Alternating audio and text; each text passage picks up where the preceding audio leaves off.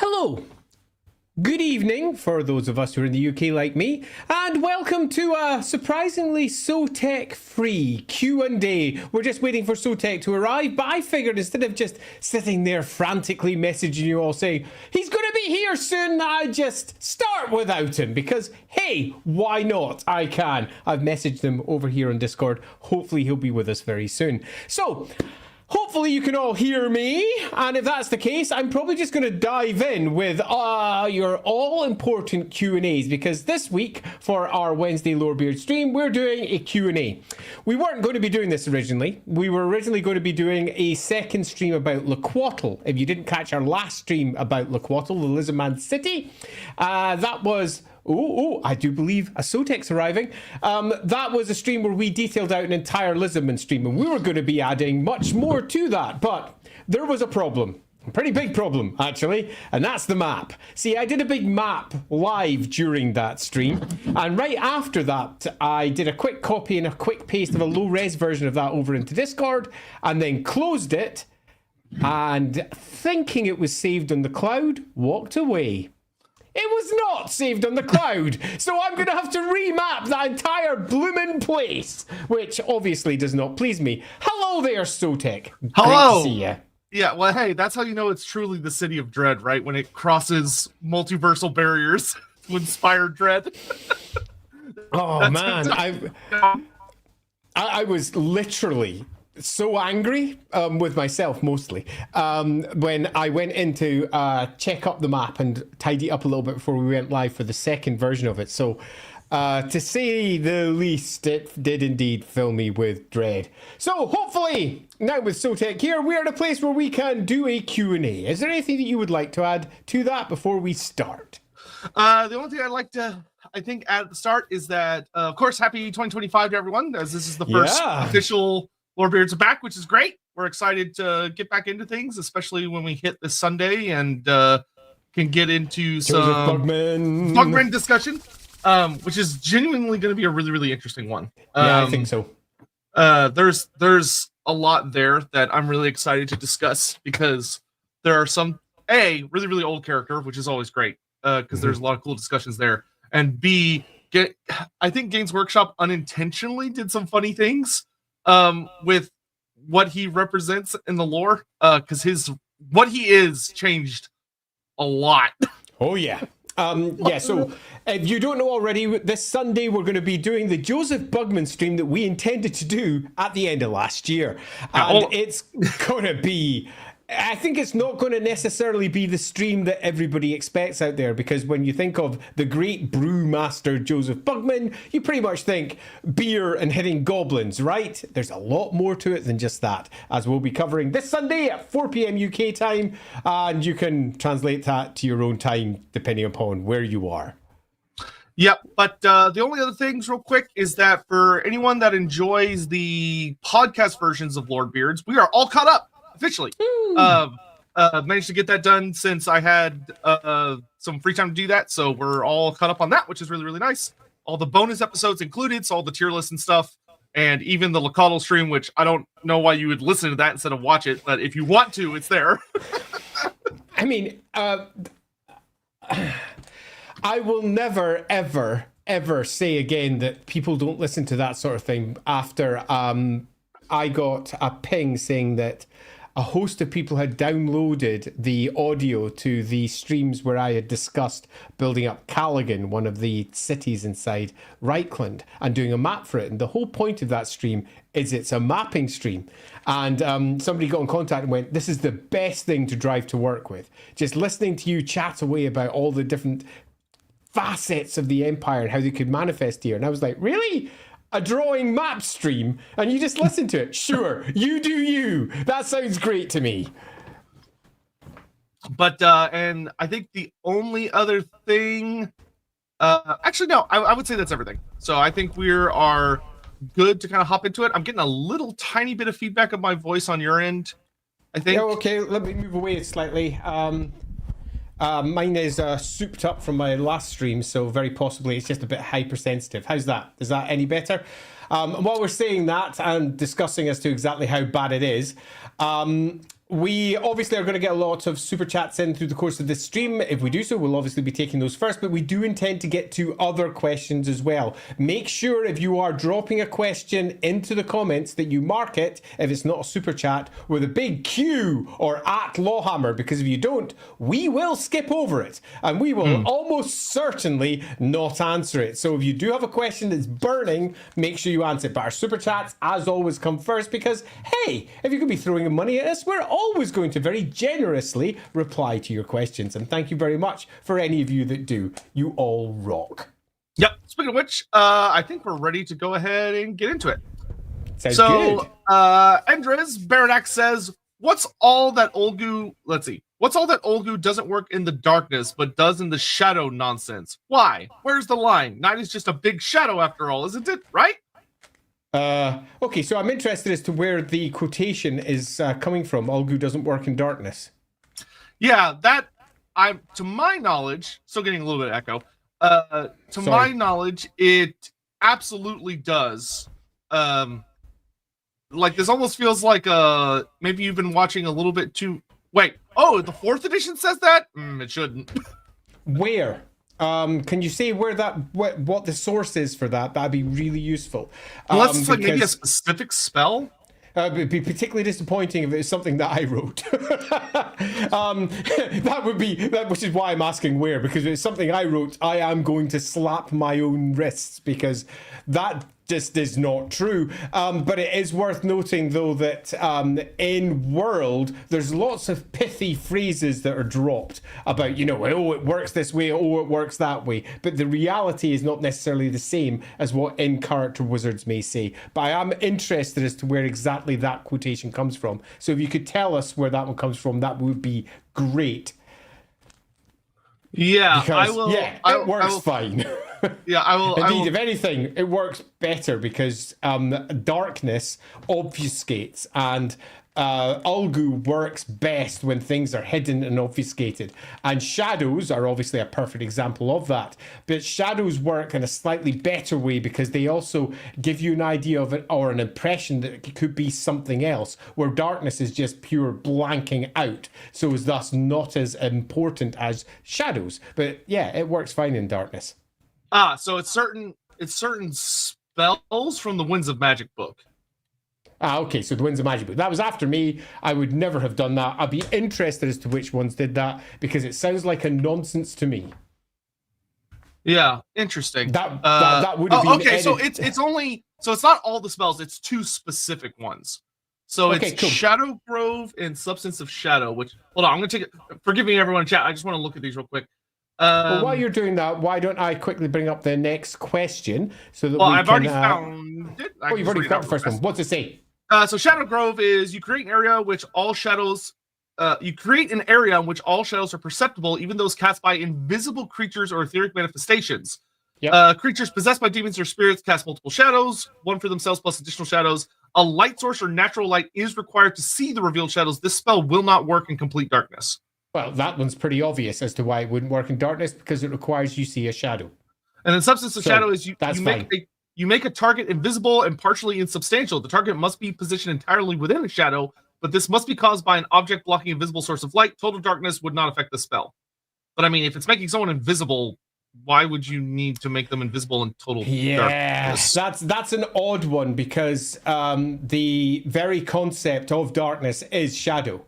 And that's one of the ones that I think could have been worded ever so slightly better.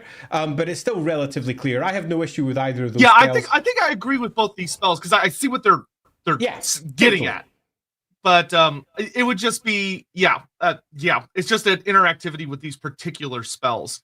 Because like for Substance of Shadow, I mean, technically a visible source of light being blocked by an object would be like starlight being blocked by something by like a cavern wall. Being in total darkness where there's no shadows whatsoever is pretty. I don't know if you've ever been like in a room that's completely dark. I mean, like there's nothing, no light coming through door cracks or anything. Total darkness, you can't see shit. It is like, it's not like, oh, I can see my hand. It is, I don't know if I have hands and where they are. The second one is, It's just worded funnily. That, I feel, could be worded better, and largely because it seems to be a simplification for game use, but it seems to miss the metaphysical nature of what's being dealt with here, particularly given that Warhammer has many species that can see in absolute darkness. So they can see in what would be effectively to a human eye pitch blackness, but to their eye there's cast shadows as well, because they can still see the differentiation between one type of darkness and another. So what is a completely black situation for, as in all you can see is black because it's completely lost in darkness, for some species, for other species has light and shade in a way that humans can't perceive. So this is humanocentric writing and not necessarily thinking about the deeper ways of how Ulgu manifests, but nevertheless, the spell seems clear enough. I have no major issue with it. I just think I would have worded it slightly differently. Yeah, if you were a GM, I think I would add a little more to your head and to your wizard's head about like what does true total darkness actually mean? Yeah. I'd be fine with that spell working in almost all circumstances where there is darkness. That guy, of the Dark Brothers, which one would Be'lakor hate the least? Well, he would hate Tzeentch the most because Tzeentch is the one that cursed him. I would hate. I'm not. Yeah, that's an interesting. That's yeah. So this is one of those ones where you've got to make a judgment call. This is not something that we have a definitive answer for. We fully understand that Be'lakor absolutely despises Tzeentch for a host of reasons. And the other three great chaos powers are, to Be'lakor, vacillating between once being almost peers to being something that have stymied and completely controlled its outcome. So all of them are hated because they are more than it. All of them are something that it wishes were not the way that they are. But I'm not sure that any of them would be more hated than any other bar Tzeentch. They are universally a problem or universally something to work with and deal with depending upon the circumstance at hand. I don't think that I would really put any of them above or below the others. It would all be down to circumstance, and in some circumstances he will be more annoyed than in others. Yeah, that's a genuinely tricky one. Unfortunately, I think I would just kind of agree with what Andy said, that it would just depend on like what got in the way of his most recent shenanigans. Yeah, I mean, he pretty much hates them all. Yeah. He does.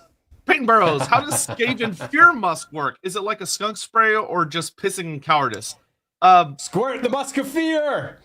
So it's a lot of authors treat it like the second one, but it does actually have like a use for them as a species, which is that it's for a very communal species that they are. It's a warning sign. It's like how certain birds might cry out when they see a predator coming, or if like there's certain kinds of mammals that do various actions, or like how humans might scream or something along those lines. For Skaven, Skaven actually have like a really bad sense of sight compared to most species a lot of the time. And they also, their sense of smell is like their strongest. Like that's their go-to thing.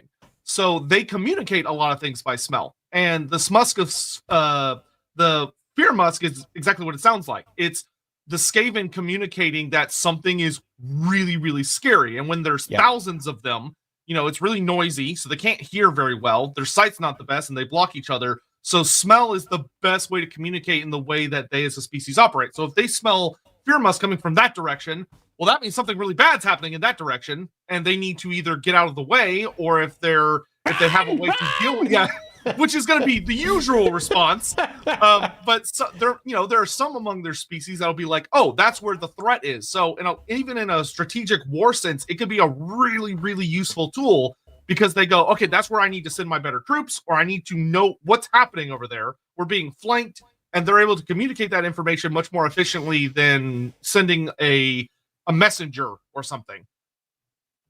Yeah, I mean, loosely speaking, it's a smell. And Skaven are a very broad species that are also mutated to a degree by the warp stone that they're constantly working with and constantly consuming. So to provide a single definitive answer would be in many respects limiting a writer. And it has been used in different ways by different writers, but loosely think of it as one gigantic fart, or in some cases, one gigantic wet fart. It's squirting the musketeer rather than farting the musketeer. So there is definitely a musky scent in the air that has been almost like a skunk spray emitted. But yeah, it's a big wet fart. Yeah, one of the ways that it's used particularly well, like in my opinion, the Thanquil series is quite funny about it, is that Thanquil is a character that really tries hard not to spray the musketeer. So there's this funny thing about that they have enough, like they could feel the muscle gland, so they can like fight against it. Which is very funny from their perspective. Yeah, it's totally a thing. Jack Ruby, are the Balrog / Sator still canon in your head? If so, they sound Zinchian, but I prefer Khornate, or because I think that would make Khorne much more interesting. Yes, I agree. And all of the older stuff are not canon until some writer picks it up and says, wait a minute, I can adapt this. This happened with, for example, the Mardags and the Viadags all the way back from 3rd edition Warhammer, 1st edition Warhammer Fantasy Roleplay, and Balrog, somewhat similar, did pop up, and they were just very bad lists from J.R.R. Tolkien. But loosely speaking, they are... yeah, in my head, still kind of canon in some respects. And by that, I mean, I would use them, I would adapt them. And yeah, I think that tying them to Khorne is fine, but I generally prefer not doing that. I generally prefer going that the Warhammer world is a far bigger and more deeper setting than just the Chaos books, for example, would tell you, which they generally just go, 4 big great powers, they're constantly battling, yeah, whilst all the minor gods, lesser gods, smaller Chaos gods, all the other stuff just get pushed to the wayside because that just is too complicated for an army list to properly deal with. But it's something that the roleplay game deals with very, very well. So I would prefer neither. Personally, that it's its own individual entity, and there's a whole host of examples of that. So, for those in the chat that maybe aren't aware, what's a very brief rundown of what a Balrog or a Sator is? Balrog is just. Have you watched Lord of the Rings? Oh. Yeah, it's pretty much that. It's a Balrog. Nice. The old Balrog. I remember back in 3rd edition Warhammer, the old Balrog miniature. It's just the Balrog miniature, but nice. It was a very old version of it with the whip sitting there and the big wings. But it was an old Citadel miniature, and that old Citadel miniature got Warhammer stats, and it's basically like a demon. So I would, minor chaos power it rather than necessarily try to tie it to one of the great powers. But having said that, there's no problems with doing that, or perhaps tying it to Actuary instead, or perhaps tying it to the Winds of Magic and using it as an incarnate elemental in the same way that the Viadags and the Naiadags and various other deities have been repurposed by different editions of Warhammer into new things.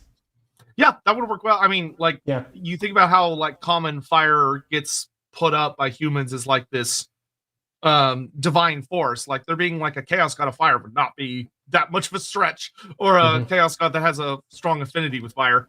Singemeister, which Warhammer Fantasy character would be best on Taskmaster? Oh, I love Taskmaster. God, who would be best? You're looking for someone who is very good at thinking outside of the box. So someone not constrained by logic, someone who is willing to see something a little bit more, if we're looking at the Winds of Magic, a little bit more blue than they would be gold in terms of their general overall thinking. Someone who has a bolt from a blue, a flash of inspiration, but is also fit and is also charismatic, because many of the tasks involve doing something that involves singing or speaking or making a video or some equivalent. So you're looking at someone who's a nice all-rounder. I would send Ingram von Horseman in. I think he'd have a pretty diverse skill set. Yeah, I think he'd be pretty decent. Although Egram van Horseman is, he reached Patriarch. No, I think Egram would be really good. Knowledge, they have a lot of really interesting skills to perform a really complex form of magic. He'd be good at singing. Yeah, totally. Unexpectedly. Yeah, it'd be good at the performative parts, particularly because the Light College studies things like philosophy, acting. It's very keen on, for example, drama in its curriculum, because when you get taken over by the light wind, you become cold and logical, and you become almost dead-faced in many respects. And being able to still appear like you're human and understand what humanity is at the core of many of their drama lessons. So yeah, he'll have done all of that. Yeah, I think Egram's a pretty good shout. I like it, Sotek. Nice one. Wow, I like how some. Okay, saying the changeling's just cheating. Yeah, it really is. But the changeling would be too flighty. Too caught up to pay attention to the tasks at hand. Yeah, he'd be that guy that's like trying to be funny the entire time and mess with the show instead of actually just playing the show. He'd probably actually be really annoying. To be honest. Yeah, and Egram managed, and the big thing for Egram as well is he managed to get a full third of the colleges to go with him. The dude is significantly more than the base Warhammer character would let you so immediately suggest. Yeah, he is at heart an incredibly clever and fine leader, regardless of how mental he eventually becomes, because he becomes, what he is. Yeah, one of the best parts of the novel that I consider full canon for him is that he convinced the prior Light Patriarch to die for him in a duel between patriarchs, which is like, damn. Matt Christiansen, hey Andy, you mentioned the Council of 13 video that Sigmar, I think not Sigma, which would be a different force, was blessed by other gods than Ulrich. When in his life did that happen? Which gods and how? Is there somewhere written where I can read about it? I'm not quite sure exactly what you're referencing. I said because you might be thinking of Magnus. Magnus gets blessed by the other gods. Yeah, Magnus gets blessed by loads of other gods. Sigmar is a slightly different setup. Sigmar, again, different tales of Sigmar and different versions of him in either novels or side books or indeed the roleplay game. But Sigmar, generally speaking, doesn't really receive the blessings of any gods other than directly Ulrich, although because he's the leader of his tribe, he has to represent his tribe to the other gods. It's worth noting, though, that when he abdicated and headed off back down towards the World's Edge Mountains, according to some tales, he was literally blessed by and accompanied by Tal, who appeared as a great boar and walked at his side as he made his way. In that story, as I recall, he made his way east, not south. So he made his way over towards Talabheim, effectively, before hiking southwards. Although if you go by the standard tales of Sigmar, he made his way down to the World's Edge Mountains, down in the south and slightly to the east. But in that tale, he heads off east. So you could argue that you've got a Tal connection there. You could also argue that some of the other gods blessed him purely because he was the leader of the tribes. But I would not say that, like Magnus the Pious, who, although he stood as a standard representation of Sigmarism, he was blessed by pretty much all the gods, all of them, at some point or another, as he toured around the empire and said, "Join me in my great fight against chaos." And all the gods said, "Yeah, listen to him. Listen to him." And as he arrived at one city, like Marienburg, for example, and all the Marienburgers were going, "Yeah, screw you. We're not interested in you." And he'd go, "Chaos, we have to fight chaos. No, screw you." And then Triton himself rises up out of the waters and says, "Listen to him. Manan says so." As Manan himself pretty much sends Triton and says, "Yeah, he's on our side." So, yeah, Magnus, he's definitely got it. Sigmar, bit less so. Yeah. Isaac S., any good prison escape stories in Warhammer? I imagine Warhammer jails have to be nasty. Yes. Well, I don't know. It depends on what you mean. Prison escape is a bit of a loosey turn. If you want a good one that kind of shows the jail system of the Warhammer world and how brutal it can be, there's a trilogy called The Black Hearts, which is very, very fun. It's the best way I can describe it is it's basically a trilogy story that's just a big Wolfrip campaign put into a book. And it's very, very good and involves like it has a bunch of chaos stuff. Skaven show up. There's probably one of my favorite and best written Dark Elf villains in it because it shows how terrifying a single Dark Elf is. Like he's by himself and he's very wounded, but even though this group is like awesome by this point, it shows how horrifyingly outclassing elves tend to be compared to humans. Like this guy's nuts how scary he is.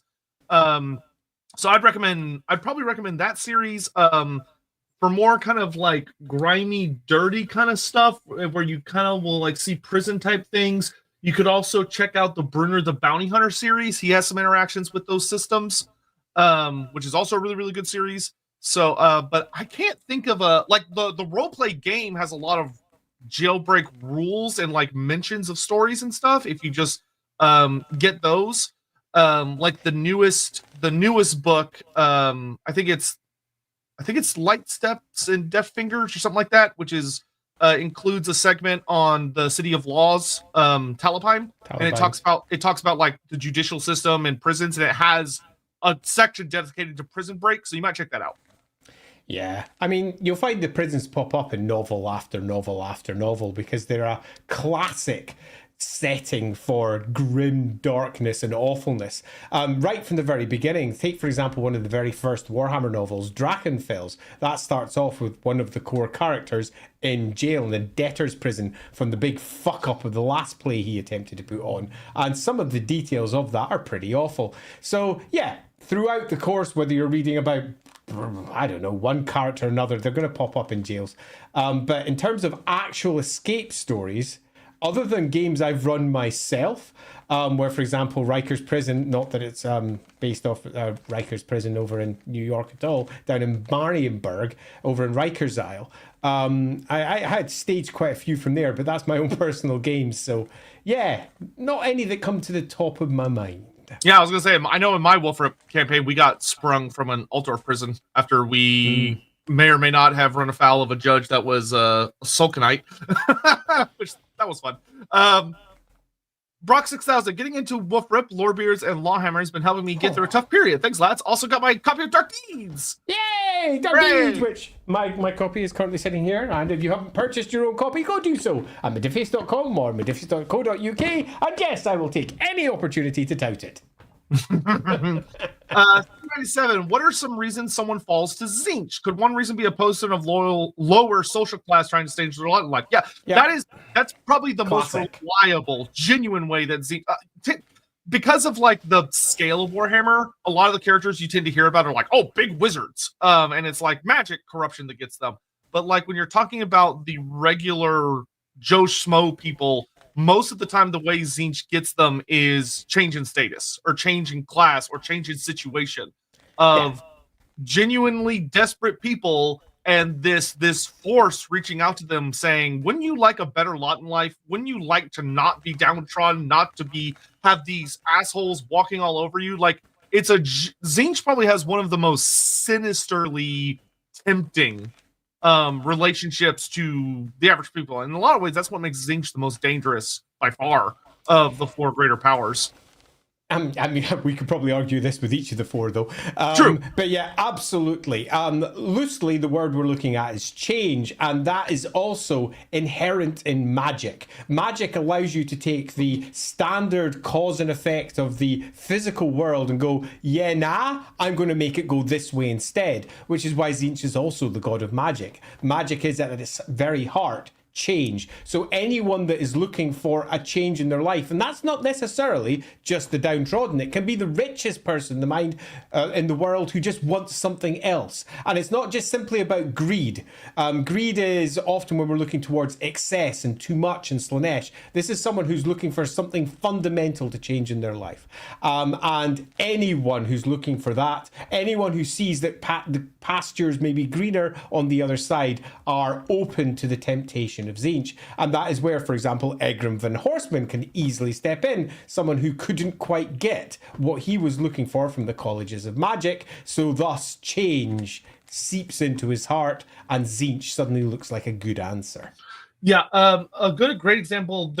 I don't remember exactly which one of them it is, but there are two books for Age of Sigmar. One's called Oaths and Conquest, and the other one's called Sacrosanct and Other Stories. And they're collections of short story books. They're not like a overarching narrative.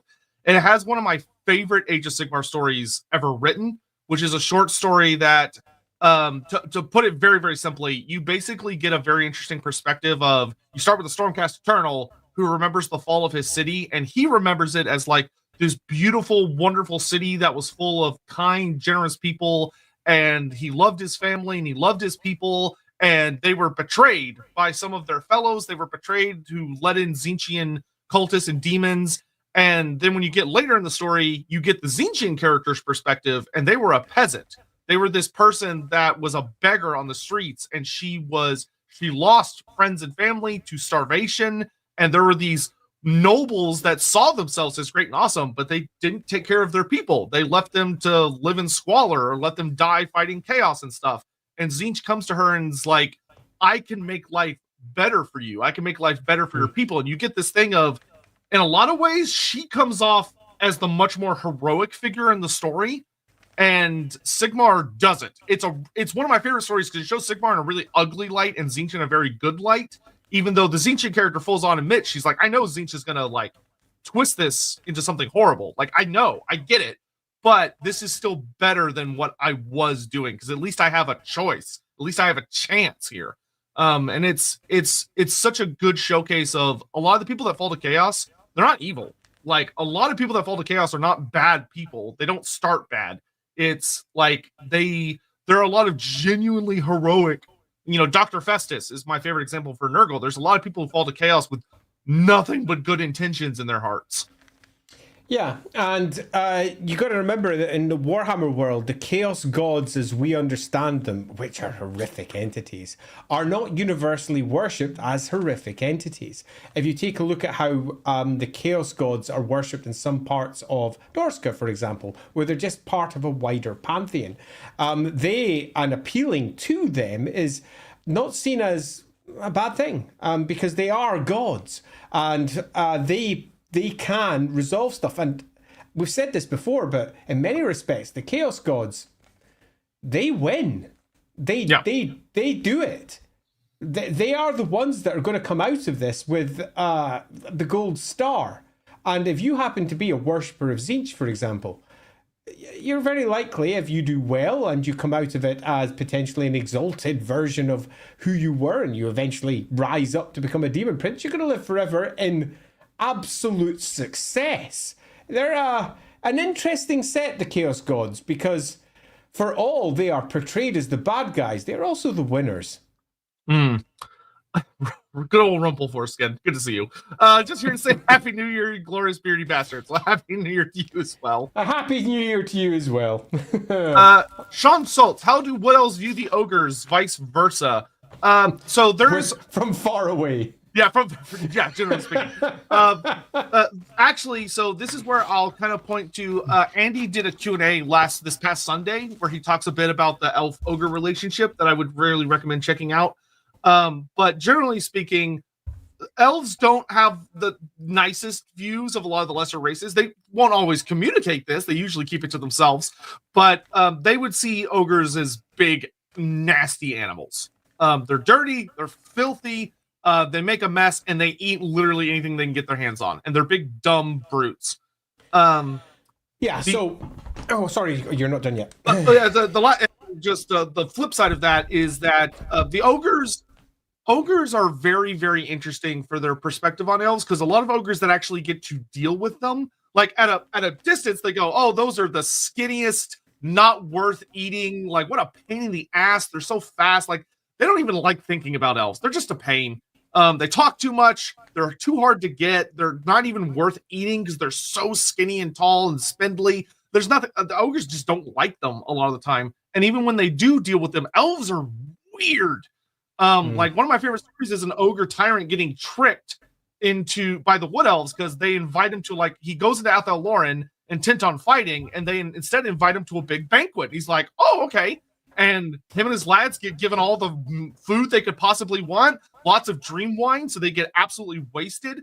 And when him and his tribe wake up with hangovers, they're right outside of a Skaven tunnel, and the Skaven come pouring out, and he's like, kill the Skaven! And they kill all the Skaven. The Wood Elves go, hey, thanks for fulfilling your contract. You're awesome. Here's this big chest of gold. You're great. And the Ogre Tyrant goes, A, I don't remember making any deal with these elves.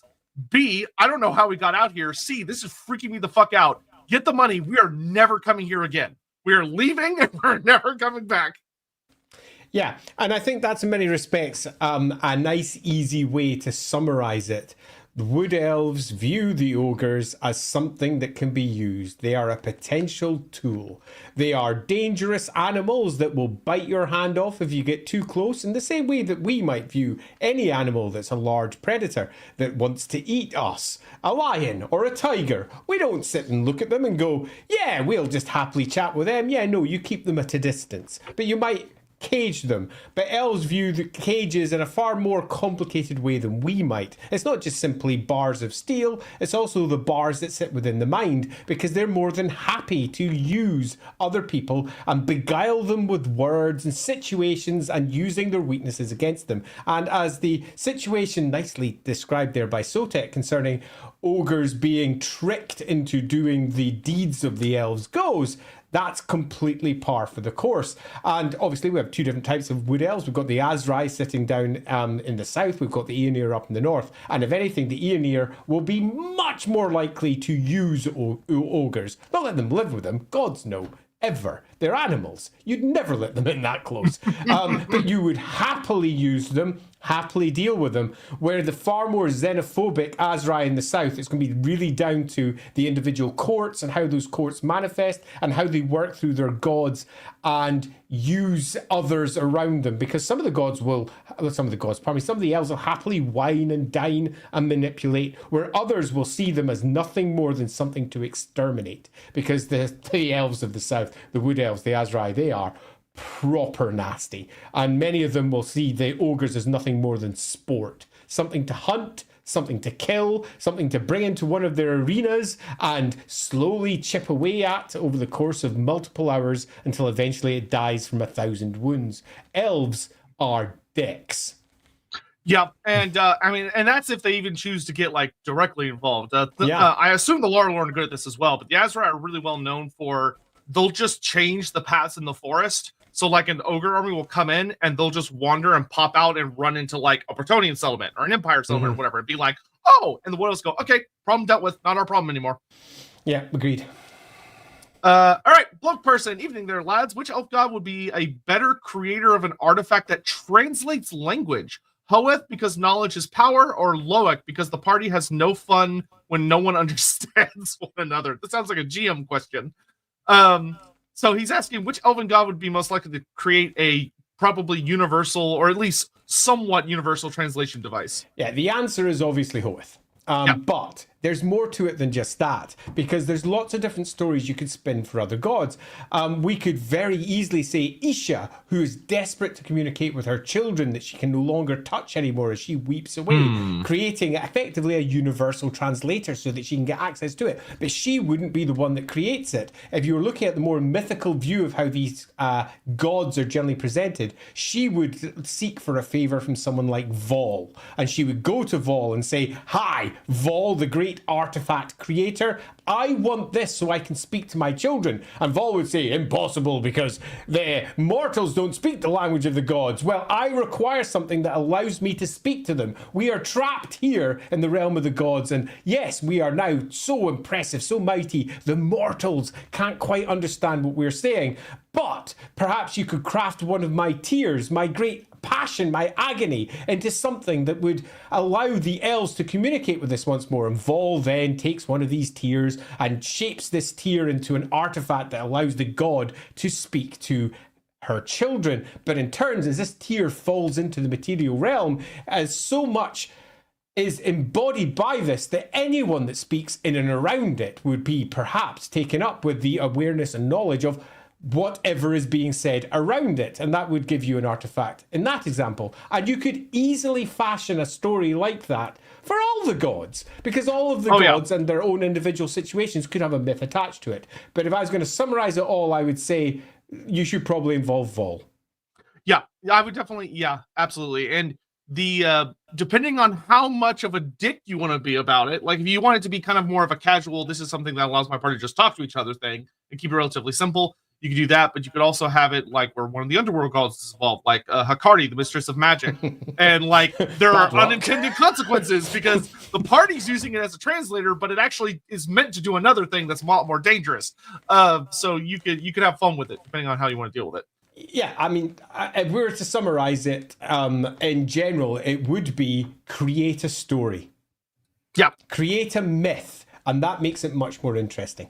Because that would be a very powerful artifact. Yeah. I mean, think of like how the whole impetus behind the Tower of Babel, and like that artifact is like a solution to that, which is pretty interestingly. I have literally done this in one of my games. A character in one of my games who's played by Andy Law, a chap by the name of Adamar. He was a grey wizard, had a gem placed into the center of his forehead by the elves against his will, so that they could understand basically his monkey brain and how pathetic he was at communicating, and he in turn could understand the greater complexity of the Eltharine that was being thrown at him, which sort of didn't work, and he was sort of getting the communication between the two. So artifacts of this ilk are definitely the sort of thing, it was a gem, of course, that elves would use. But if I was building one for a game, I would always look for what can I do to build an interesting story, and where is the, if I'm going to be blunt, curse? Because often with Warhammer artifacts there is a downside. What's the curse that lies in here? What is the pain of Isha manifesting at as this tier has broken into reality, for example? Simon Parkinson, hey guys, if a noble such as a duke changes fealty from one electric count to another, would the borders of the province then move? Yeah, that's not how it works. The Empire's interesting in how it does its stuff. You don't change fealty in that sort of way. I mean, loosely speaking, the answer is sort of yes, but the answer is also deeply really no. Because they just don't. This is a long and complicated situation, and I don't want to spend ages in this because we have a lot of questions coming in.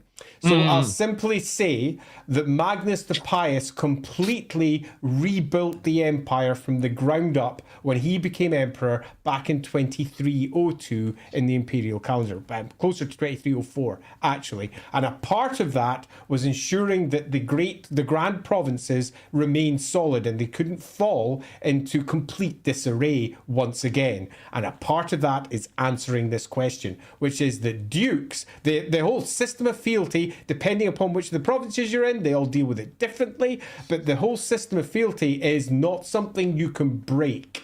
You can't simply devolve to civil war effectively and swear to someone else just because of a whim. It's not how it works. The Prince of Reichland is the Prince of Reichland, and that means that if you're in Reichland, that's who you swear to, whether you want to or not. Mm-hmm. Agar 89. I binge watched Delicious in Dungeon recently. What would be your top 5 monsters to kill, prepare, and then cook in the Warhammer world? Well, I can tell you already that Squig would be up there for me. Squig would be like in top 5. Yeah, I know, but I would have to see where it goes. Because there are a lot of. I think both the dwarves and the goblins have some really funny comments on squig eating. I mean, according to the dwarves, there's because like dwarves are not like what you tend to think of as like, oh, the culinary species, but they do actually have some really interesting culinary thoughts. Yeah, absolutely. In regards to dragon, dragon has some notable meals that can be used for that are incredibly rare, but happened enough that the dwarves have like go-to recipes involving them.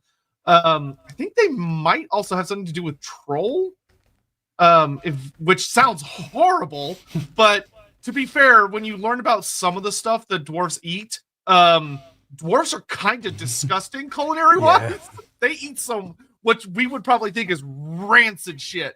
But dwarves aren't human, that much is certain. They got hearty stomachs. Trying to think, what's a monster or creature that seems like it would be genuinely like, oh, I would try it.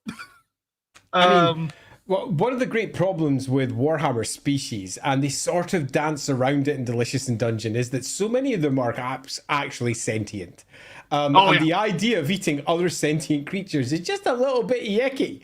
No matter how you do it, you're like, oh, yes, perhaps something plant-based. What's plant-based? A dryad. Uh-oh, no, that's just wrong. And then you start going, well, hey, we could eat that dryad in a different way, and then it gets all sordid and weird. So, cut a long story short, the vast majority of the creatures are pretty frickin' disgusting, or they're fish. That makes it easy. Hey, I'll take a stir pike. But they're really boring boring answers because you're looking for the interesting things that are uniquely Warhammer, like squigs. But sadly, the vast majority of the stuff in Warhammer that's unique is also intelligent, which makes the whole thing a little bit icky. And as I say, they dance around that in Delicious in Dungeon by making them all a little bit, simple or spirity or some other thing, but not intelligent.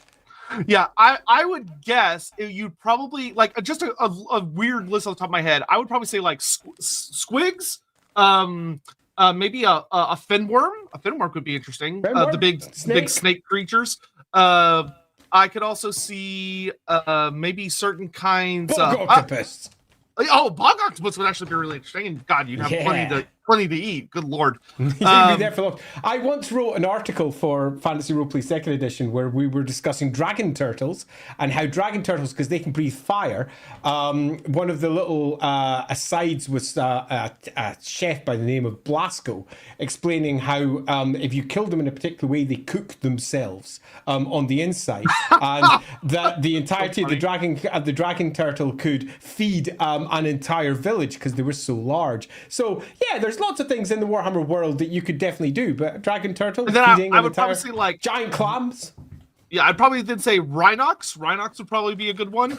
And then nasty, but I mean, it'd be tough, but I don't know, maybe if you're able to do it, maybe, I don't know, mammoth. But I mean, I would probably stay away from chaos creatures. I'm gonna be honest. I'd probably stay away. Yeah, me too. Yeah, a lot of people are saying griffin. I would feel bad eating a griffin, but yeah, you could do griffin. They're such noble creatures. Inquisitor Thomas, who would win, a skink-sized Kroxigor or a Kroxigor-sized skink? It depends what is it a game of chess? Yeah.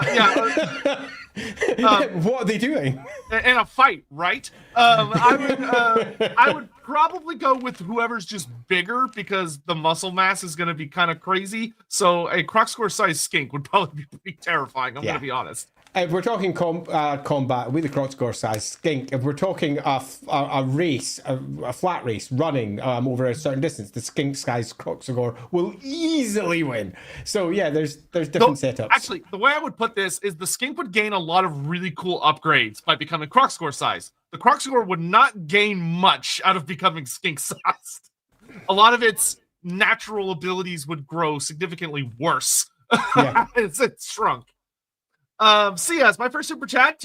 Hey! Well, thank you very much. We appreciate that. Thank you. And yesterday was my birthday. Happy birthday. Happy birthday to you. Happy birthday to you. Except we shouldn't do that because they get demonetized.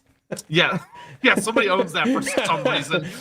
Because, copyright. Bloody hell.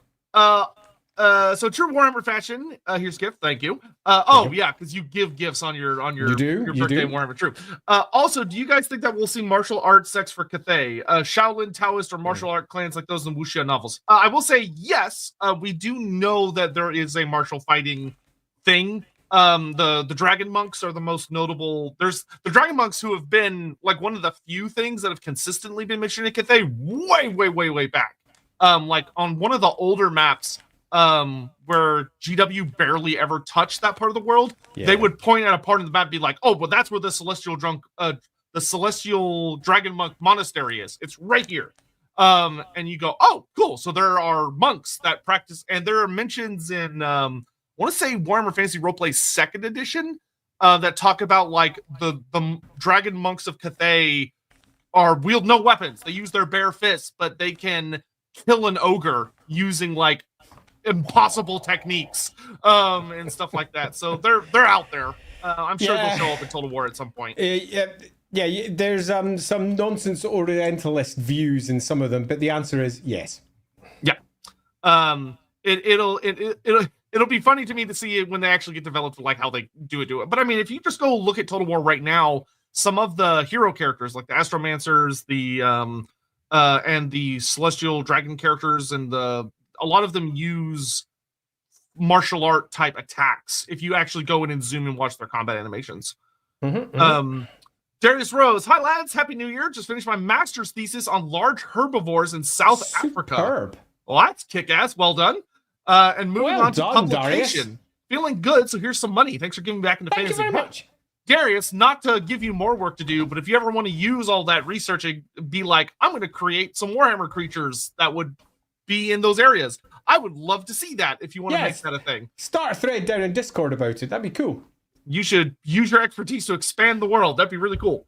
Magalodot, Andy, I have so text this, but I'm curious about your point of view. What would you say the major differences are between Nagash and the Emperor of Mankind? Okay, right. So they are completely different.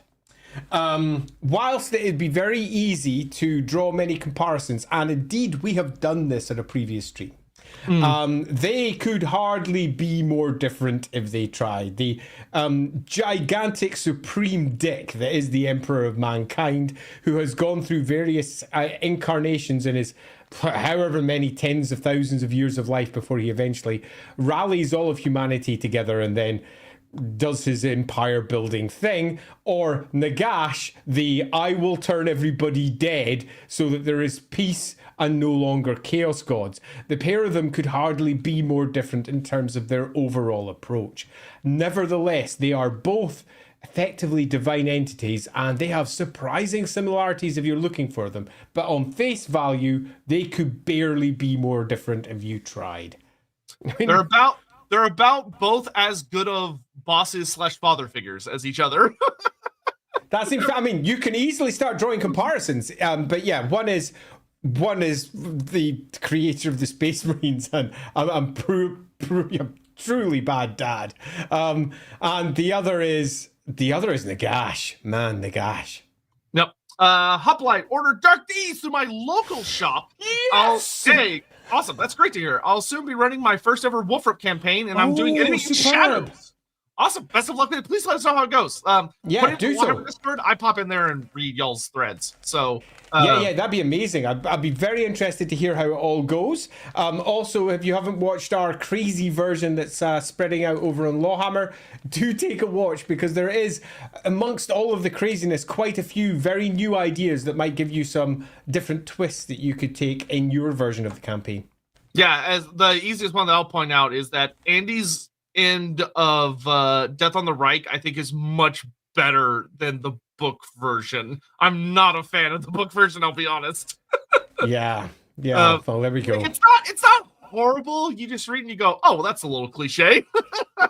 But anyway, I just want to catch this real quick because I know this system doesn't catch out subs, but Ghost Iguana, thank you very much for the year of support on the LAWhammer Discord. It says 1 year on my birthday, yet Andy walks away with a gift. Hey, Warhammer birthdays, that's how they work. Warhammer birthdays, that's how it works. Thanks you two for all the content, and Andy for all the wonderful entertainment through LAWhammer. Lovely. Thank you very much. Enormously appreciated.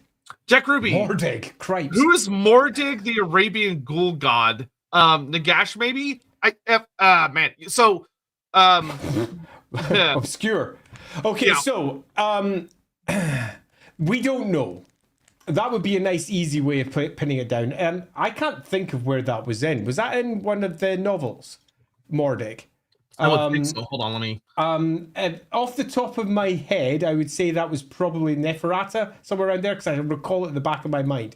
And the great. Oh ghoul. yeah, okay, yeah. It's from Josh Reynolds' Neferata book, which I have issues with that book. Yeah, but so, my general answer would be this is either a manipulation by Nagash, whose deeper understanding of the gods allows him to effectively manipulate the Arabians through that. That would work very well and completely fits with the ghouls as well, and where the ghouls come from and what Nagash did with the ghouls. And I would suggest go watching our ghoul stream if you want a better idea on that, but I know you've watched it already. But nevertheless, for anyone else who's watching, go watch our ghoul stream, because you'll see why that would make sense. Or alternatively, the ghouls have been picked up by a god within the existing framework of Araby.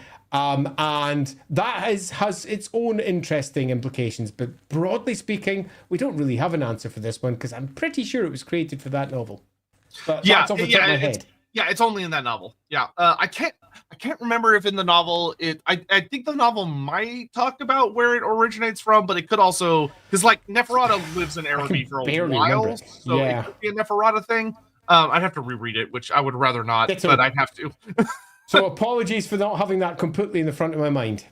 The Predator Rule 75, playing the Skull Taker campaign, and Marathi offered peace because I was kicking her ass. That got me thinking, is there any way Marathi could sway Skull Taker from taking her skull? Yes, she could. Absolutely 100%. Marathi is the slipperiest bitch in the setting. She is, I'll put it this way. Think of how crazy powerful and they themselves were elves. They're demigods, if not full-on gods, depending on how you interpret their incarnations of the gods that Ariel and Orion are. And Marathi at this point had murdered Ariel's sister. Ariel was pissed. She goes through a whole thing of tracking her down. They track her down to Gron. They lay siege to Gron. They bust open the doors. They get in there. They capture her.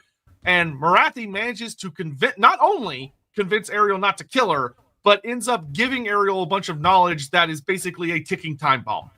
With Orion the whole time being like, no, we should kill her. She's very dangerous. We should kill her. And Ariel goes, no, I've spoken. I'm not going to kill her. I'm going to take this knowledge instead. And Marathi just full on wins that engagement. Marathi is older than Ariel by some significant measure. Marathi is older than almost everyone in the Warhammer world. I was going to say, technically she's older than demons. Significant measure. Yeah, totally. Marathi understands them in a way that others just simply don't. And demons are different to everything else. And if you understand what they are at a fundamental level, you also understand how to manipulate them. And if anyone knows how to manipulate a demon, it's a dark elf who studied magic for some 7,000-8,000 years or whatever it is. It's a ridiculous length of time. And Marathi would have no problems with that at all. I would say that barring some cheating knowledge because they themselves have ascended to demonhood, like the likes of Be'lakor, Marathi is probably the oldest, most experienced demonologist in the entire world. Yeah, my biggest problem with Marathi as a character as it's been used by Games Workshop is that she's absolutely astonishingly immense. And she is often written like she's a cackling, silly little girl. And that's unfortunate. But sometimes she is written with the great majesty that an entity of her age, experience, and capability would certainly have.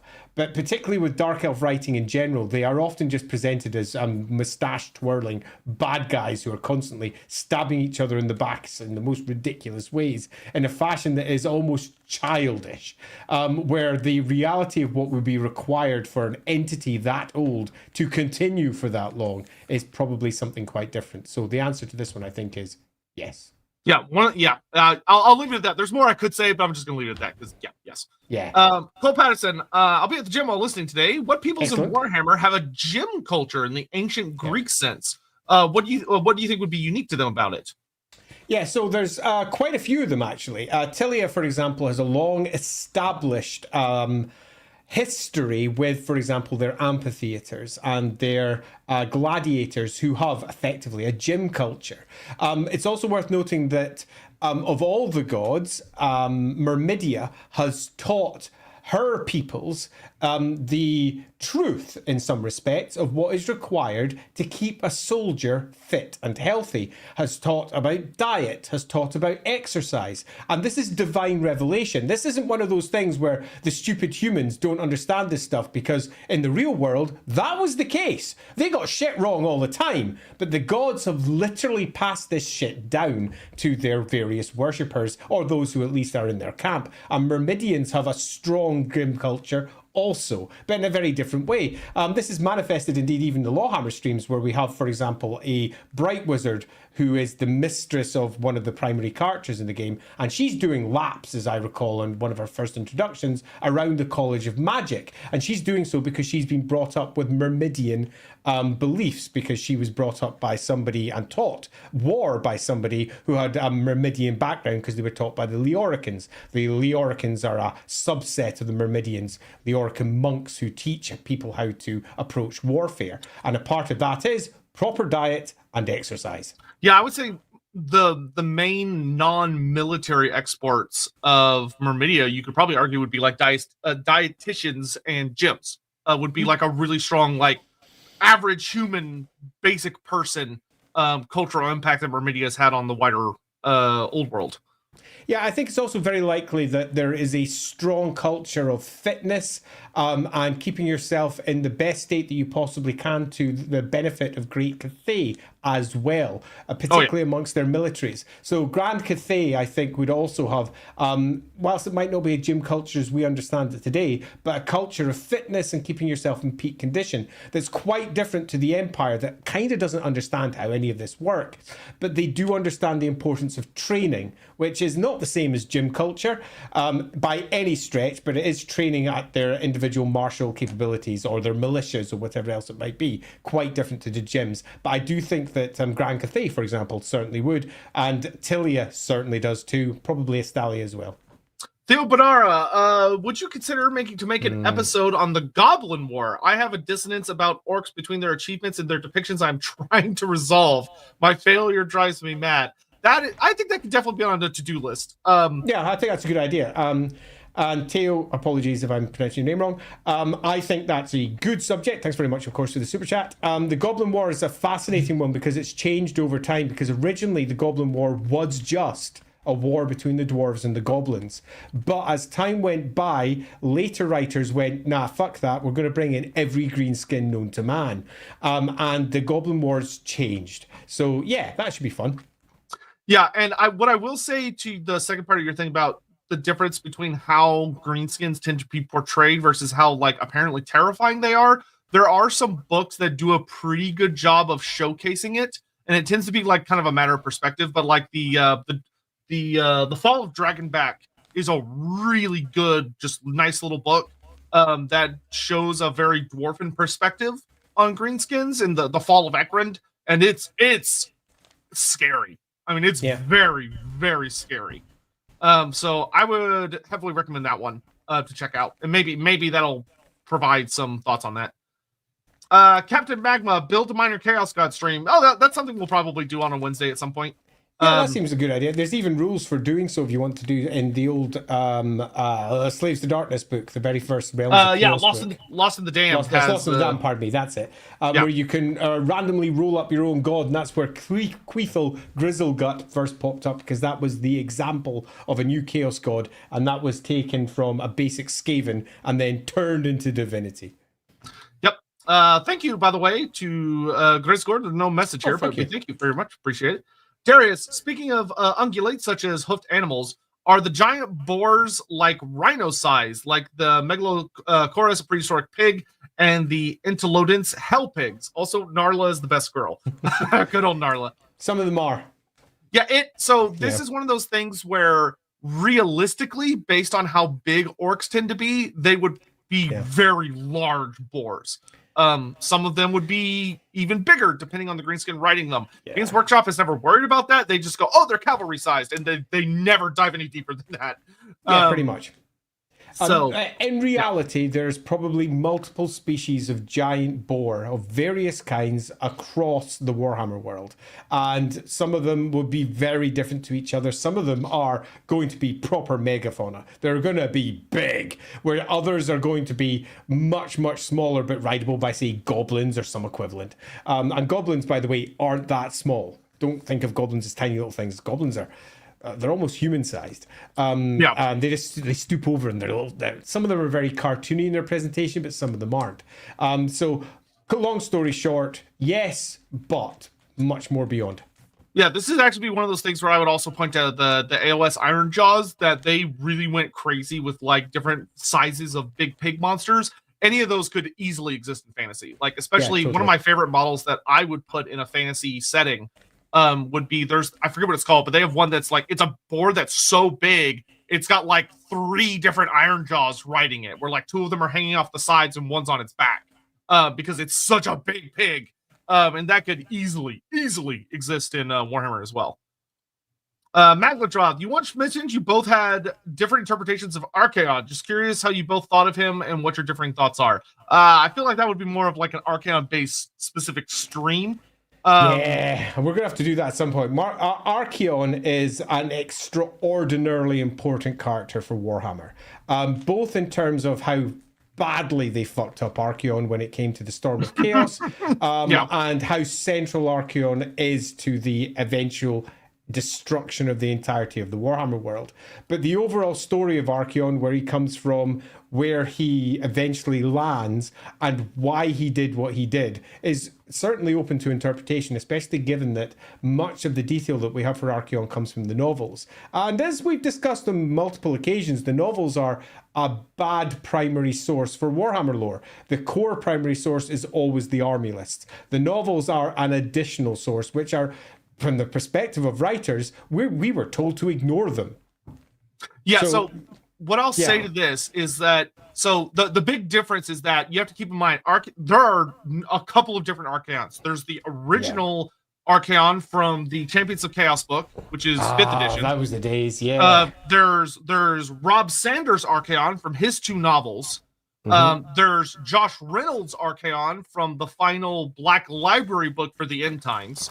There's also Archaon from the actual big End Times books, who is a different Archaon than the one in the novel, based on the same set of events.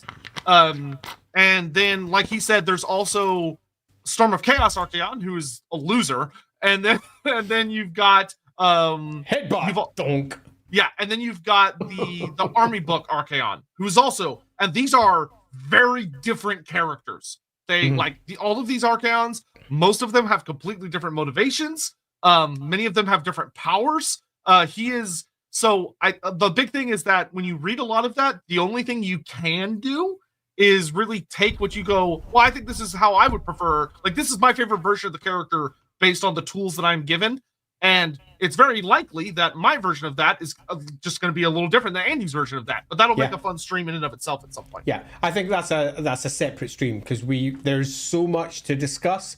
But broadly speaking, it's a character that's been represented multiple different ways, and somewhere in there is the next version of Archaon whenever they decide to do him again. No, and it's like, and then there's Age of Sigmar Archaon, who's also a different character.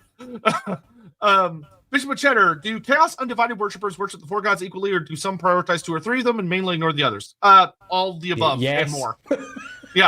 Some don't worship them at all. Some just are just aligned with Chaos, but don't think about any of those 4. Some of them worship demon princes, or just a random lesser demon they've run into that they think is a god, or they just worship kind of like Chaos as a nebulous thing because they've never encountered an actual personality amongst it. Or they worship a local god that represents something that isn't technically any of the big 4. Chaos Undivided, a lot of, Andy kind of mentioned this earlier in this stream, a lot of people see Chaos from the battle game perspective, which is totally understandable, and they go, oh, okay, so there are 4 gods, and then the 4 of them working together, and that's it. And that's only 10% of what actual Chaos is. Yeah, Chaos Undivided has been used by multiple different writers in different ways. Some of them have presented it as its own unique entity. Some of them have tried to say that this is just a quick code for all the other Chaos stuff. Some of them have tried to say, yeah, there's just people that are aligned to Chaos, or beastmen that are aligned to Chaos, but they don't really know about the other gods because they're ignorant. And that's something that we often forget when we're looking at Warhammer lore, and that's that the vast majority of the entities within the Warhammer world haven't got the foggiest what's going on. They don't understand what the great gods are. They don't understand the 4 chaos powers. They don't understand anything. And they're all grasping at whatever metaphysical straw that can hopefully grant them just that little bit of extra power or control or whatever it might be that they're after. So all of the above is the answer to your question, and more. A good example I could give you, imagine if you went somewhere out in America, you go to New York and you grab a random guy off the street to do a quick interview, and you're like, hey, I need you to sit down and tell me about the specifics and differences of these 12 different denominations of Christianity. And he goes, I don't know. I'm just a Christian, dude. I don't know any of this shit. I'm just a Christian. I don't fucking know. That's what most people in Chaos are like. They have no idea. They're just kind of in the vibe. Yeah, that's pretty good. Yeah. Hagen, we all know that the Chaos Gods have rivals, but do they have favorites amongst themselves? As in Chaos Gods liking other Chaos Gods? And if you're looking for the shortest answer, no. Yeah. It's they're constantly at war with each other. They're constantly working against each other, but they are also, under certain circumstances, willing to forgive all of the, not forgive, willing to for a very short period, put aside all of their grievances to ensure that they achieve a shared goal, often through the manifestation of something like, say, a never chosen. But loosely speaking, no. No, Yeah. They are entities of pure emotion, and that is unforgiving in its intensity. Their intensity of what they are is so peak, is so extraordinary that there is never a favorite. They are what they are. Yeah, remember, they are not well-rounded individuals, or they're not really individuals at all, but they're not balanced as far as like how they feel about things. They are bizarre and freakish and extreme in every way you can imagine. Andres Beranek, how would you change ogre PCs so they complement a team better? My group hates ogres because they, among other things, define every scene. You are not wrong. The ogre write-up that we eventually got for 4th edition kind of missed out on something that I did with the 2nd edition version. And in 2nd edition, I had an entire section which was, ogres suck. And this is why they suck. And this is how you can kind of get around it. And that's what's missing. Ogre PCs can absolutely dominate everything because they are so fundamentally different to all the other PCs and most of the world around which they exist, that you are constantly fighting against what they are with whatever the adventure may be. So it's super important that the characters that you create as ogre PCs are much more grounded into the setting and grounded into being part of the group. And that requires some special thought and time. And what's missing in the 4th edition version is a good 2 or 3 pages of how to create and run good ogre PCs, because ultimately they can make great PCs. They absolutely can. But the vast majority of ogres are terrible PCs. Absolutely terrible. The core character of being an ogre sucks as a PC. So what you have to do is think outside the box on what you can do to create something that complements the group. What can you do to create something that curbs the excesses of what it is to be an ogre, and why are they like this? What does your character represent? What makes this ogre special and work with the party well? And that's the questions that you need to be answering. How do you make your ogre work? And if you haven't done that before you start, your PC is almost certainly going to dominate every situation and suck to the point that all the other characters will be like, I don't like playing with this. And that's not fun. Yeah, and you know, the true LAWhammer philosophy: communicate with your players. Be like, hey, we've got someone that wants to play an ogre. What's everybody's concerns? Let's get these on the table, and making sure that player understands that. All right, your character. You're not going to be a stereotypical ogre, because a stereotypical ogre is not going to be wandering around with a group of halflings, humans, elves, and dwarfs trying to save the world or whatever it is you're up to. So or working worse, together, they are, and it's going to suck. Yeah, so make sure you communicate with everybody and make sure that everybody's problems are addressed. Because like I would love to play an ogre PC in a campaign, but I would do it very much with the knowledge of there are going to be a lot of things that my character is going to suck absolute balls at, but I'm going to have a lot of fun trying to role play how to deal with those difficulties and relying on my party members to be my brain all the time. But I will say that it's a good thing for an experienced role player. I would never allow an inexperienced role player to play an ogre. Yep, never, agreed. Ever. That's like top tier difficulty. Yeah. And I just to add a small one, I would also be relatively careful of letting non-experienced players play elves if you want them to be proper elves.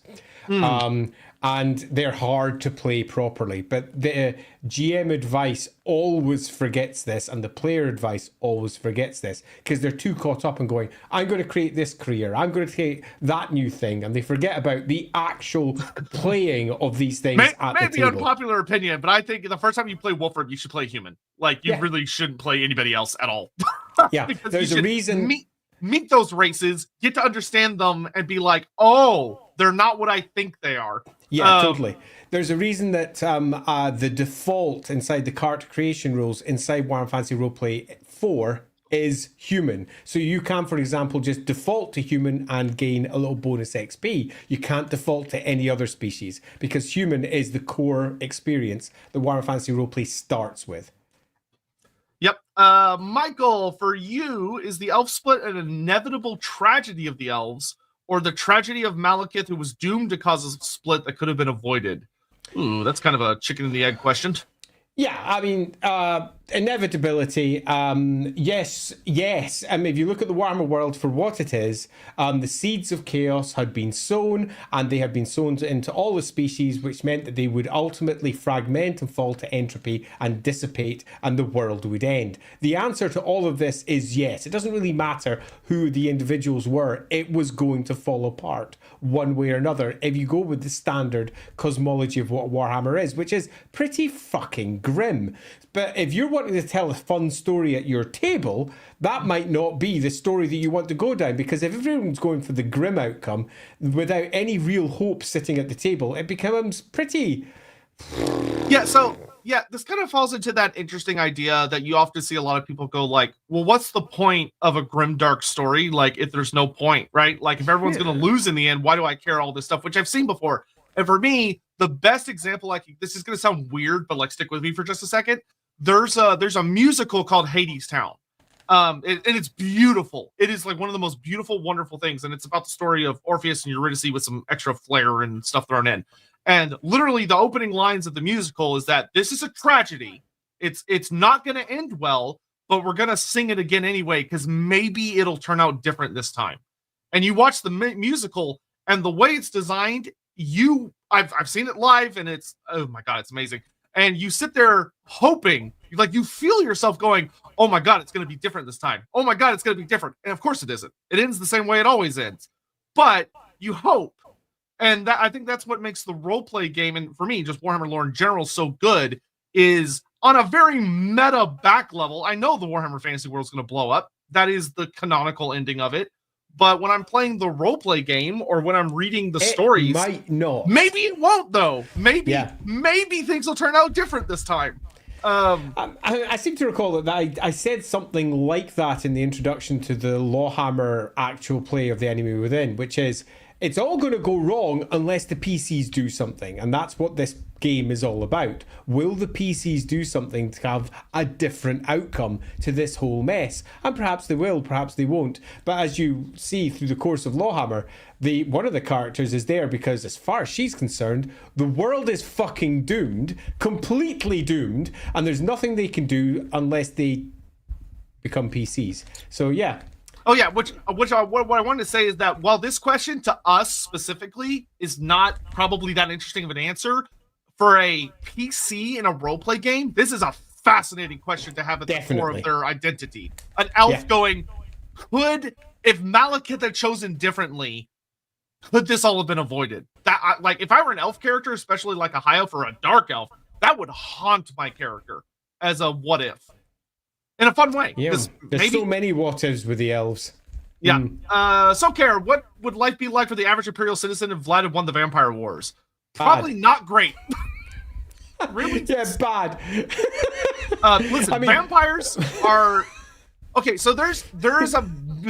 I say meme, but not in the sense of like a joke meme, but like in that a thought that is like caught on infectiously. There is a big meme in a lot of people's minds that Vlad is a very noble, awesome guy that would have been way better than any of the emperors, which is a funny meme. But if you go back and like watch Andy and I's Vlad on Karstein stream, by the point Vlad was reasonably in reach of becoming emperor, he was a fucking monster. He had lost it.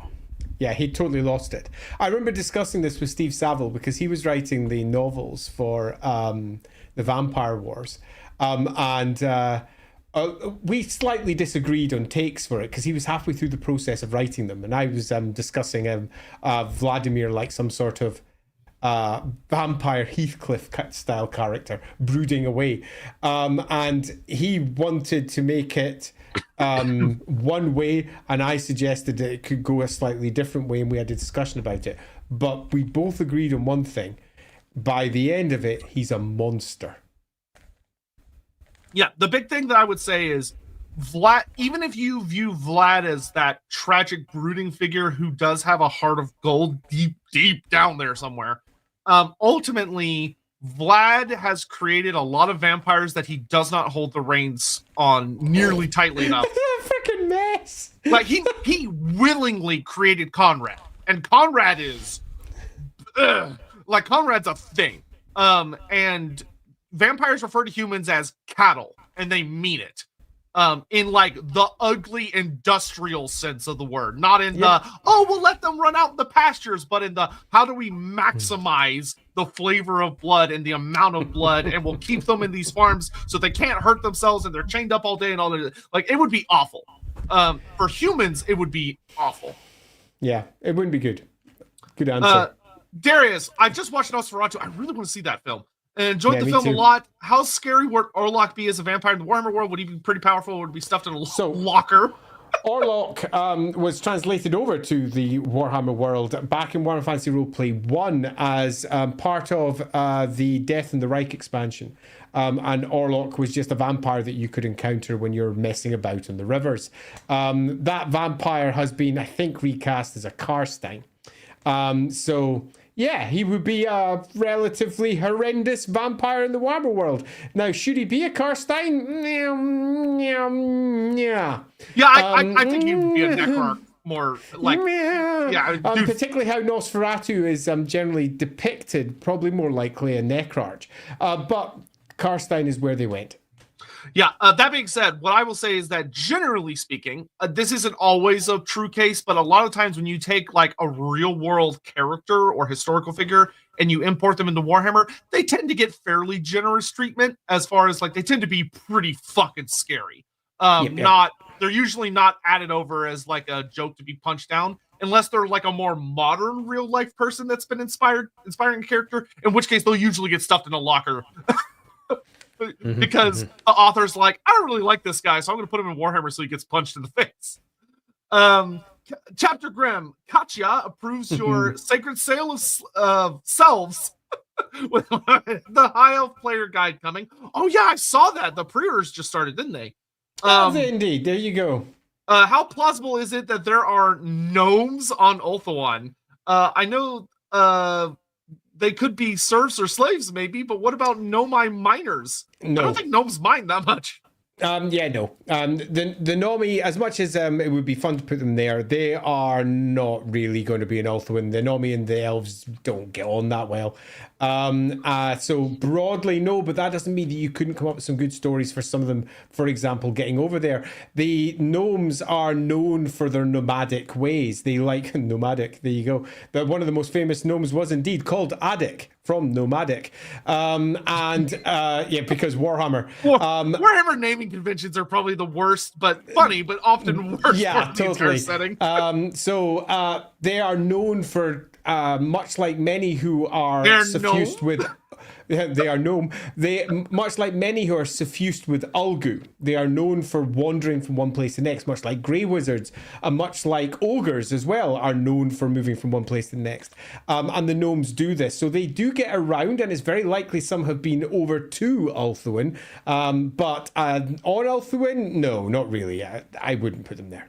Yeah, keep in mind that Ulthuan, you're dealing with a place that was created specifically for the elves by a very peculiar set of entities that were pretty... Ulthuan is a very unique paradise that ignores a lot of the typical, people just migrate places, because it's really far away from pretty much everywhere else. Except for like Nagaroth, which is the closest, but that's still a trek across the ocean. There was never an ice bridge. There was never a reliable way for anyone to migrate there naturally. So it tends to be just elves and like creatures, as opposed to like, there's no native humans, there's no native ogres or dwarves or gnomes or any of that. It's just elves. Brock 6000, having a hard time personifying Karl Franz. Sorry, I didn't mean to laugh. I'll explain why in a second. For my Wolfrup game, are there any IRL people or fictional characters that come to mind for each of you for Karl Franz, either Foppish or Uberman version? Thanks. So, depends. Which of the many, many, many versions of Karl Franz are you very fond of? Karl Franz. Okay, so Karl Franz has been depicted in so many different ways. My favorite depiction of him was favorite's perhaps not the right word, but the one that stuck in my head for longest was the one that was presented by the Shadow of the Horned Rat and Dark Omen games, where he was presented as a very stoic figure, sitting back, thrumming his finger upon the arm of his throne. And that always stuck with me when I was doing my own version of Karl Franz for my various iterations as I've presented him in my game, and I've also presented him in multiple different ways. But broadly speaking, I often don't turn to real world actors, and that's not true, I often have as well. But for Karl Franz, you're looking in most instances for someone who is absolutely in command. So what you want to do is think of someone who is used to having all of his commands answered with yes, sir.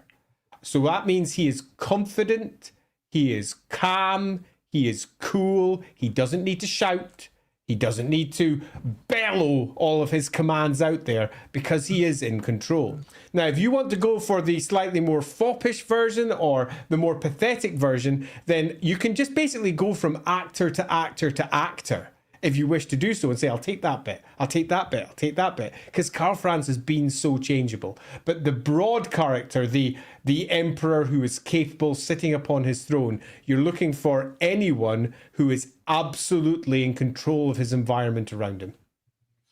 Yeah, that one's I would have a hard time detailing because I haven't actively really thought about it ever since my personal version of Karl Franz got really heavily shaken by like really having some long discussions with Andy about it, and also reading like the roleplay game and all that stuff, The Enemy in Shadows, which just and I was so used to the very heroic Karl Franz, and now I don't like that version anymore. I like him. The thing for me about Karl Franz is I want him to be a great human, but that means he's human. So there are like notable flaws, which the Army Book Karl Franz was not human. He was Ubermensch. I do actually have a suggestion, which is wait until the end of the year. Now, that might be a very stupid thing to say because you're like, why? It's because in LAWhammer, we are going to be dealing with the whole empire in ruins aspect of what happens with Karl Franz. And I'm going with the one that we were originally going to write for this, almost certainly.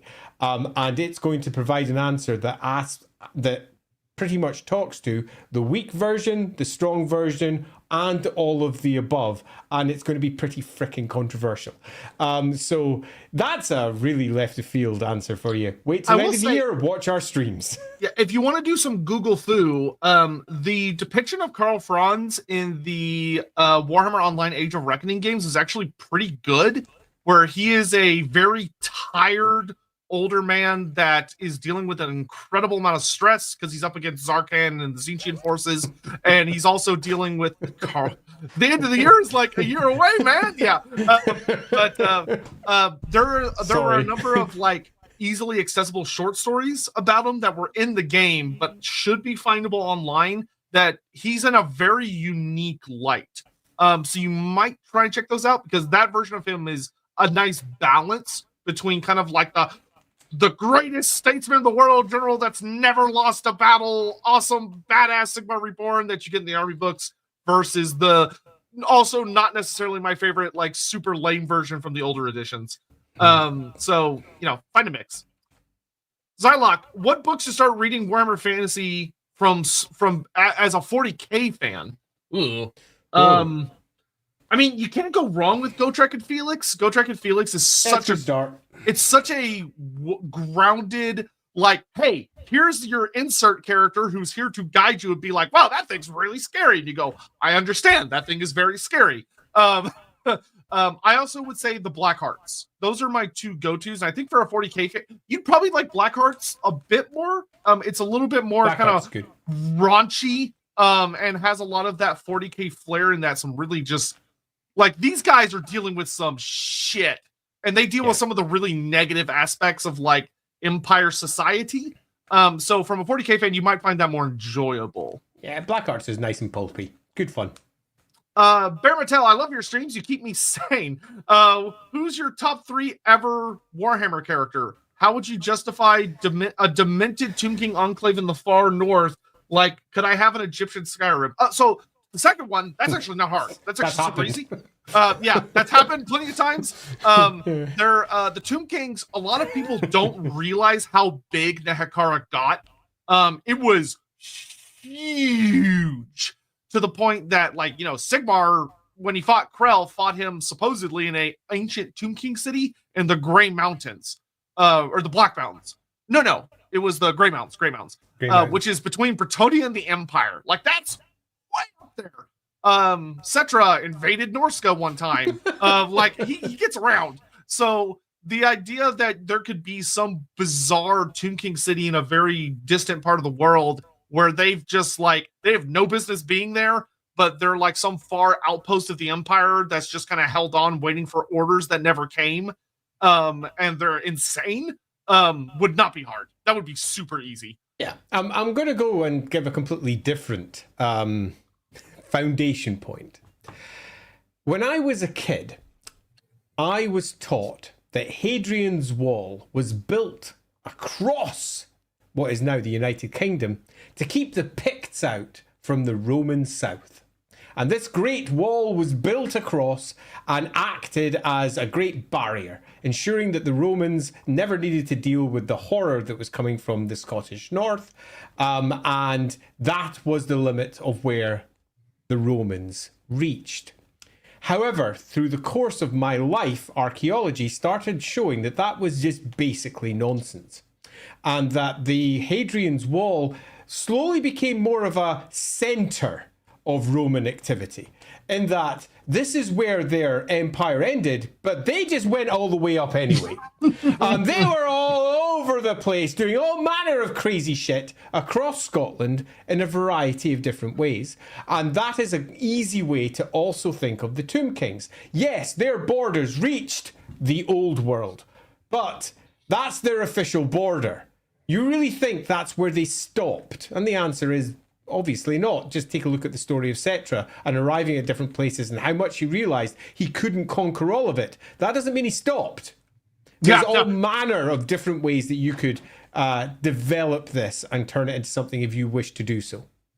Yep. And then top 3 ever characters. Oh god, I would probably say, like, it changes every week. Yeah, I don't know. for today, let's do Malekith, Tehinuin, and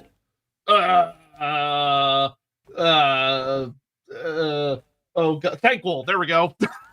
Okay, well, if you're doing that, then I will copy you and go with Marathi, go with Lord Croak, and end with Ikit Claw. There you go. Yeah, that's today's 3. Today's 3. Check your bingo numbers. Today's 3. It will change. Toboy Abomination with Talika the Milkshake something. Nice name. Oh, Milkshake King. That's what I thought it was going to be, but I didn't want to assume. Can y'all tell us about Blood Gold? Does it have any special properties, or is it just super fantasy gold to test dwarf resolve and stories? Thanks for the years of good content. Here's so many more. So, realistic answer to this is that one of the things that's funny about dwarfs is that I don't know which writer, but at one point a writer went, you know what? Dwarves really like gold. So I'm going to say that dwarves have about 200 plus words for gold that all technically cover different subtle differences between all these different versions of gold. And following writers went, okay, can you detail those 200? He goes, no, I have no idea what those 200 are. I'm just saying there's like 200 of them. And some writers will go, okay, well, I'm just going to come up with one for this little story I'm writing, and I'm going to give it these properties. And that's just kind of how it pops up. And the writers very rarely ever cross-check one another. So a writer will come up with a form of gold, and you'll go, oh, well, that's really cool. I wonder if there's more lore about this. And sadly, the answer is almost assuredly no. Yes, that. Yeah, that's pretty much it. So, is there any special properties to blood gold? It's gold that's maybe a little reddish in hue. Yeah, the Warhammer world, all gold is filled with good old Shamona, And that being the case, there are going to be some gold that inspires more greed than other gold because of the shaman that sits within it, or that logical fixed mindset as they become almost no, that's not quite the right adjective. They become fixated would be a good way of putting it. And dwarves are known for their great love, greed, and fixation for gold. So yeah, sure, some of the golds are perhaps one better than the other in that regard, but it's not really detailed. Yeah, any deep there's degree. also, to make it more complicated, but I actually really like this about dwarves, some of their descriptions isn't about the physical qualities of the gold. It could be cultural qualities. So like, oh, well, this gold was reclaimed in the process of avenging a particular kind of grudge. Or this gold was is brought down from like a distant ancestor in this scenario, which can make it far more or less valuable than other golds because of the cultural context to it. Could blood gold be like, oh, it's a different color? Sure, but it could also be that it was gold reclaimed in the fulfillment of a grudge by killing someone. And the Oath of Vengeance is one of the most powerful oaths that dwarves have. So perhaps it's a method of fulfilling an Oath of Vengeance. And Oath of Vengeance will be something we'll be picking up when we discuss Joseph Bugman next Sunday. Make sure you don't miss it. Yeah, it's going to be super fun. Crisp, how did Egrim manage to hide his Chaos Allegiance in the Light College? The novel presents it as he was just pretending the entire time, but there's got to be more to it. Also, can't wait to see the Grudge Bringers in LAWhammer. Oh, the Grudge Bringers are really fun in LAWhammer. Yeah, so my answer to this is, the novel could have done better. Yeah, the novel... to be fair, I feel like that's almost one of those situations where, like, it's one poor guy doing it on his own, and he only had so many pages to convey an idea that was probably really complicated if he sat down and did it. But I would suggest it would probably be a mixture of, yes, pretending would be a part of it, but also using ritual and sorcery to hide any of the more difficult elements. Probably a lot of really hardcore mind palace shenanigans.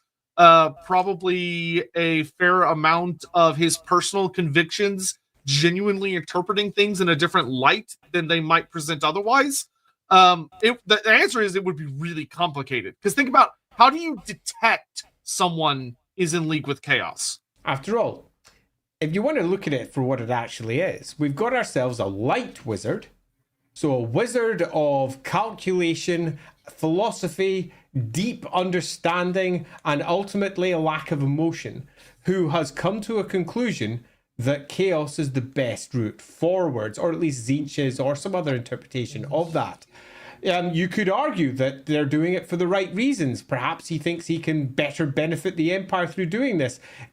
Chaos is a gradual change, and it's not something that would easily be detected. You could argue that he's not really even fallen to chaos until after all the events that happen and the formation of the Cabal. There's lots of different ways that this can be interpreted. The novel took one route.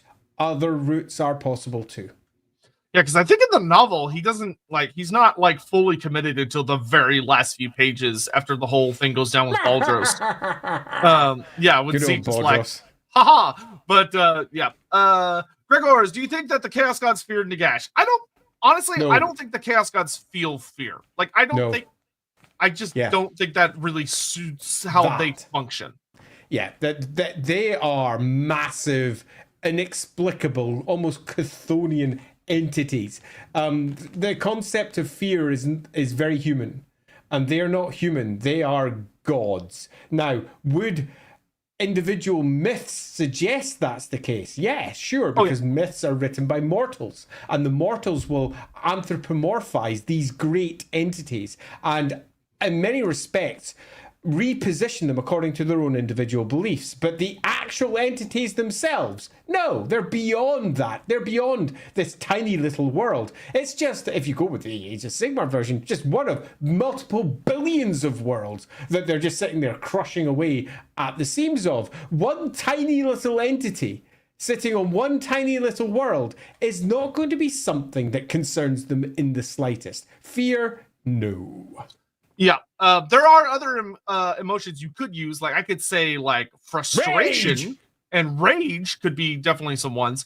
But I don't think I would ever reach for fear with the Chaos Gods. Yeah, especially because, I mean, hell, at least in fantasy, I won't speak to AOS because AOS is different. But in fantasy, like, there are gods that die, but what is death to a creature that lives in a dimension where time is not... itself, it's not really a thing. So that there are gods that die, but they're actually like that version dies, but they're still, as far as the world is concerned, a thing that comes back later because time works in a different mess. Yeah, totally. It's not linear.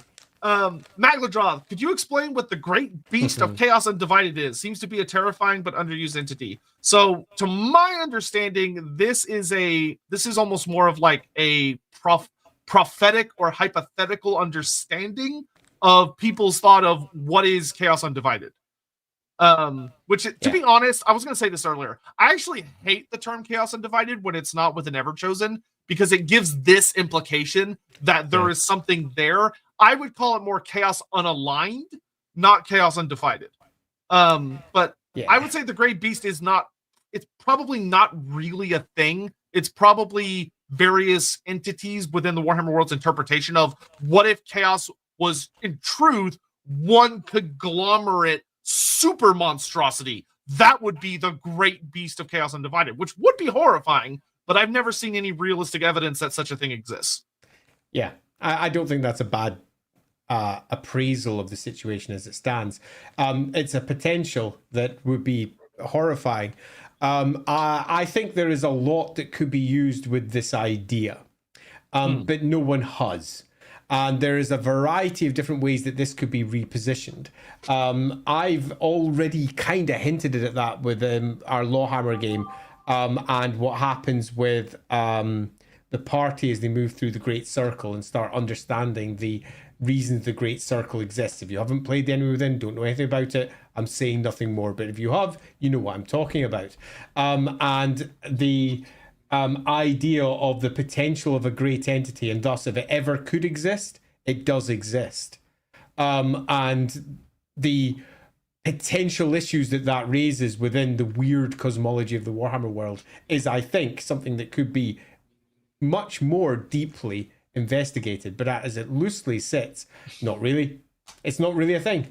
And it's just some writer's attempt to make sense of Chaos Undivided, because it was absolutely a thing in different versions of the rules, where you could have someone that was aligned to Chaos Undivided rather than the 4 great Chaos powers, as in none of them were more important for this individual character, and different writers have attempted to pin down what that means, and the Great Beast is one example of that. Yeah, but I would love, like Andy said, it is this could be a thing. There could be characters in the universe that are trying to make it a thing, to manifest it. But it can take all sorts of different forms.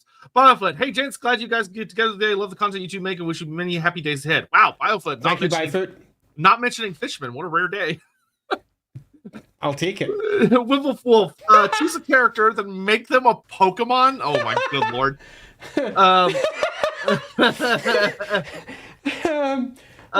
Surprisingly easy to do because of how weird Pokemon has gotten, especially in its later years. Oh my god, who would I throw a Pokeball at? I'm just imagining the Cathayan Emperor is Pikachu. I would probably do like one of the greater demon characters. They would make that would be such a goofily easy transition. It's just sad. But Gerhardt, I think that's a little more Power World than Pokemon, but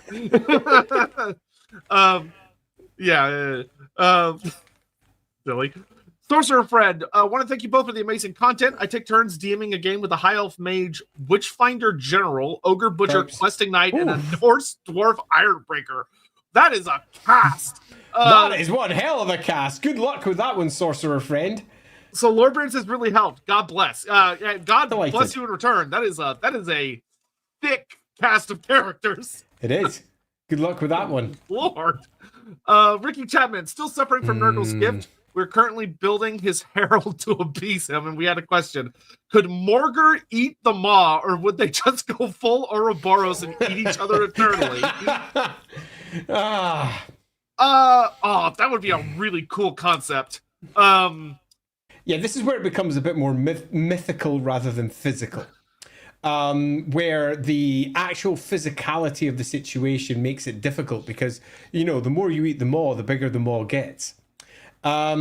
Yeah, I Yeah. would say because of the restrictions Morger faces to manifest, you could just push him in and he's just going to get 8 and then he'll be reborn somewhere else. So like based on our understanding of Morger, the mob would just eat him and then he'd pop up elsewhere. But do I think that you could do a really cool, weird thing of like, oh my God, I love the idea of like there being some kind of shaman in universe that's trying to do something here because he is under this idea that like if they were to feed into each other, it would literally be an eternal cycle that only empowers both of them and would make the situation far worse for the world. But it would take some really fucky etheric shenanigans.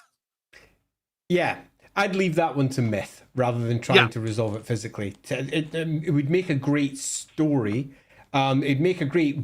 I could imagine a page, for example, sitting inside an army list with some lovely little art sitting around it and a central little block of text telling the myth of the time that he moved against the Maw and exactly what happened. And I think that would be great. It'd make for a great one-page snippet, but I don't think I'd be looking to that would be describe it physically. That would be a fun way of just you have these characters talking about how like to this day their battle is said to continue in the great beyond where they're eternally eating one another. Yeah. The Rowdy King. Can any race be given the blood kiss? Do vampires usually see people they're given to as family members? So the first answer depends on who you ask technically. No! Yeah, me and Andy are very firmly in the no category. Actually, if I'm being honest, I'm in the no but category. And the answer is no, but there is always exceptions in the Warhammer world. And if you have an exception, you need a really good story to justify it. Yeah, and even in the one time this did happen, which was the end times where a lot of stupid shit happened, there are 2 different versions of it where one author said, oh yeah, an elf turned into a vampire, isn't that horrible? And another author said, no, she didn't. She was the mortal incarnation of Erith Kial and just looks like she became a vampire, but she's not actually a vampire. She just looks like one. And you're like, all right, guys. So I would say, generally speaking, no, but there has been mention of like a vampire halfling, though whether or not that was real is really messy. And I do like the idea that humans and halflings and ogres are so closely enough related that maybe there could be some crossover there because an ogre vampire would be the scariest fucking thing in existence. But do they normally see the person they've given it to as family? Depends on the vampires. A lot of them do. Often you hear like terms of like father in darkness or mother in darkness or like brother and sister and stuff like that, where like Manfred is very much depicted to see Vlad von Carstein as his father, unironically. Like he loved his father loved him, though their relationship was complicated. But do all of them feel that way? I wouldn't say all of them. It depends. It's a cultural thing, not a... Yeah, vampires are broad. Strictly They're a broad defined church with lots of different ways of manifesting. Darius Rose, what bloodline would Orlok be? Necrarch, I would bet $1 billion. Yeah. Yeah, I mean, Karstein is where it often goes, but it should be Necrarch. Yeah. Zaydzilla, are there any times besides the end times that the Greenskins and Ogres ally? Do they get along with all the when all the Greenskins all mix? What happens with the Noblars? So, have they teamed up in prior times? Yes. Yep. Sometimes their goals align. Yeah. And that's great. Fine. Do they get along? It depends. They have very similar cultural ogres get on with everyone. Yeah, there are a lot of things they genuinely enjoy about one another because their cultures are very violence focused, where fighting is like a core cultural concept to them. Greenskins don't have the great fascination with eating that ogres do, but Greenskins do like to eat. So they get along pretty swimmingly. That being said, when they all mix, what happens with the Noblars? Generally speaking, they stay close to the ogres. They stay very close to the ogres. And sometimes get eaten. Yeah, sometimes they get eaten. But A Noblar makes a good toothpick.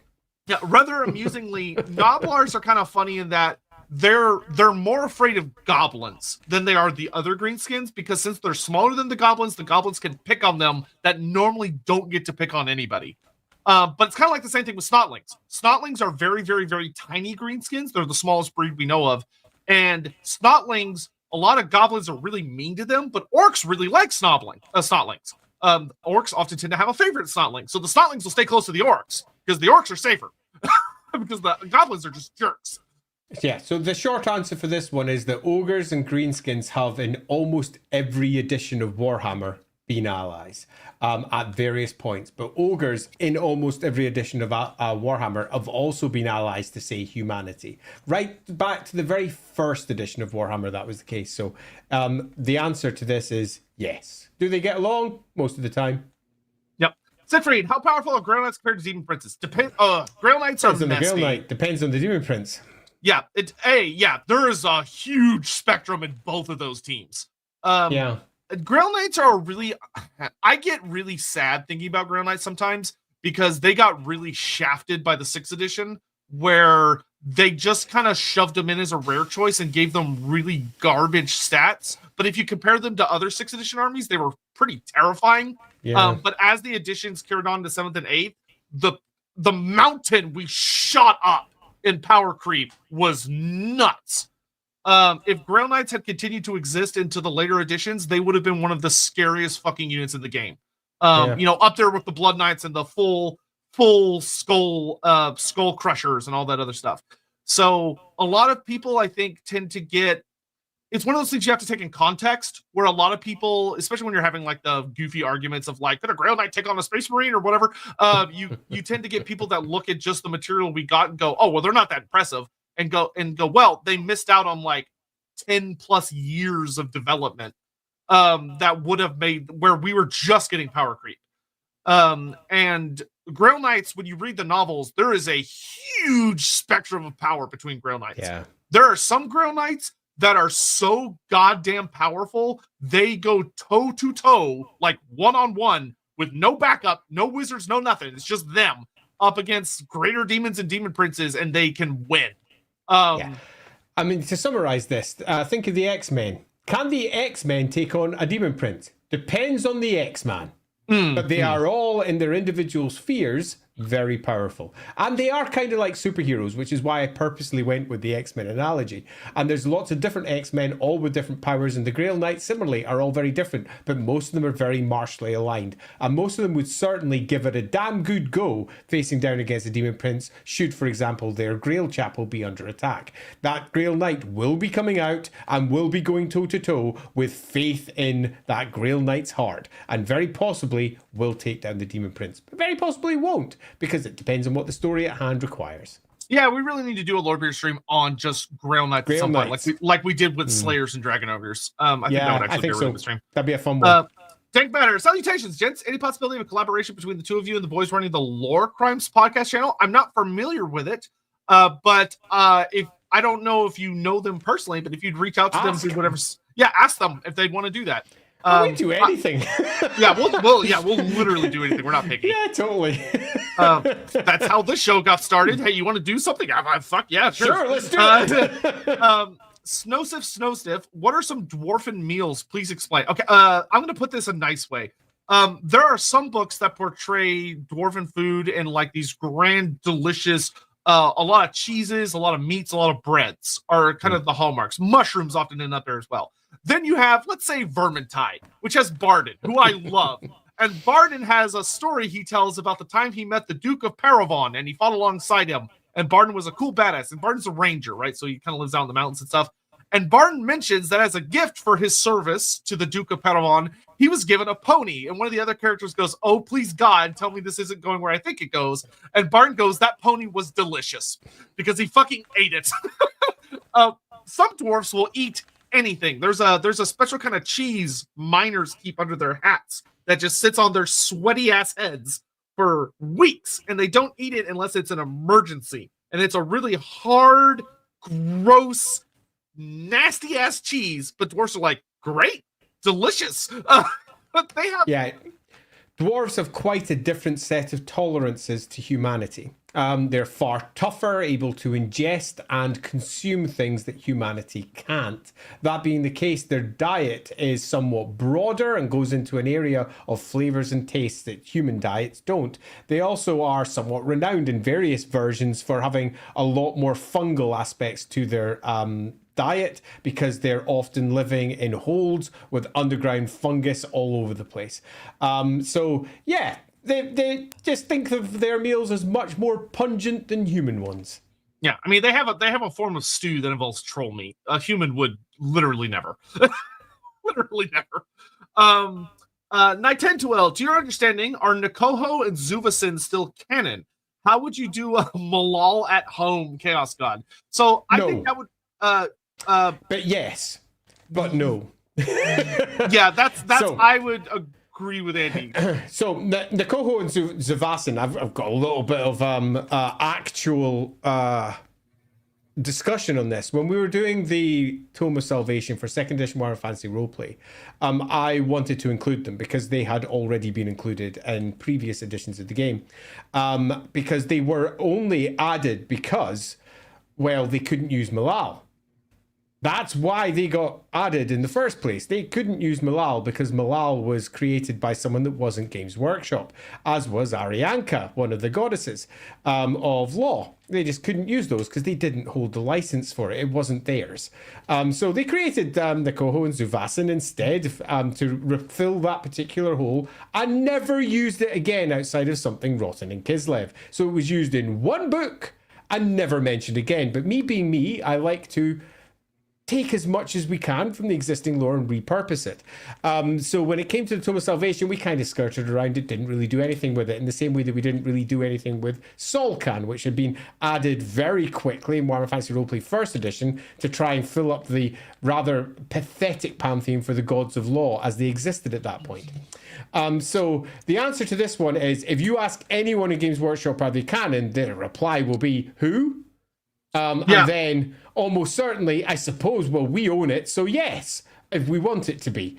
And if they want it to be, they will be. But until then, they're just in the nebulous nowhere. But loosely speaking, yeah.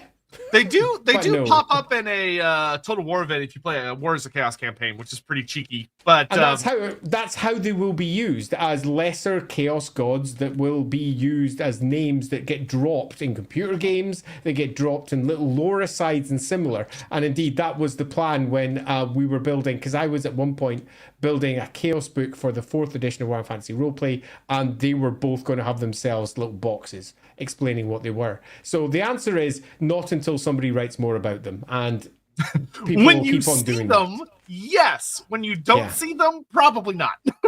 Totally. Singemeister, what's your favorite non-eagle / lion griffin combo? So like a different kind of griffin. So a griffin, but don't use the eagle for the bird part. Don't use a lion for the cat part. Okay, so I painted Eltharian's Stormwing so many times, and Eltharian had the rear part of a leopard. And I always liked that because I really liked painting it, and it was fun getting the basic colors in place and putting the black spots on. So I have always liked that. For the front part, though, it is almost universally some form of eagle, even if it's not, in terms of how the plumage is painted. So for me, I don't really have a non-eagle favorite. It's always eagle in my head. But for the back cat part, yeah, cheetah might be an interesting one. We need a brave soul out there to do like a vulture bird with like a tiger back. That would be terrifying looking. I just want to bring up this one. We just haven't reached them yet. We're going relatively slow through them, Dino Man. Okay, we haven't reached them, but they're all flagged on this side on our side. I see yours. We're almost there, Dino Man. Yours is like 3 away. We're getting there, slowly but surely. We've just had a lot of super chats in today, and on top of that, thank you all so much. Yeah, we appreciate the support. Gregor's, is Aberash a better duelist than Archaon? Yes. Yeah, I would say so. Yes. I think that Archaon doesn't mean he'll win. Yeah, I think Archaon would still beat him, but like Archaon will probably hand him his ass. But yes. Yeah, one of the things that's actually well done about Archaon is that when you play the tabletop and you look at him, he doesn't have all 10s for stats. He actually has a pretty reasonable stat line, but his magic items are bonkers. Like, yeah, Aberash would absolutely whoop the shit out of him if they were having a pure duel of swordsmanship, and even like raw strength, Archaon would get folded. But the Eye of Shirian is such a bullshit item that Archaon sees what Avaresh is going to do before Avaresh does it, and is able to use that to his thing. He has a weapon that has a bloodthirster contained within it that he can unleash to gain the strength and skill of a bloodthirster. Proper stupid. Yeah, Archaon's got really good cheat codes. Is basically his whole gimmick. Yeah. So the answer is yes. Yeah. Watchdog, evening lads. What has been your most insane moments on the tabletop? I'm going to tell the fast version of the story, but I will always tell the version of when I got my unit of 5 Col-1 riders in a Scarvet charged by 4 Dragon Ogres with great weapons in 7th edition. So the great weapons got to go first, even because they charged. They did like a bunch of wounds to me, which reduced my armor save to a 6-up. I rolled about 14 dice and I rolled nothing but 6s. So I saved all the wounds, hit them back. They broke because I did like just a couple wounds and they failed their leadership check. I overran them, so I caught and killed them instantly. And then it was my turn. So because I had charged and overran, I flank charged into a giant block of Chaos Warriors. Since I hit them in the flank, they couldn't fight back well. I beat them. They broke. I caught them, auto-killed the entire unit, and overran to the flank of another giant Chaos Warriors. And I got cursed out very loudly by a man in about his late 50s to the point where the store owner had to ask him to step outside. So I'll go for, because tabletop can also mean the roleplay game, because that's played at tabletop. It is, after all, tabletop roleplay. And I will go for a game of Warhammer Fantasy Roleplay First Edition, and we were making our way through Drachenfell's Castle, and that was from the Drachenfell's book for Warhammer Fantasy Roleplay First Edition. It's a proper crazy location. And my players, bless their souls, got into combat with a greater demon of Tzeentch. And in the rules as they stood for Warhammer Fantasy Roleplay First Edition, they were basically screwed, largely because you needed a magical item to even hurt it. But one player had one. It was a dagger. Just a simple dagger, okay, that had been blessed. So all its special rules was, it's a magic item. And the chap who was playing this, happened to be a priestess of Cain, as it turned out, but that's by the by, stabbed at the greater demon in desperation with this magical, basic, crappy dagger. And in Warhammer Fantasy Roleplay First Edition, if you rolled a 6 for damage, you rolled again to see if you did more damage. And if you rolled a 6, the dice would continue to go as long as you rolled a 6. So out comes Stretch, and he was called Stretch because he was like almost 7 foot tall. And he does his stab, and he's like, oh, I've just hit, just passing his test, rolls his damage, and rolls a 6. And we were like, oh, a crit, exciting! Let's see how it goes. And then he rolls a 6. And then he rolls a 6. And then he rolls a 6. And by this point, we're all looking at each other going, fuck off. Then he rolls a 6. Then he rolls a 6. And greater demons in Warhammer Fantasy Roleplay 1 have a lot of frickin' wounds, but not if they're attacked by this particular priestess of Cain. She just went up, stabbed it, and the thing exploded.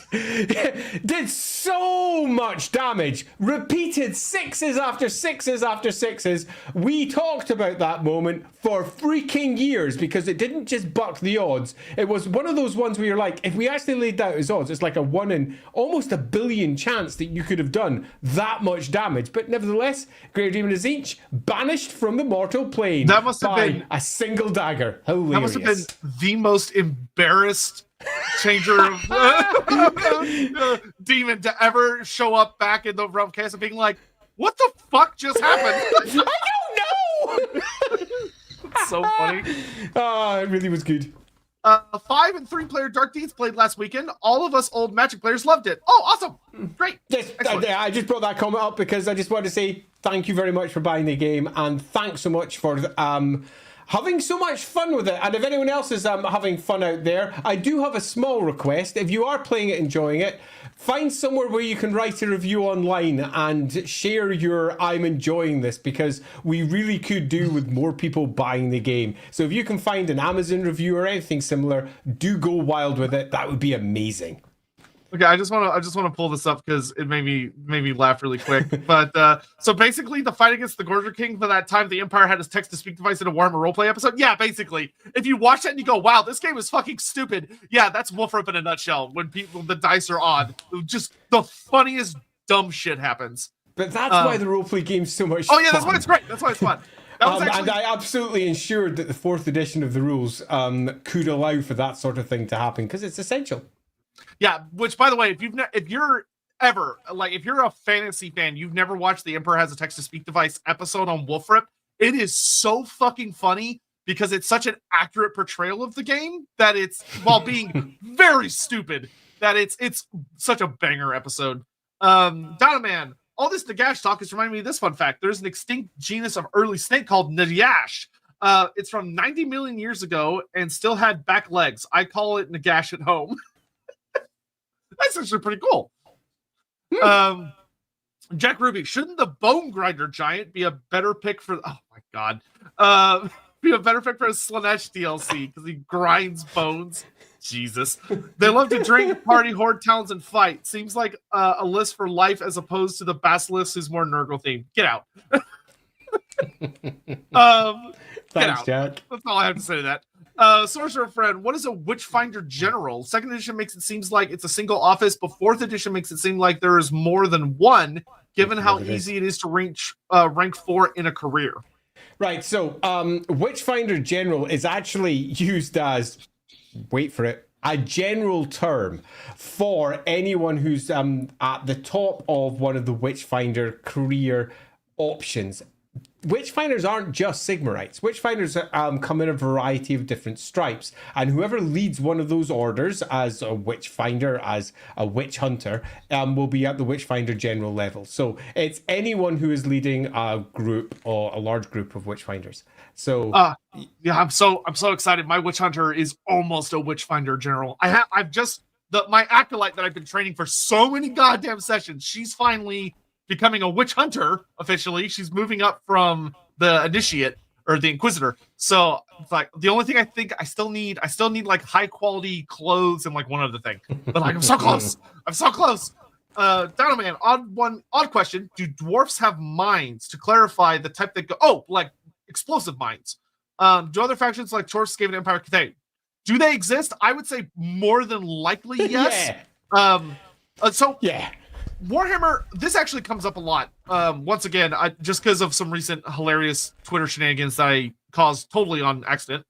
Promise. You often get a lot of really funny fights between like 40k fans and fantasy fans, where a lot of people will bring up, oh, well, the technology of the Warhammer world is so back. You know, they got these like basic bitch handguns, whatever.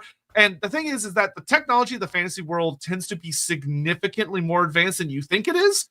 Because the battle game does not cover all of the things that are going on in the world, and magic and the knowledge the gods have given them has grossly advanced them in some fields. I mean, the Empire, who are not the most technically advanced race in the Warhammer world by a long shot, have fully operating mechanical steeds that function off clockwork mechanisms. Yep. What? Yeah. So the answer to this one is generally no, specifically yes. That's a good one. They don't have minds across all the holes, but individual engineers and individual branches of the Engineers Guild have absolutely come up with individual devices that are not just mine-like, that are mines. So the answer is yes, but it being Warhammer, it is inconsistently applied. Yeah, they're not widespread. I'll put it that way. The Rowdy King, if Vlad won and claimed the Empire, would he replace all the Electric House with vampires? Probably. Would he allow the loyal counts to stay human? Would he use Empire armies as his military or all undead? So what I will say to this is that would he have allowed loyal people to stay vampires? I think there's a part of him that might have considered it, but I think ultimately they all would become vampires because there would be issues with humans having a very human perspective on things, which would cause problems. Whereas vampires would not have those problems. It depends on the Vlad. If we are talking the more monstrous version, then the answer to this would be that everything would be subjugated eventually underneath his will. And importantly, they fall to his side or he kills them all. But if they fall to his side, they will absolutely come on side, which means they might not necessarily become vampires. He will be leading them. One of the biggest issues that I had with the vampire army lists in general was that the Karstein army lists were not Karstein army lists. They were undead army lists. The Karsteins themselves, whenever they were described, marched with Empire forces and undead forces. So the answer would be, yeah, sure, he would have Empire forces and undead forces and almost all versions of him. But in some versions, it would be horrific. In other versions of him, you could argue that he would build an empire that we recognize, but with vampires in it. So there are different versions of him and how he represents. Yeah, I was one of Vlad's most famous sayings. His motto is "Serve me in life or slave for me in death." Yep. So, which carries the implication of that. And Andy's 100% right. So, whenever you would play vampire counts at the back of the 6th edition book and their specialized army for Storm of Chaos, which was 7th-ish, it was 6 technically, but it was like right at the end of 6th. There were Sylvanian and von Karstein armies. Which the difference between a vampire count army and a Sylvanian/von Karstein army is that you had a lot of living units. So you had Sylvanian levies, and you could get like huntsmen, handgunners, archers. Like you could get tons and tons of extra human troops and that's what made it a von Karstein army. Yeah, totally. It's just better. Yeah. Donovan, future Wednesday idea. Fan create a unit for a specific faction challenge, then feedback/review from you gents a couple of weeks later. So the community creates ideas and then we look at them later. Or alternatively picking that could be fun. There's a part of me that's really been wanting to cover. I've been really wanting to get in reach with like the Koresh guys and having them come on Lorebeards maybe. And discussing their vision of Koresh and like having a discussion about that. So like something like this, I think this could be an idea that we could do at some point this year. Yeah. Thanks, Dynamite. Sarek, long-time listener, but never had the funds to ask a question till now. Well, thank you very much for coming by and the super chat. What do we know about the Night of 1,000 Arcane Duels? That it was a really shitty night to be in Altdorf. So the Night of 1,000 Duels was basically when there was a spat between some wizards to become, I think it was a Supreme Patriarch fight that spiraled out of control. And basically a bunch of very incensed emotions between the various colleges went up, and wizards started not only fighting within a very specific chamber where they're allowed to fight because it's covered in magic dampening materials to make sure the spells don't leave that chamber, but they started fighting all over the city. So there were wizards just throwing spells at each other everywhere, and it was a nightmare because it basically was like almost a storm of magic. There was so much magic being not only used but drawn in, and it got ugly. The only thing I remember specifically about it that was interesting was that it wasn't actually ended by a wizard. It was ended by a Sigmarite that shot one of the patriarchs in the head with a bullet. A very fancy bullet, but the Sigmarites just full out showed up and they killed one of the patriarchs, which was enough of a shock that it basically got the situation to kind of be put on ice. But it was ugly. Like if I remember correctly, I think the Colleges of Magic got shut down for a little bit because it was so bad. Yep. But so it was a bad time, and it's why the Colleges of Magic take the whole "we only duel inside the chamber" thing very seriously these days.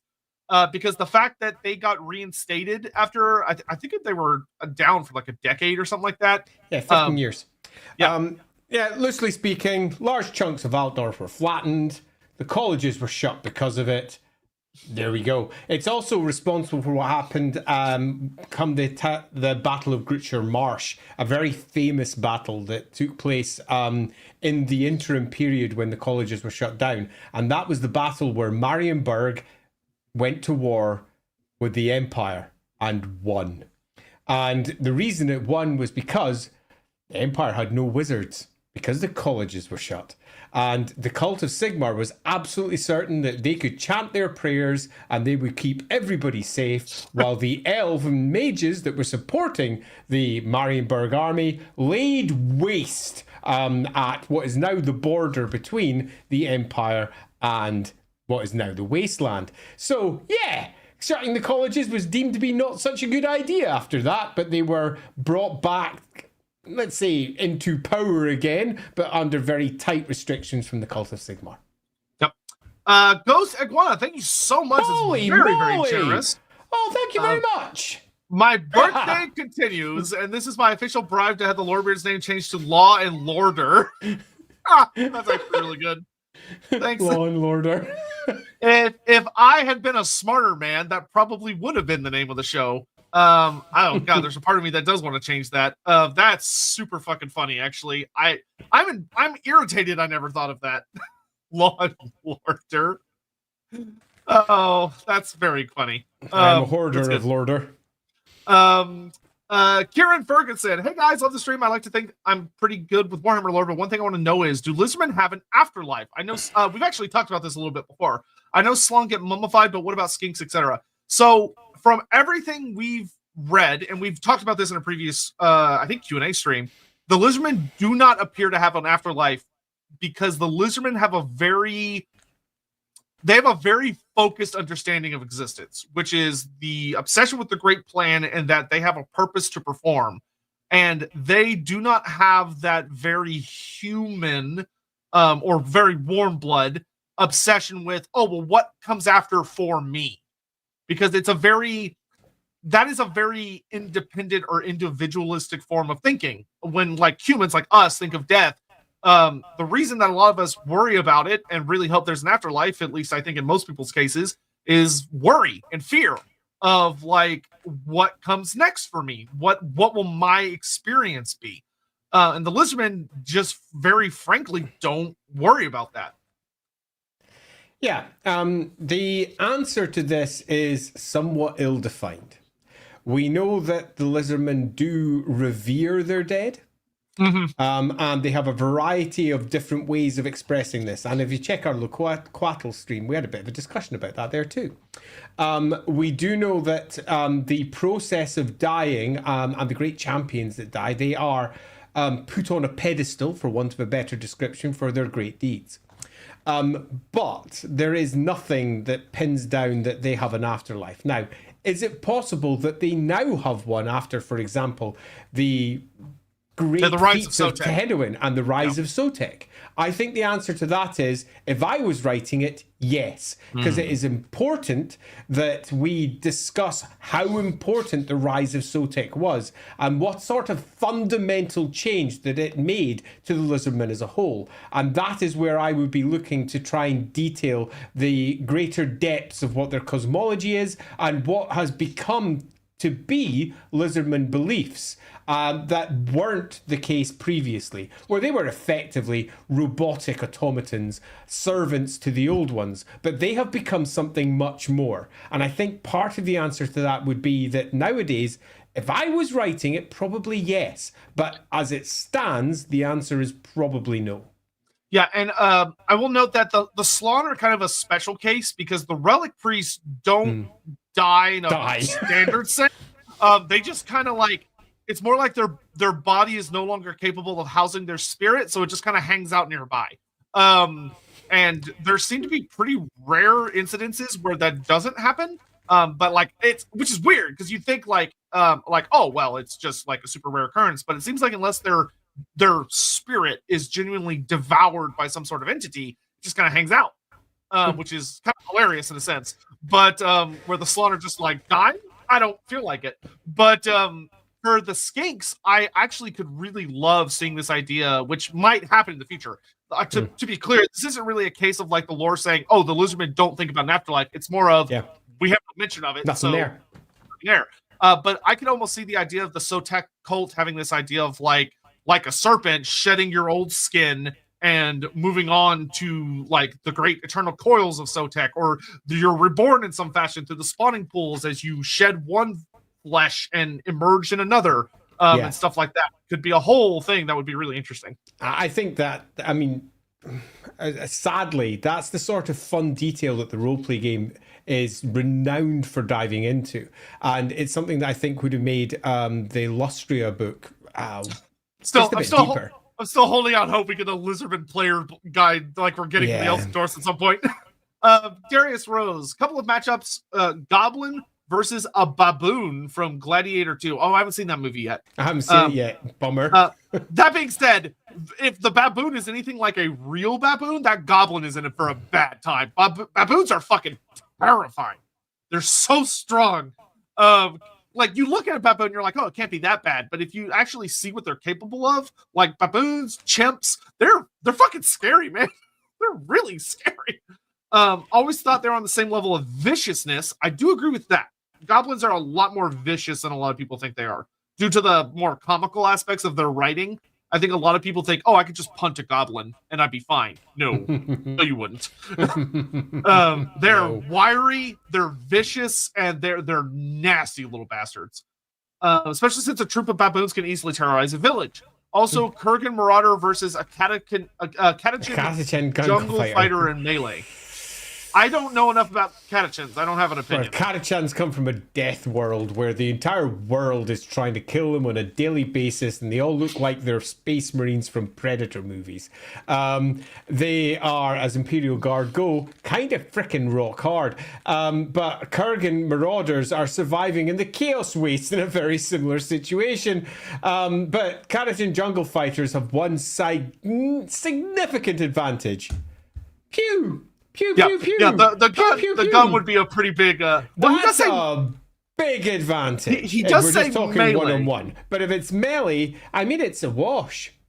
I mean, they are both training for their lives to be fighters. But I will add that if we go stat on stat from the games, the Catachan jungle fighter will have his ass handed to him.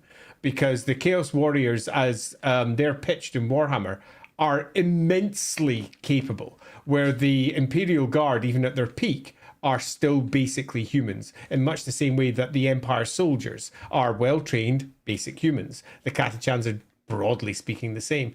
I think that's unfair in terms of the stats from the game's perspective, particularly when you look at the lore, but yeah, Chaos Warriors going to have them for breakfast. St. Box, welcome back, Lorebeards. So happy to see you guys back. What are some of your favorite music traditions of the fantasy world, or what new ones would you make for factions that haven't had any described? Ooh. So, one of the things that really bugs me is that music is often forgotten, the importance of music, particularly for the Light College. And and there should have been, in the write-up for the colleges, at least 1 or 2 pages about music, about the importance of the chant of light, of what that is doing to the light wind. There should have been a lovely little poem or some nice written lyrics about some of the stuff that they do. It wasn't there. So if I was to dive into anything, I would just really like to see that on the magic side. I would also like to see the chants of the Amber College, okay, who are working in a far more chanty way rather than the singing way discussed. But more broadly, I would like each one of the provinces of the Empire to be dived into and shown how they all have their own cultural differences. They show their different instruments, their different lifestyles, their different cultures through their music, and I would like to have seen that examined as well. That's the sort of thing you'd expect to find inside, for example, a trappings book, a book about all the different equipment that you can buy and have in a game, and that's something that sadly is currently missing from the game. But I would love to see that. So I'm just sticking with the Empire because every single realm needs that. Yeah, I will say that it doesn't give as much examination as it should, just like Andy said, but there's a reason that Wood Elf Wizards are spell singers, and that it's tree singing. When they're manipulating the various elements within Athel Loren, music is a really, really critical part of Azrai culture, or just Wood Elf culture, because Lore would probably be very much the same. But I would also say the Lizardmen have a surprisingly strong amount of musical motifs. Lizardmen deal with a lot of percussion and horn. The horns are usually like the horns of great beasts or things that have died, and they carry a lot of power.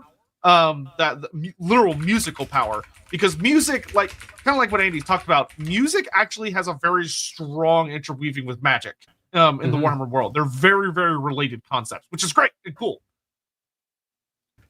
Oh my good lord. Alderheim II. Hi, Lorebeards. Shower thought I want to run by you. As Skulltaker is the challenger of champions, how is Arbal still alive? What if it's because Arbal beat Skulltaker? To make it extra spicy, what if Arbal has become so powerful as Khorne's greatest mortal champion that Skulltaker, though he's never admitted, is scared to challenge the mortal again because he believes he would lose, and like his god, is a coward at heart? Okay, The last part you put there is actually really spicy, and I actually really like that a lot. That Skull Taker might not challenge the people that you necessarily think he should, because deep down he's a coward. And that's why he's like stealing skulls to make himself more powerful. That rage has to come from somewhere. Yeah, there's a story there. Like impotent rage is still a notable form of rage that I think could be really, really fun. Skull Taker, is there anything that reinforces that? Unfortunately not. Do I think that would work really, really well as a story? Yeah, I think that would work excellent for a story. I love that a lot. Yeah, me too. Loosely, yes to everything you've said. There is nothing there that couldn't work and wouldn't make for a good story.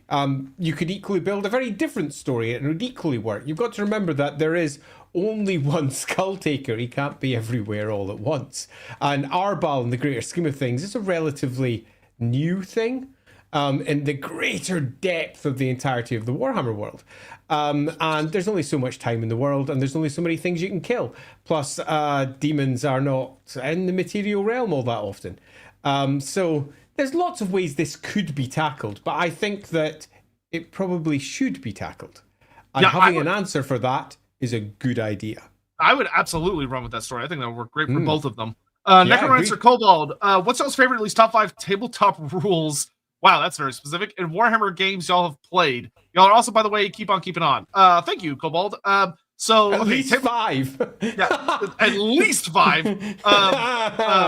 So what I'll say is that I'm going to interpret this the way we did earlier, where you didn't specify battle game. So I'm going to include roleplay as well. The big thing for me, so the thing that I love about Warhammer Fantasy Roleplay is, honest to God, the crit system. Of that, one thing I don't like about D&D is that D&D, your options are you are alive or you are dead. That's it. Those are your choices. If you are alive, your character will only get meaningful developments done to them if you, the player, objectively like have a conversation with your demon, like, I need this to happen, let's make this happen through a story thing. But it doesn't actually affect you. The fact in Wolfrup that you can get a piece of your ear chopped off, or one of your fingers can break, or like these things can happen that genuinely change how your character performs. Like some people, if you're like a hardcore like min-maxer, it can be frustrating, but I think that's a really bad way to approach just gaming in general.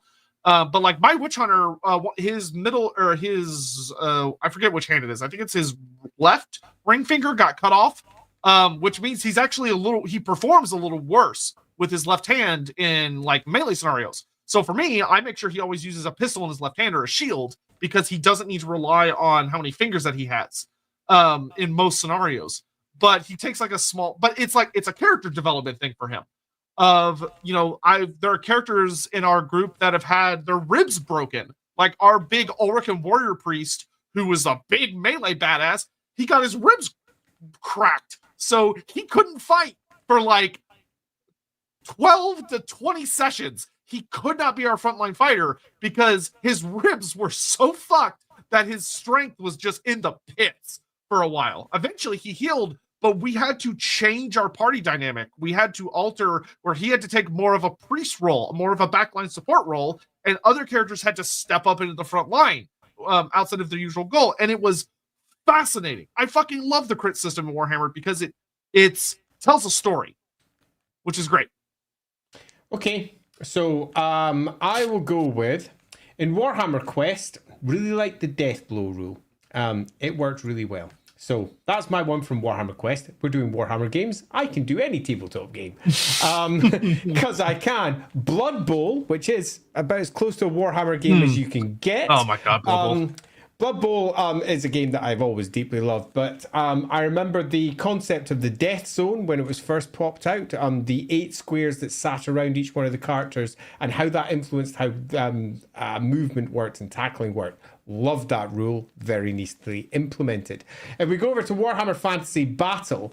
Cold-blooded rule for me on Warhammer Battle. I love cold-blooded. Yeah, it's a good rule. When I go over to Warhammer Fantasy Battle, it's difficult to pull out an individual rule because the whole thing's one big gigantic set of cogs that are all working and influencing each other in a way that isn't the case with some other games where individual rules are often the core of what that game cleverly puts forward. It's just loads. And in general, I would say that I just liked Warhammer. And I know that that's a real cop-out, but I liked Warhammer in its various editions. Yeah, that'll do, because we could just get stuck in this one forever. We got to keep on moving, looking at the time. Looking at the time, yeah, I was thinking the same. Captain Magma, what is the most difficult race to play in Wolfrup? I mean, if you're allowing them, ogres, by far. Because of how much it fucks with, like, the core game if you're not careful. I would say if you're throwing that out the window and you're just focusing on the core races, if you're playing them lore accurately, elves would be the next hardest. If you're talking just about gameplay rules, and not worrying about the lore as much, but just like function and like combat stuff, probably halflings.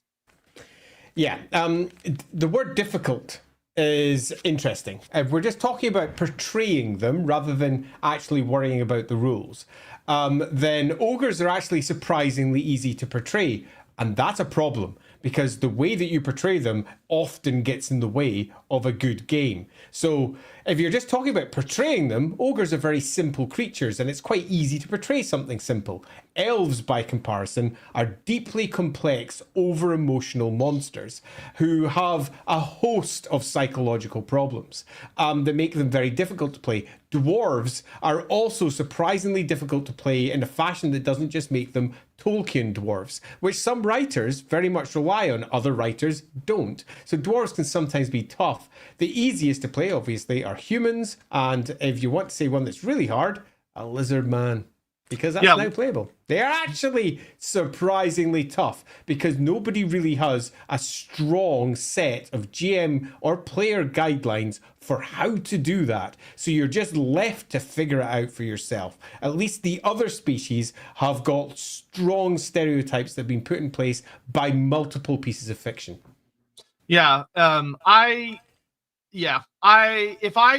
If this will probably never happen because of how much shit I love to talk about them, even though I do appreciate their efforts genuinely. But if I ever was like called upon to be like, hey, we want you to submit a lot of ideas for a Wolfrup book and like work with someone to come up with something, I would want to do a Lizardman Player's Handbook. That just provide a ton of information for players to be able to go, well, I have the option to use Lizardman, but I don't understand how. And it's like, all right, here's the how book. Adam, why does Games Workshop struggle to make Slaanesh interesting? It's a combination of narrow-mindedness when it comes to what Slaanesh embodies, and also fears of advertising-minded people. Yeah. Slaanesh, if portrayed in the fullness of what Slaanesh can be, is particularly difficult for Games Workshop and its PG face to portray.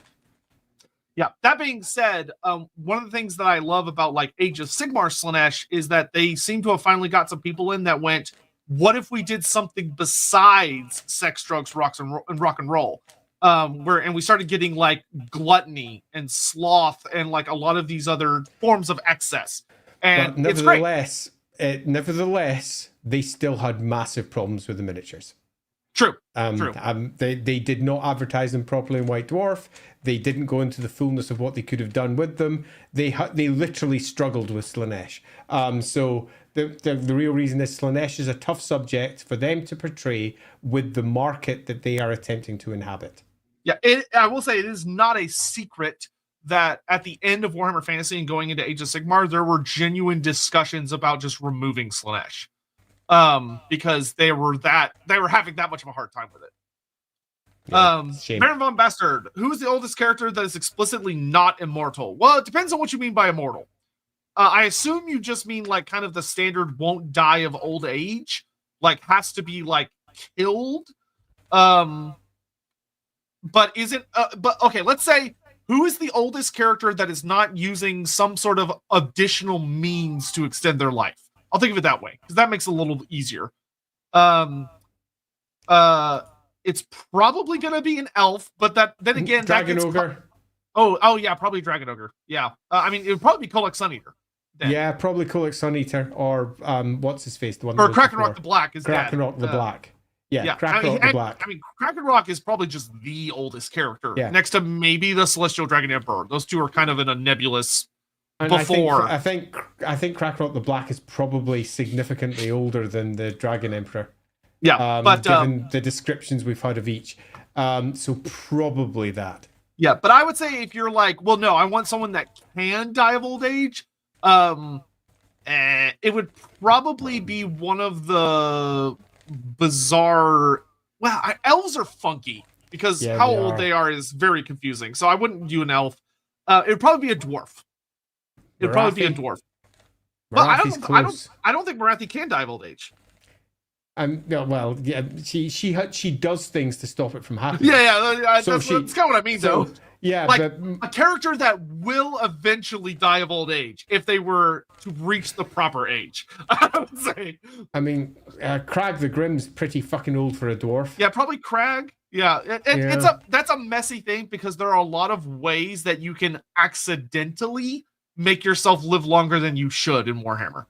Yeah, which is kind of a funny sentence. Yeah, totally. It's a toughie. There's a lot of old characters. Yeah, Captain Magma. Like how men, ogres, and halflings are of the same stock, are elves of that stock as well, given their similar anatomy? We don't know. I would say that as it stands, elves, ogres, and halflings are definitively not of the same stock. Ogres and halflings were manipulated at the same time towards a similar end, but it doesn't mean that they are necessarily of the same stock in that they can't crossbreed. And they can't even crossbreed and create a sterile version of the pair that sits between them. And trust me, some old halflings, given the nature of halflings, have definitely had sex with ogres because halflings are halflings. They'll have sex with anything given the correct circumstances. Equally, men having sex with ogres or halflings, humans, do not create offspring, so they are definitely different species, and they don't even create sterile offspring again. Elves are again completely different. I would generally say the answer is no to all of these, although you could argue that at least ogres and halflings come from similar stock, but humans most certainly were elevated separately to the other species and from a different source, as were elves. So I think the answer to this is no. Yeah, they're all mammalian, but that's probably as far as we're gonna get with that. Totes. I mean, dogs aren't cats. Dogs aren't cats, but they look really similar to particularly for the external eye. Morning to Crescent. In the original Nosferatu, Orlok was a herald of plague, bringing the plague of rats. Surely no other vampires in Warhammer are linked to plague, but would Skarsnik work intact? Okay, there's a very sudden pivot in this thing. That's a pretty heavy pivot. Would Skarsnik work in Taskmaster? I actually think he would, though he would be kind of a terrifying guest. I think if you could convince him not to kill anyone on set, he would probably be actually pretty entertaining. But there are vampires linked to plague. There are vampires that use plague as a weapon. There are a lot of plagues in the Warhammer world are magical and deliberately created in nature. And there are forms of magic that can be used to create plagues, normally with the lore of life. And you may say, vampires can't wield the lore of life. That's not true. There are vampires that can. It's rare, but they can do it. Especially Necroch. Yeah, Necrox. Yeah, Necrox creating a plague would be the least surprising thing I have ever heard. I could definitely see a Necroc doing that, so I see no reason that it couldn't fit into that. Yeah, agreed. Ranger Shadows 30. I've always been interested in Numas. Are there any good Tomb King related materials I can use to learn more about them? Look up King Far. He's fucking hilarious. He's one of my favorite Tomb Kings. He is genuinely funny because he's a mixture of being such a badass, but also kind of an asshole at times, which is all good Tomb Kings. But King Far, which is King Phar from Warhammer. Oh wait, no, he's of Morocco. Damn it, he was. I could have sworn. Oh, no, there are two Fars. God damn it. So you want Far of Numas, not Morocco. Far of Numas, who is he is a notable character. He's Morocco. But I'm trying to think if there's anything else from Numas that jumps out at me off the top of my head. I'm sure there'd be something. Oh, the scarcity. Scarcity's a little actually. Oh, I was going to think it was just me there, but yep, you're going pretty robotic there. I couldn't tell if it was my fault with my signal or whether it was just yours. Can you hear me now? Okay. Nope, you are. Yeah, you're like super robotic just now. It's quite funny. Okay, well, I'll let Andy answer it. My general advice would be go to the army lists. It's just the best place to find anything for the Tomb Kings. Am I still robotic? I can hear you now. Your image is a little bit macro blocked and pixelated, but yeah, I can hear you. That's fine. So what I will say, look up King Tutankhamun, which you can just find through Numa stuff. He is a genuinely interesting figure because he has taken in living people, and the Warhammer Fantasy, the old world, has reinforced that this is a thing. So there are living people in Numas, which is actually really cool. Yeah. The Stalin drip. What are the chances of us getting a new version of the old Wolfrep Tomes of Corruptions? I would really like more information. Well, I'm certain they'll be doing it at some point. It was on my book slate. So the Tome of Corruption, that was a book I helped develop back in the day for Warhammer Fantasy Roleplay 2nd edition. Rob Schwab was the writer. He's the best. And he was also the developer for the game as a whole at that point.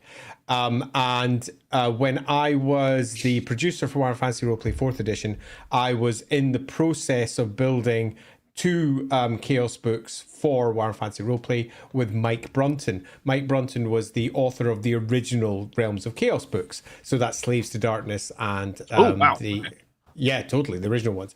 We were pretty advanced in our plans as to what we were going to do with that, and we were going to go deep, man. Unfortunately, Mike, bless his soul, died. That affected me badly because Mike was the best, and I was talking to him every single week about plans for the Tome of our own versions of what was going to be the Realms of Chaos books. We're going to call them the Realms of Chaos books again. He was also editing the entirety of the Enemy Within campaign. He only reached about halfway through book 2, and that was it. A bit of a disappointment for all concerned.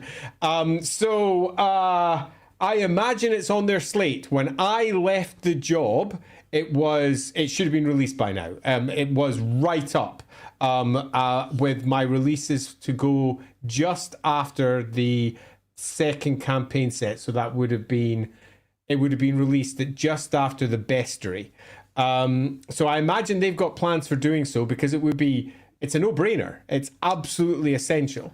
Yeah, so one of the things that Cubicle 7 has kind of communicated about, which is, I don't hate this opinion, but it's an interesting perspective, is apparently a lot of their focus at the moment is that if there is a 2nd edition book that fulfills a certain purpose, it's not a huge priority for them. They're focusing more on things that don't have a 2nd edition equivalent because they seem to have the opinion that the 2nd edition ports well enough to 4th that it's not a priority, which is why we're getting like High Elf and Dwarf books right now, not Chaos books. But I would think once they're done with the current set... Is it just a High Elf book?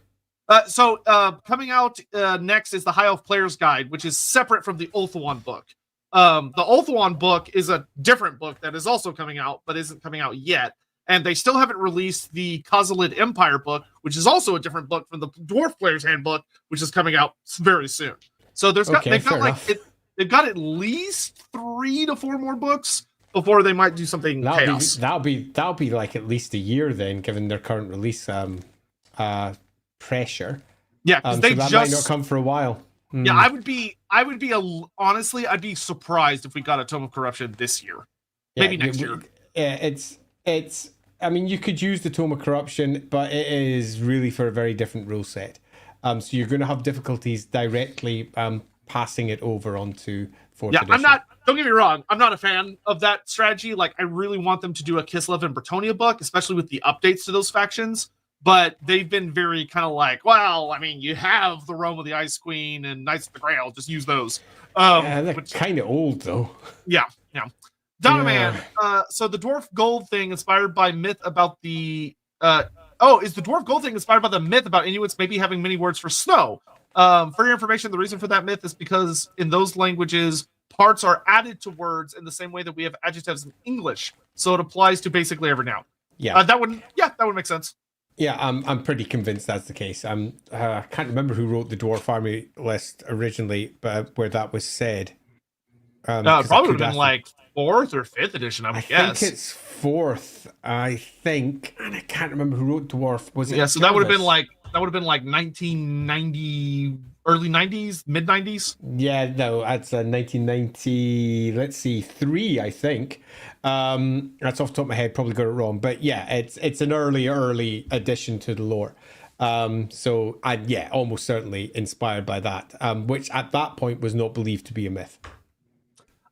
It's that Rye guy, though. I do think it works well for dwarves. I will say that. Yeah, it does. It's that Rye guy. Have you thought about doing a what if series? The other day, I was thinking, what if Ungrim became the High King instead of Thorgrim? That is genuinely something I've actually been thinking a lot about. That I was going to talk to Andy about, but you brought it up. So that is something that would be a fun thing for a Wednesday set, because it would be a lot of us hemming and hawing and going, no, maybe no. So it would be good for a Wednesday thing, especially with y'all's input. Because I've had thoughts about, like, what if, Malekith didn't end up, what if Malekith had stayed true and become Phoenix King? Or what if Malekith had become a Phoenix King at the age of about 35, 40? Yeah, wow. What if, Ungrim had been king instead of Thorgrim? What if, there's a lot of really, fun ones. Like, what if, Nagash had successfully killed Sigmar and took the crown back? Like, there's a lot of ones we could play around with. Or actually, probably a funner one that's relevant would be like, what if Nagash hadn't been killed by Alcadazar after the Great Ritual? So he'd been able to capitalize on it. So that's something we could definitely do at some point. That could be fun. Short, what if sounds fun. Yeah. Is there any reason why the Southern Realms have settled on mercenaries as their standard of making war? Also, thanks for the streams, you guys. Because that's what they decided to do for Dogs of War.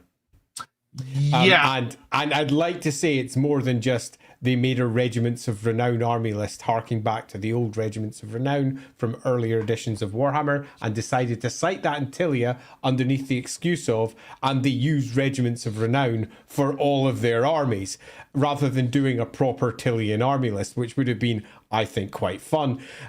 So the reason is Regiments of Renown all bundled up into a single book for Dogs of War. Yeah. They try to explain it culturally, but if you really start looking at it, it tends to fall apart really fast. It does, and then it's missing the core units that would be really needed for all of the principalities down there. Yep. Aigeon Loman, who do you think should have dueled Archaon at the conclusion of the end times? Sigmar, Karl Franz, or Vultan? Argue for Vultan, as he's not a god like Sigmar and has a humble beginning, unlike Franz. Well, none of them. That's an interesting pick. None of them, because the Empire is only one small realm in the entirety of the Warhammer world, and not that important. I would have faced him off against something far more fucking impressive, like a big fucking dragon from Cathay, for example.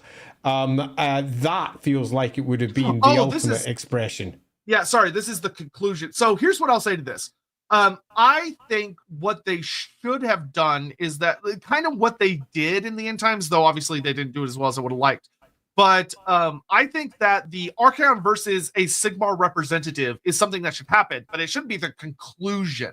That should be something that's like in part, like, let's say it's a 20-part series or whatever, like bullshit, like the Horus Heresy, which is what the end times really should have been. I would have had it happen early, like part 5. Should have been Archaon comes down and he fights this big Sigmar person and he wins. Yeah. And that's the showcase moment of, oh, shit's getting serious. I mean, who should it be? It should be a Slann. It should be a representative of what is the end of the world. And the fall of the Slann, the fall of the Lizardmen, in many respects, is the end of the world. The fall of the Empire is not the end of the world by any stretch. Who is defending the Warhammer world from, ultimately, chaos? It's not the Empire. It's something like the Lizardmen. So you'd be looking for a battle to encapsulate that. Perhaps it should be multiple forces, not just an individual. But this is a conclusion, for me, always felt deeply weak. Yeah, I will say, I do think Vultan suits the purpose that I would have wanted the best. Vultan being that, I would have really dialed in on, he is Sigmar's mortal incarnation. He's Sigmar reborn. It's his destiny to defeat Archaon, and then he dies. And that is your, oh shit, things are getting serious thing. And that allows you to keep Karl Franz in play as a very different character as the Empire collapses around him and they have to go somewhere else. Yeah, I kind of agree. And it's largely the story that Gav tried when they were pinning down the Storm of Chaos, because that's pretty much what happens. Archaon hands him his ass, and he gets pulled off the battlefield and dragged into a Temple of Shalio, where he gets assassinated by Skaven. So, yeah, there is... And honestly... flatly, it's one of the best parts of the Storm of Chaos. Yeah, it is. The following books that deal with like the repercussions that you see a lot in 2nd edition Wolfrup, some of the 6th edition books, and some of the Black Library books, the mind fuck Archaon beating Valten did to the people of the Empire is such a good storyline. It is, and that is something that I think should have been a part of the end times, but in no way does it feel like it should be a culmination for the end of Warhammer. Yeah, I agree. The end of Warhammer should just be bigger. Temporera, I don't know if we'll get a Lorebeards episode about him, but could we get a TLDR on Kurt Hellborg?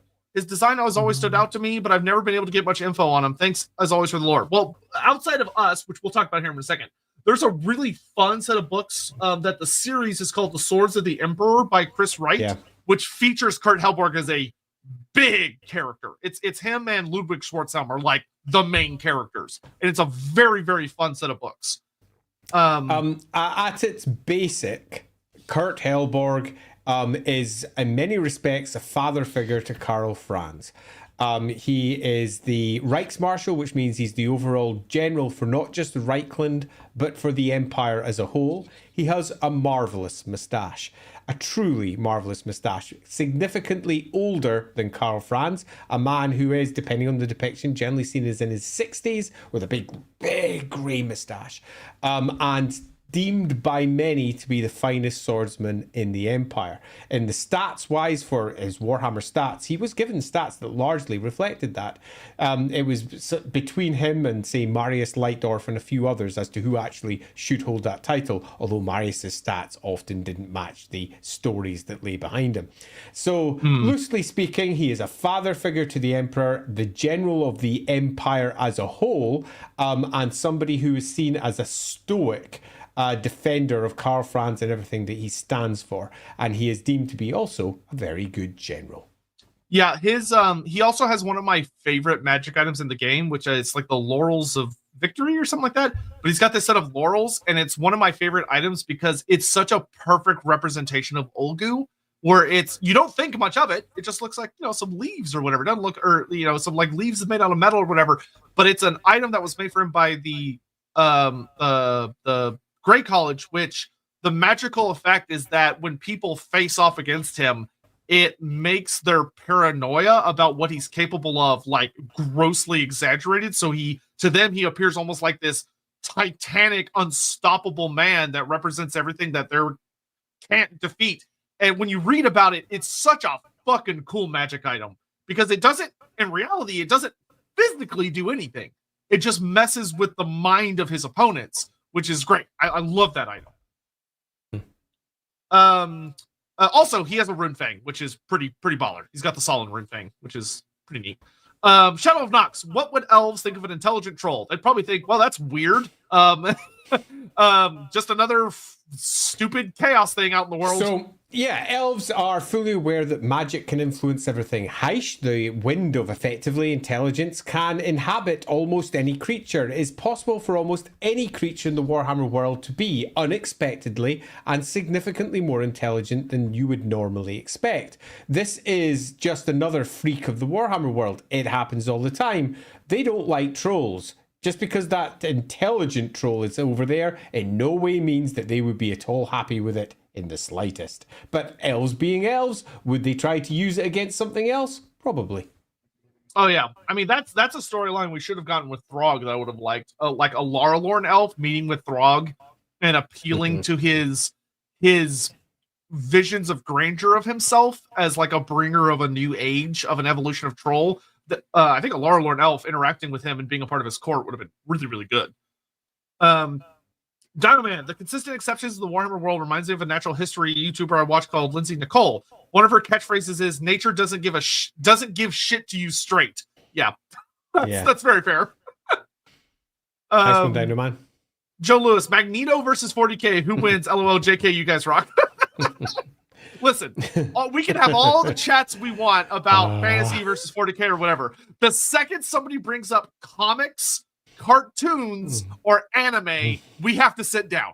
We have to sit down. We don't stand a chance in hell. Comic books, cartoons, and anime are so far beyond us that it's not even funny. It's sad, but it's the way it is. Nathan Hole, long-time viewer, second-time tipper. Thank you, Nathan. Makes me feel like we're a exclusive gentleman's club. What exactly are the Medusa the Dark Elves use? Are they beastmen, mutated elves, or kinky cane shenanigans? Kind of all three, depending on how you define things. But in reality, they are some of the original sorceresses of Grond who got a little too uppity for their own good, and they pissed off Authority, the goddess of pleasure of the Elven pantheon, and she cursed them because they were using magic and the cauldrons of blood that Cain gave them and all this other stuff, which Authority and Cain have a very intense relationship. But Authority basically viewed them as they were mortals trying to make themselves more beautiful than her, more beautiful than the goddess that is supposed to represent beauty. And she took offense to it, and so she cursed them in very Greek god level Very shenanigans. Greek, yeah. And turned them into the Blood Rack Medusa, and they're horrible. So yeah, they're cursed elves. Yeah, so you could argue that they are all of these, because there are more of them than you would think. So it's implied they might be able to breed. So I would say that they're not mutated, because elves don't necessarily mutate, but they are divinely changed. Yeah, that's a fair way to put it. Quaddle, hypothetical. GW is funding a big budget Warhammer Fantasy movie. They've asked you two for your input on only one thing: live action or animated. Animated, not even a question for me. I'm not a live action fan. I like live action. I like live action a lot. It would be a significantly bigger movie if it was live action, but it would be arguably more likely to land if it was animated, but it would be far smaller in terms of its overall reach. Yeah, there are elements about live action, especially modern live action, that it's running into a lot of the issues with like how CG is used and like the rise of AI and stuff like that I just have a lot more faith in animated productions than I do live action ones. But hey, if it's hypothetical, yeah, that's true. If they land it, live action for me without any doubt. But yeah, I just don't think they would. Yeah, if they could land a good live action, it would hit the general audience of the world much harder and much better than an animated one would. Ricky Chapman, on the topic of Bloodkiss, we could definitely see Nagash experimenting by turning other races into vampires. Well, it probably wouldn't be Nagash doing it, it'd be other vampires doing it. And probably throwing the horrific things into a deep pit that later could crawl out. That's very Necrarch. That is like so Necrarch, it's not even funny. Yeah, and the fact that we don't have that is one of the reasons why I don't think it's a thing. That you might have failed experiments and similar, but they're going to be similar to the vampires who have devolved entirely from their humanity. They're going to be a mess. So very possibly there are some form of entities like this, but the fact that we don't have stories about them, we don't have them in the army lists in the slightest. It's not like we have an elven bloodline of vampires. They just don't exist. And I think they don't exist because, as we've discussed over many times concerning Nagash, he is a uniquely human entity, and he works through humanity. Yeah, I will say, if you wanted a fun villain for a Wolfrep campaign, especially if you're dealing with a mostly non-human party, the idea of a Necrarch who is attempting to recreate Neferata's elixir, but alter it so that it works on other races, would make for a very interesting storyline. Yeah, as long as you came up with a good reason for it. Why? Well, who cares? Yeah, why is he doing it? Yeah, what's his hope? Totally. Yeah. Why? Peter Osborne, I'm creating a mod for a Paradox mod set in 1360 at the start of the time of two emperors. Nice. Could you give me some good ideas of differences between modern times and then? Sorry for laughing. I laugh because I don't think Games Workshop knows. Yeah, Games Works. You have to remember, this is the same company that when the old world showed up, which was a perfect opportunity for them to go, how were things different 200 years ago? GW looked at it and went, they're not.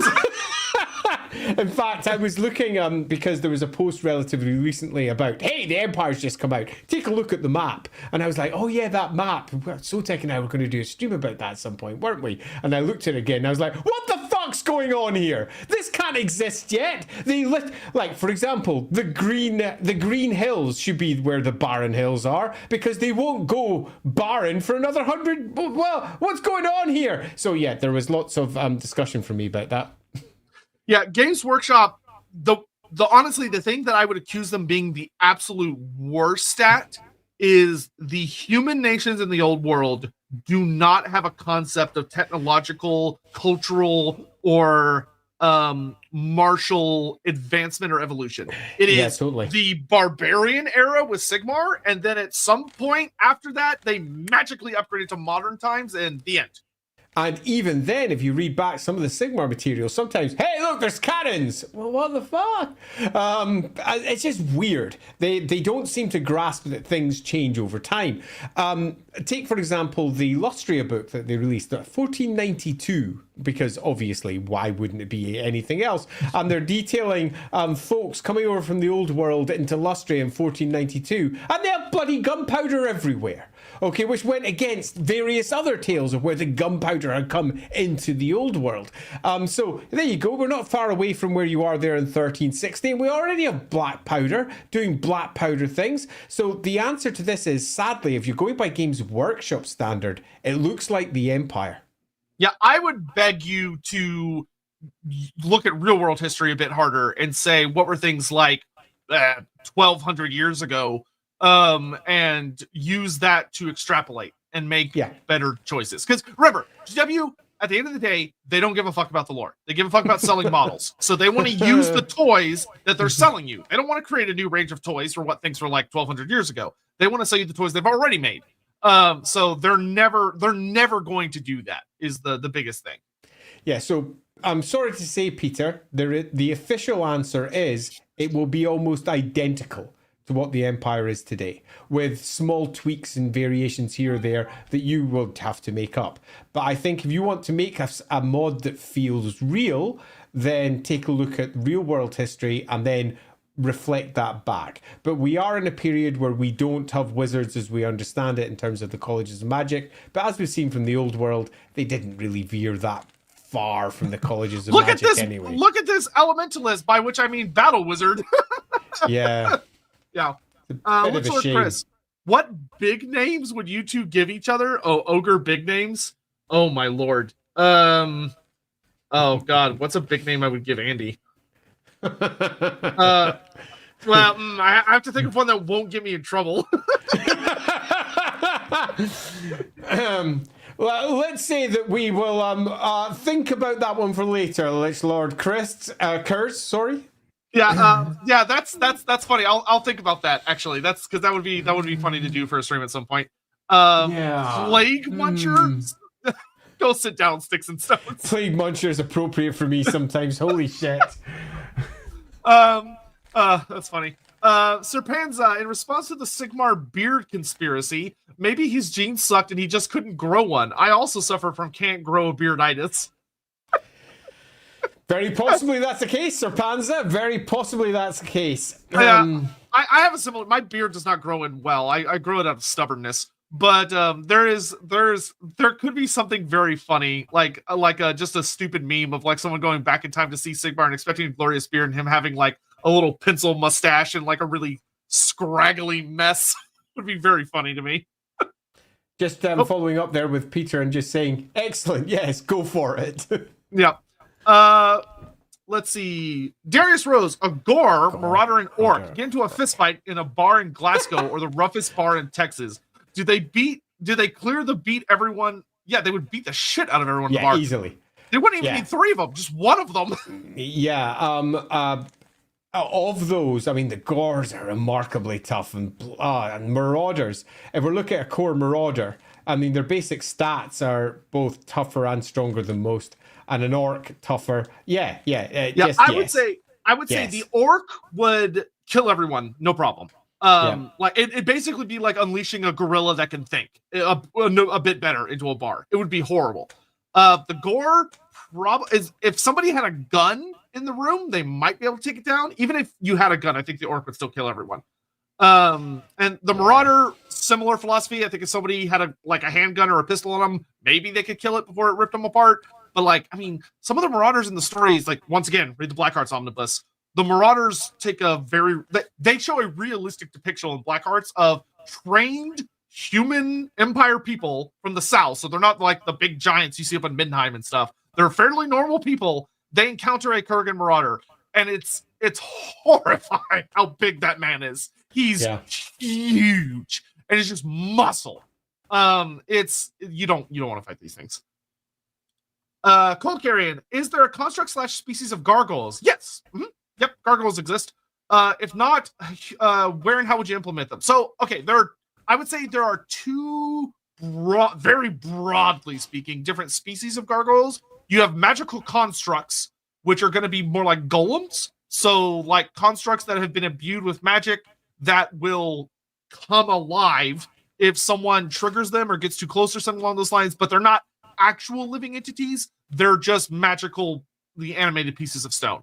And then there are certain kinds of demons that look very similar to gargoyles, like think of like Furies. And if you were to see them, you might go, oh my God, that's literally just a gargoyle. And in the Warhammer world, it might have a different name. But there are things that if you were to see it, you go, yep, that's a gargoyle. It just depends on what brand of gargoyle you want. But I can't think of anything off the top of my head where you have like a creature that turns to stone and then turns back from being stone. But I think even in most of your OG, like the cartoon, that's a curse, not actually an inherent property. So you could just make that a curse that exists on some kind of creature that it gets bound when there's in stone when there's sunlight out or whatever. Biofoot just wrapped a game of AOS. Nice. I haven't played 4th edition yet. I need to. Headed back to the beginning to see the madness descend upon us all from the start. Oh, for the stream. Well, we hope you enjoy watching it. It's been a pretty nice, fun, chill stream. Yeah, this has been quite cool. Amadeus Archon. I've always been curious about the elven gods of destruction. Well, they're not. The actual specific destruction. The actual specific destruction ones. Yeah. Famine and so on. Hucon, Estrueth, Elenil, etc. Because there are 6 of them. Because Elenil has 5 kids that are still around. Even compared to the other bloody Sithoride, they seem to be a step way beyond any civilization-centered god. Can you give us an example of regular Druki following these paths while still being a part of their society? Yeah, absolutely. And I don't think we even need to look at just Druki here. I think that you could easily see those gods manifesting in Azrai society and over with Aeonir society and even within Azure society, although that will be frowned upon in many circles. We are ultimately just looking at the manifestation of, say, just to pick one word there, destruction, and that is a core component of what it is to be a dark elf, for example, where you are literally often charged to destroy not just others, things, whatever it may be. So I think those paths can easily be manifested with them. It's just a matter of sitting down and going, well, what does this mean? When you are manifesting yourself as a reflection of this god, we all know what the obvious ones like Kurnus the Hunter means. We immediately start pulling up ideas of hunters, strangely enough. It's very easy for us to do those, but when we are looking at that deeply teenage mindset where they get exceedingly passionate about whatever it is that they are doing and mastering skills about destruction at its core, that's I don't think particularly hard to manifest. Do you think on your side, Sotek? Well, think about. Oh, you've turned into a robot again. Robot Sotek. I can do. Can you make out what I'm saying? At the moment, no. Your signal's going to need to come back in a moment. So, cut a long story short, from my side, the gods of destruction and the gods that are taking elven society in a way that you might think doesn't feel very elven, I think absolutely is elven, and it is a core component of how their souls express. All it requires is a deeper write-up. Yeah, You're talking again. Excellent. Okay. Jeez, I don't know what's going on today. But like my internet turned off randomly last night, which fun fact made me lose about 2 hours of work, so that was great. So what I'll say is, although it's a bit of a stereotype, especially in fantasy settings, think about how core destruction is to life. I mean, of that, you do need to destroy things often in order to create things, to break things down to their fundamental building blocks, so that then you have the pieces to make something new. That is a core component of destruction. And like the likes of Elendil stuff. And a lot of his children, though you could argue, are they children? Are they merely aspects of him, etc.? Are like Mathlan is one of his kids, who's very, very core to the identity of elven civilization. Even the High Elves, Mathlan's big deal. And you got like Hucon the Sunderer, has a lot of really important things in dealing with earthquakes and all this stuff. Like they have roles, critical roles. Yeah, so don't just think of them as like, oh, they're natural disaster gods. They also have very cultural significance as well. Hucon the Sunderer is not just earthquakes. He represents other forms of sundering as well. Mathlan is very much the mariner moving across the oceans, going from place to place. So there is much more about each of them. It's just that they require bigger write-ups. And that's ultimately what I'm sort of working on for my game. Yeah, they are unfortunately very narrow because they kind of just get mentioned and like, oh, here's a little lore blurb, and then they sort of just fall off the face of the earth. Yeah. Totally. Henrico, what happens to a slayer who becomes crippled or paralyzed in seeking their worthy doom? So bad that they become unable to fight a worthy foe. Really sad shit. Yeah, it's very likely they might find themselves working in a shrine, a slayer shrine somewhere, to pass on what skills they have. But I agree, it's bad. Just bad. There's always a way to, hopefully, if they defend that shrine against something that might come to it, for them to sell their lives dearly. But if they're paralyzed or crippled, it's just bad. Yeah, that is a dwarf that, in like the most horrible way you can imagine, is genuinely praying every day that something breaks in and gives them some kind of desperate fight to kill them. But it's probably never going to happen. That'd be super sad. Yeah. Valdiv, Isabella von Karstein, Bella. Core, yep, it was Bellacore all along. Love what you guys do. It was Bellacore all along. Hey. Thank you for the super chat. We really appreciate it. Sam Kennedy, help me get a feel for Grail Knights in Bretonia. How strong is a single? It depends, dude. I know it sucks. I know that's not what you want to hear. It depends on the Grail Knight. Lewin Laneker he bleeds light. That heals his body back together, and if it splashes on something like undead or a demon, it can banish them or burns them horribly. And so you're like a century old. yeah, and he's old too. Like Karl Franz is a baby compared to Lewin. And he's almost like an angel. Like he's insane. And you're like, wow, that's incredible. But there are some Grail Knights that have appeared in books that are they're superhuman, but they're not. They're just relatively old guys who happen to be sitting in a temple, and they're capable, but they're old, and some of them are a bit creaky at that. So yeah, they are variable, but they have all drunk from the Grail, so they are all in some ways virtuous and capable in a fashion that makes the other knights look up to them. Yeah, and so it would just depend. Like some of them, if you were to see them, you would say that is an angel in human flesh that's not hiding it very well, or that is a mutant because he's got fire coming out of his eye, like holy fire coming out of his eyes, and he's got a shining radiant aura like the sun's always behind him. And you go, well, that's fucking crazy. And I'd say, yeah, it is. But he's literally got the power of a god in his veins. Like, yeah, they're gonna be bonkers, and some of them are guys that are a little quicker and a little stronger than you might expect. So it just depends.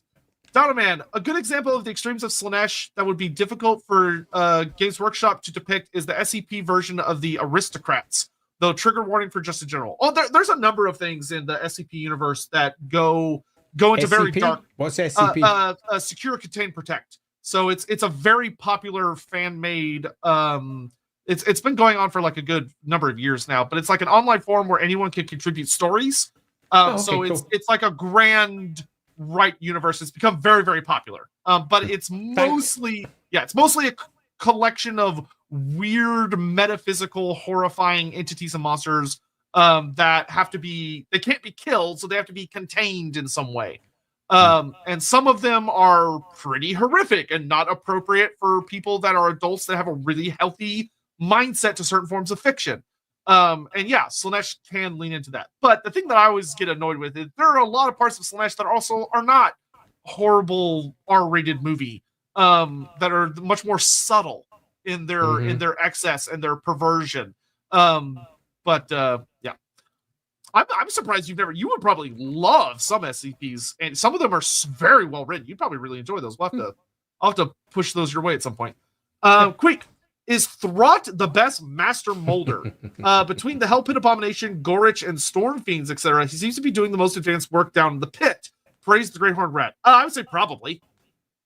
Sure. But he's also the only one we know of. So it could be that there's some guy down there that's created significantly more fascinating things, but they don't necessarily have like a battlefield contribution. Maybe they have to do with generating lots of food, or transporting messages, or creating a homunculus that's actually a Skaven, but it looks like a human, so it can blend into society.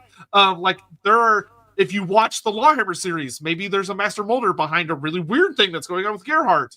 Like, there are things they might be up to that are better than what Throt has done. I would say Throt appears to make the deadliest big war creations, seems to be his strong suit. I remember when he was just a quick 3-armed Skaven Plague Master. Not that powerful at all. He moved up in the world. He did move up in the world. Did our Throt? Yeti 13, can you go into more detail about the large battle between the Chaos Dwarfs and Clan Scryer? Also, Andy forced Sotek to stream Mass Effect. I've got too much on my plate right now. But Mass Effect. One day. I know a lot of people love it. I know a lot of people think it's the best thing ever and also want to bone a lot of people in it. I'm actually half tempted to do it myself, just purely to go through it all again before the next game comes out. People would... I don't know how many people in this chat, but I know a lot of people in this chat would sell their souls for there to be just solo Andy video game streams that they could, or videos that they could watch. People would fucking love that. I would love that. Yeah, I might do that. I as many people will know, kind of love Mass Effect for all of its many, many flaws. And I've completed it on Xbox, on PlayStation, on PC, on all of them multiple times because I'm an idiot. So yeah, that could be quite fun. We also need to get you to do the Total War tutorial so you can see the storyline they did for that. Anyway, so this story is, I believe it's the Battle of Drakkenmoor, I think is what it is. It's a very brief mention in the Tarmacon book. It's either the Tarmacon book or it's the Monster or the Storm of Magic book. But I'm 99% sure it's Tarmacon. But it's literally just a little lore blurb that adds some fun world building for the Chaos Dwarfs, which just says that the Chaos Dwarfs got into a big battle with Clan Scryer where they unleashed such nightmarish weapons of mass destruction against each other that it created a storm of magic. When you think about the fact that Clan Scryer is unleashing a bunch of warpstone-powered monstrosity engines, and the Chaos Dwarfs are using demon engines that are also magic, that makes sense. But if you really think about what that's saying, that the two of them fighting unleashed a storm of magic that also nearly basically wiped out both sides. Fun fact. So they both claimed victory, even though they both lost. It goes to show how dangerous just they both are. Like how absurdly over the top bullshit Chaos Dwarf technology and Clan Scryer technology is. Like creating a storm of magic is... I don't have the words. Even if it's localized, that is still something that a wizard would look at and go, I don't understand how you did that. So anyway, Lord Sarthinius, you're alive! Yes, we are both, Partly so. fortunately, still here. Pagan, can I have feedback on my headcanon that Khorne was the original god of the old world before the old ones? Is that a completely ridiculous theory? No. Yeah, I wouldn't say it's ridiculous. I would say you'd have to do some massaging, but it's not ridiculous. I'd say your biggest problem is the use of old world. Why the old world? What is it about the old world in particular that you think is tied to Khorne? If we're looking at the early version of the gods, there was only really one species that repeatedly is depicted as having a pantheon of gods in that early era, and that would be the elves. Yep. You could go. You also could, if you wanted to mess around with like especially pre-old one stuff. There are some mentions that the Famir were worshiping something before the arrival of the old ones. So you could mess around with that as well if you like. And then our last one, I'm actually, oh, nope, not quite our last one. Almost our last one. I'm actually shocked we caught up. Are we going to catch up? Bloody yeah, well done. It was looking dicey there for a bit. Dino Man, so this may be because Bretonia's lore wasn't properly updated, but how is this mistreatment of the peasants justified as being just, righteous, honorable, etc. in the ways of the lady? It seems a bit hypocritical that she's all about virtuous stuff, but one of those virtues is a highly entrenched class system. So I have two thoughts on this, and then Andy, I think, is going to say something a lot smarter than me, but I'll get my stupid thoughts out of the way first. Which is that so the first thing that I look at is I turn to Bertrand the Brigand as an example, which is that his story has a lot to do with how there are many nobles within Bretonia that are genuinely abusing the law of chivalry. Of that, if you go back to the original code of the law of chivalry, it was that certain individuals were the strong and the fighters, and they are meant to protect the weak. They are meant to be the shields of the peasantry and protect them from the evil, the unjust, the horrible of the world. But humans are humans, and do what humans do. But Bertrand the Brigand's story very heavily revolves around how him and his merry band of totally not Robin Hood lads definitely go around robbing and sometimes killing the unjust, the cruel among the Bretonian nobility. And one of the things that I love about his story is in a true Warhammer fashion, because I do believe it's important to keep it a bit vague, is they mentioned that Lewin Lancaster has summoned Bertrand and wants to see him, but no one knows why, because Lewin won't explain his thoughts. So nobody knows if he wants to summon Bertrand to arrest him and execute him, or to summon him to basically give him a clap on the back for doing a great job. Because when you look at Lewin Lancaster, he appears to be a genuinely noble, kind-hearted, protect the people. He has a whole thing where he allows peasants to come in and entreat him about things, which a lot of kings would not. Some of the dukes don't. They don't allow the peasants to come in and talk to them, but King Lewin does. But one of the core things about Bretonia is how downtrodden and garbage the peasants are.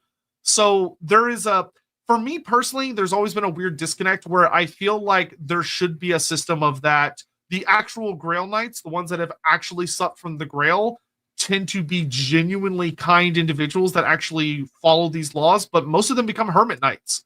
They don't participate in Bretonian society, which I think says something. Yeah. Okay. So, Bretonia. Bretonia is a mess of conflicting authors writing the same place and coming to different conclusions, where we have ourselves an almost idealized version of their religion, which creates perfect people who can do no wrong, supposedly. However, the reality of that is that's not true. But the Grail and drinking from it means surely it is, right? And the answer is, we're not given an answer, but we are given some very real applications of what's happening in Bretonia. And that's that the peasantry have a pretty tough life. They are effectively, as serfs, almost slaves to the land. And they are supposedly served by a nobility that protects them. In turn, the serfs serve the nobility to ensure that they can go to war and protect their people. However, there is a great deal of, according to the version of Bretonia you go with, corruption amongst all this. And there is, because chaos is prevalent everywhere. Corruption is a thing, and their core religion should supposedly stand against this, and kind of does. But much like real world religion, where they claim to be one thing, but in reality other things often manifest, the same thing happens in Bretonnia. Now, does that mean that we should have ourselves a bunch of knights that should be standing up against that? Yes, but it's not a world of mass communication. This is not somewhere where everyone can just sit down and go, their problem's over there, this guy's an issue.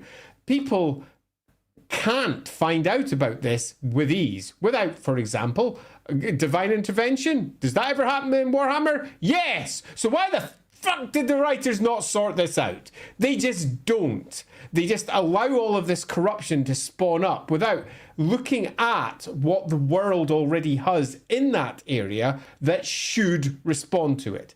Now, some writers get around this by basically saying, you know those dudes who should be doing something about this? They're busy fighting other things. They're just constantly in a war of permanent attrition against the horrors that the Warhammer world offers. And if you take a look at, for example, one of the short stories, can't remember who wrote this, was it Graham McNeil?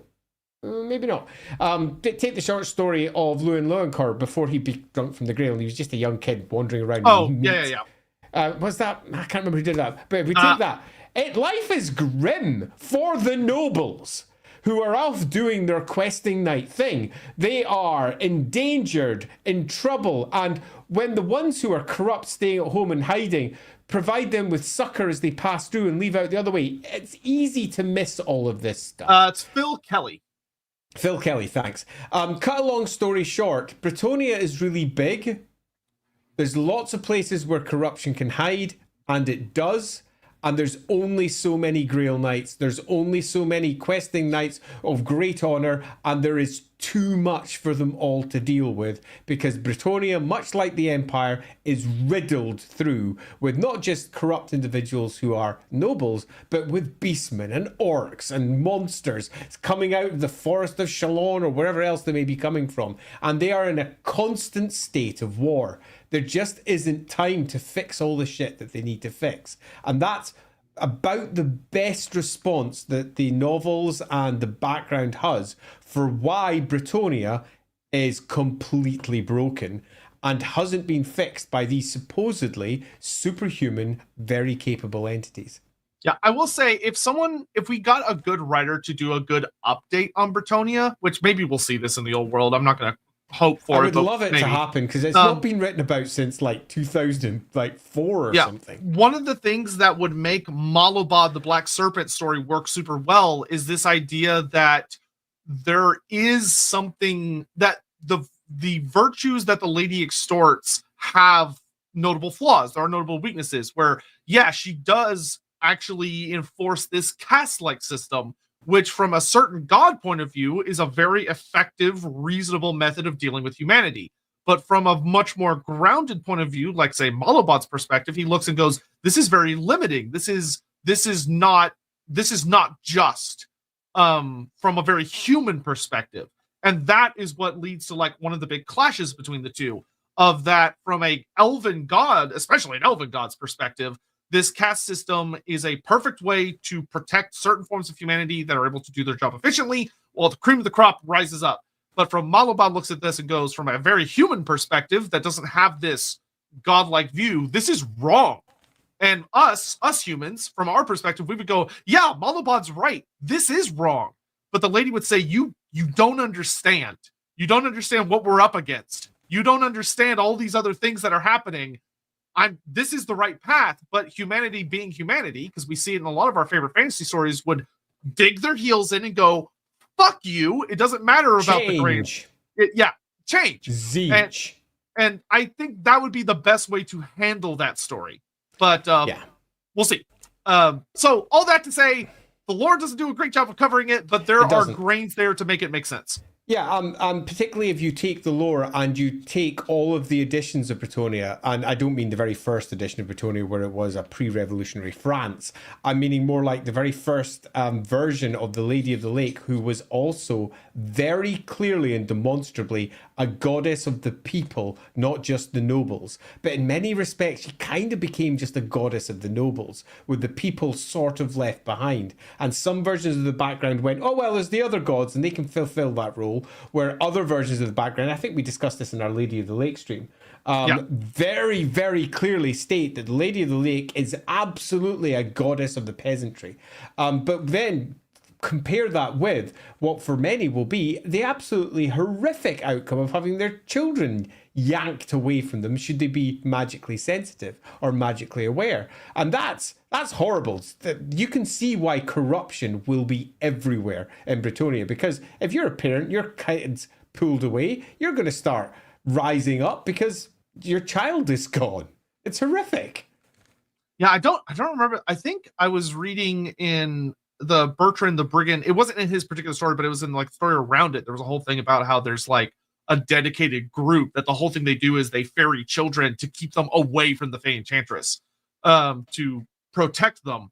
But you know, that's a very personal, like, I'm protecting my personal life and my personal feelings, as opposed to protecting Bretonnia by getting these weapons that are needed against the great enemy. Absolutely. I mean, and when you compare it with some of the end time material, it's quite clear that the overall picture of what's being done, removing the human element, is they are extracting the extreme danger that sits within the human gene pool. And that is the ability to use magic and an inability to control themselves. Most will fall to chaos. So they are taken away and put somewhere safe so they're not killed. They are used perhaps as handmaidens to the god herself, or alternatively trained up to return to their people and do a whole bunch of cool stuff. But that doesn't change what the parents are going to feel, doesn't change what this baby's just going to be brought up and indoctrinated in this elven cult, for want of a better description. But yeah, the whole thing from the god view makes sense, but from the actual human view, sitting down on the ground, is horrible. And that is something that is not particularly well detailed inside the books. Who has more aura, Ironbreaker or a Norse Ironbreaker? Oh, well, the Norse is much more metal, right?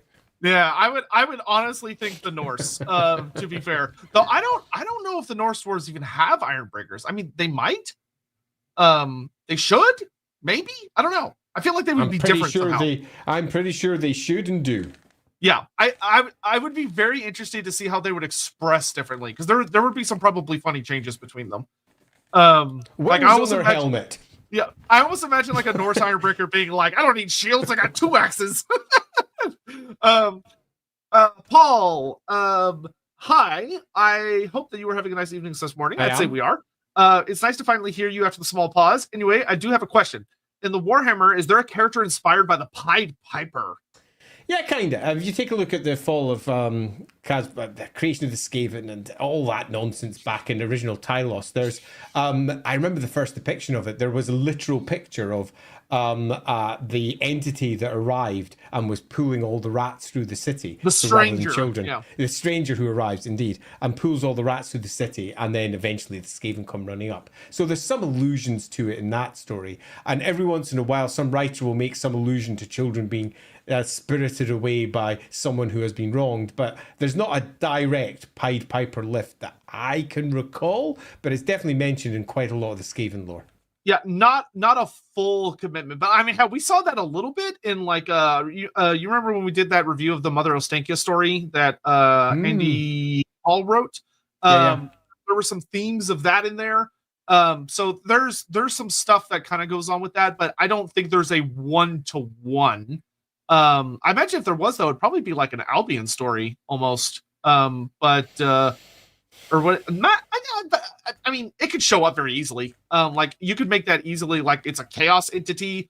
Like it's the Changeling, or it's like a Slanesh thing, or there are a lot of ways you could. There are a lot of different ways you can interpret that story. Or it's just a spirit of the forest. Like it's not even a malicious chaos thing. It's just a spirit.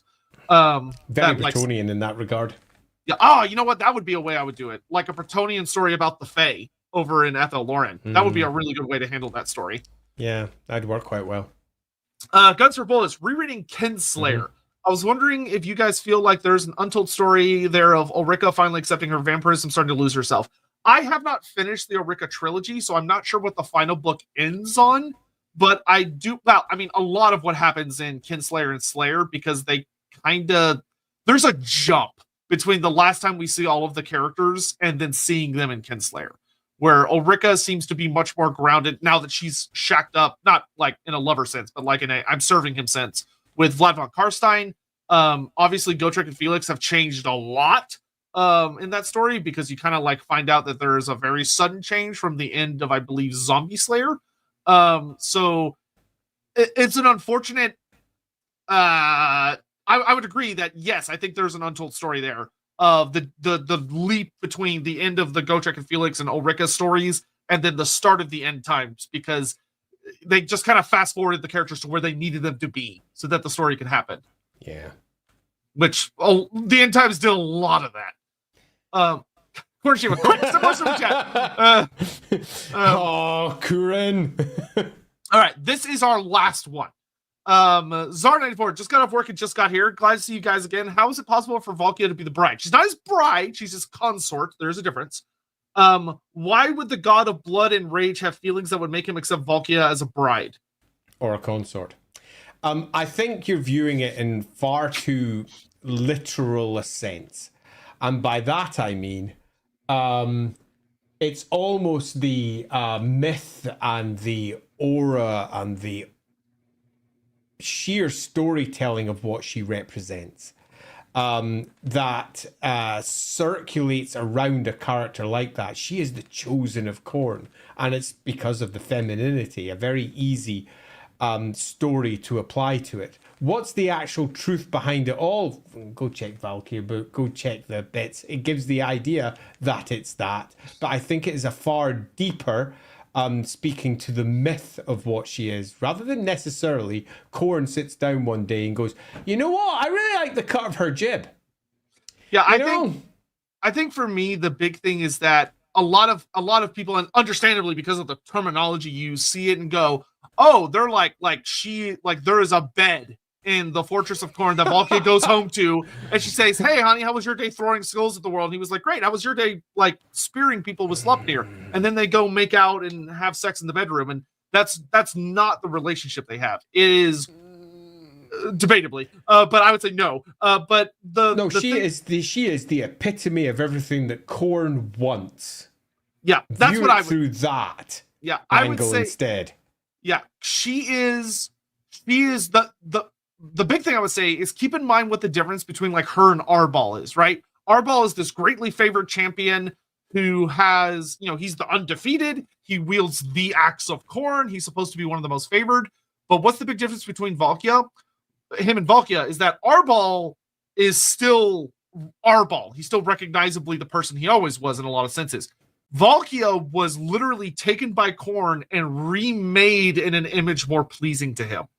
Physically, like she's not a demon prince for some reason, but she's she is in some places. She's never had the demonic rules. The rules writers were like, no, she's not a demon prince, and the lore guys were like, but she kind of is. Yeah, she is. Yeah, totally. But so the best thing I would say is that to him she is perfect. Which is, we can interpret as a form of love, but I don't think Khorne is capable of that kind of love. Yeah, it's I think this is something we could sit down and have a good chat about, because the Chaos Gods, what someone like Valkyrie represents, it's kind of deep. And it's kind of beyond the simple views that many have, where they just go, hey, they're married, they have sex and stuff, right? Woo! Yeah, that is a really simple view of how chaos. Like you would not believe. We need something a bit more deep here, because Khorne is a chaos god, and that's special. And how that best can be represented, I think, is worth having a chat about. And then looking at the broader background for Valkyrie, I think it would be worthwhile. We should do we almost did a stream about her at one point. Is that we almost did. She lost a little vote, but I really want to do a stream on her because her mortal life. her life is so much fucking cooler than you think it is. Like, Yeah, if you've yeah, never read totally. her stories, she has a very cool story. But I actually like what Twenty Scontier said. Unlike traditional queen consort and bonding concepts valued by societies such as a symbol of purity and tradition, she instead represents the values Khorne wishes to be represented in the world. Absolutely. Yeah, absolutely. Yeah, I think that would be definitely worth having a broader stream. Also, before we stop, because I did promise it right at the very beginning, that if anyone marked out any posts with a Q Oh or yeah, a question, I mean, if you're feeling okay, I'm not in a rush. We can grab I'm a couple totally of fine. questions. If we could ram through like 4 or 5 of those, that'd be really nice. I'm looking to see if I spot any at the very begining. So, Battle Chicken, I will say here, we may or may not have this individual show up on Lorebeards at some time in the near future to talk about some things. Who is a Pancreas no work.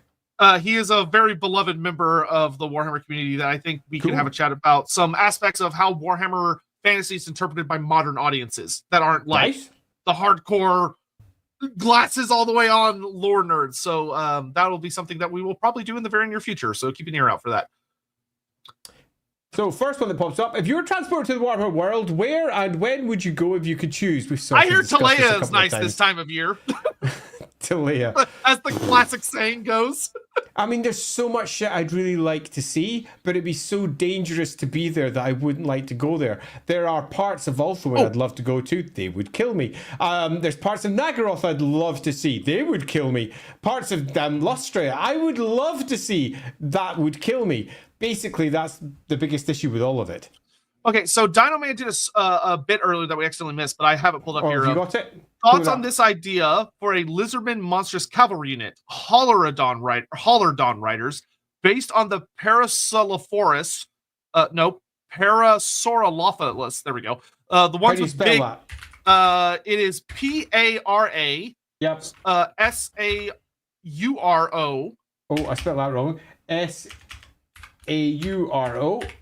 L-O. Oh, there it is. Got it. Okay.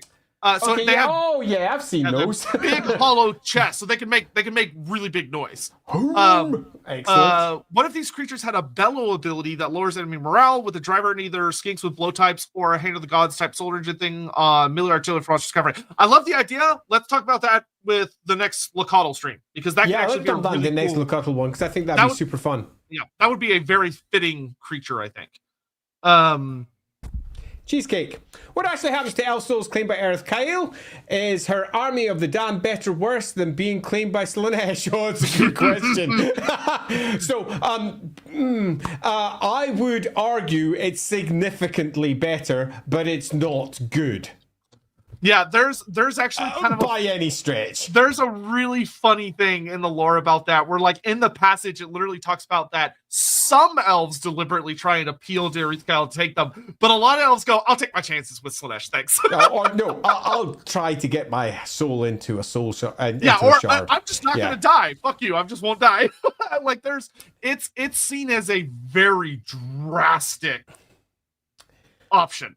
From Ivor, how damning are the 4 ruinous powers? Does worshipping them at any point doom your soul, or is there some room for redemption? Worship is an important word. If you're saying worship, you damn be screwed. Yeah, there's so like when you think about the northern tribes, there's a very big difference between actively worshiping them and placating them so they don't get angry at you. Those are two very different things. Yeah. In the Warhammer world, the Chaos Gods, once they've got their grip on you, you're kind of screwed. Having said that, though, there are multiple examples inside the lore where they kind of mess that up a little bit and they make it a little bit unsure. And there's even things like demons that have somehow slipped away from their Chaos God. So ones that are literally a part of that god have separated themselves and become unique or individual entities. So for every time where we say that never happens, there's an example where it does. Yeah, I mean, the most famous character that's done something like this was the Bloody Iron Reaver. I always remember his title, and I always struggle to remember his name. Somebody tell it, be like, "Oh, so and so." In that he was a big Chaos champion. But okay, so I will say this: there's a thing where, and you see this in Archaon storyline, depending on the author, where yes, Lord Mortken, thank you, who featured in the Siege of Volkanov, which was an awesome campaign story. They just randomly threw in the big red book for 8th edition. But there is a thing where some writers have, and this is very inconsistent. So this is not, I'm not saying this is the way it is. It's very inconsistent. Where some authors will say, if you worship chaos at all in any way whatsoever, you're fucked. You're instantly fucked. They got you.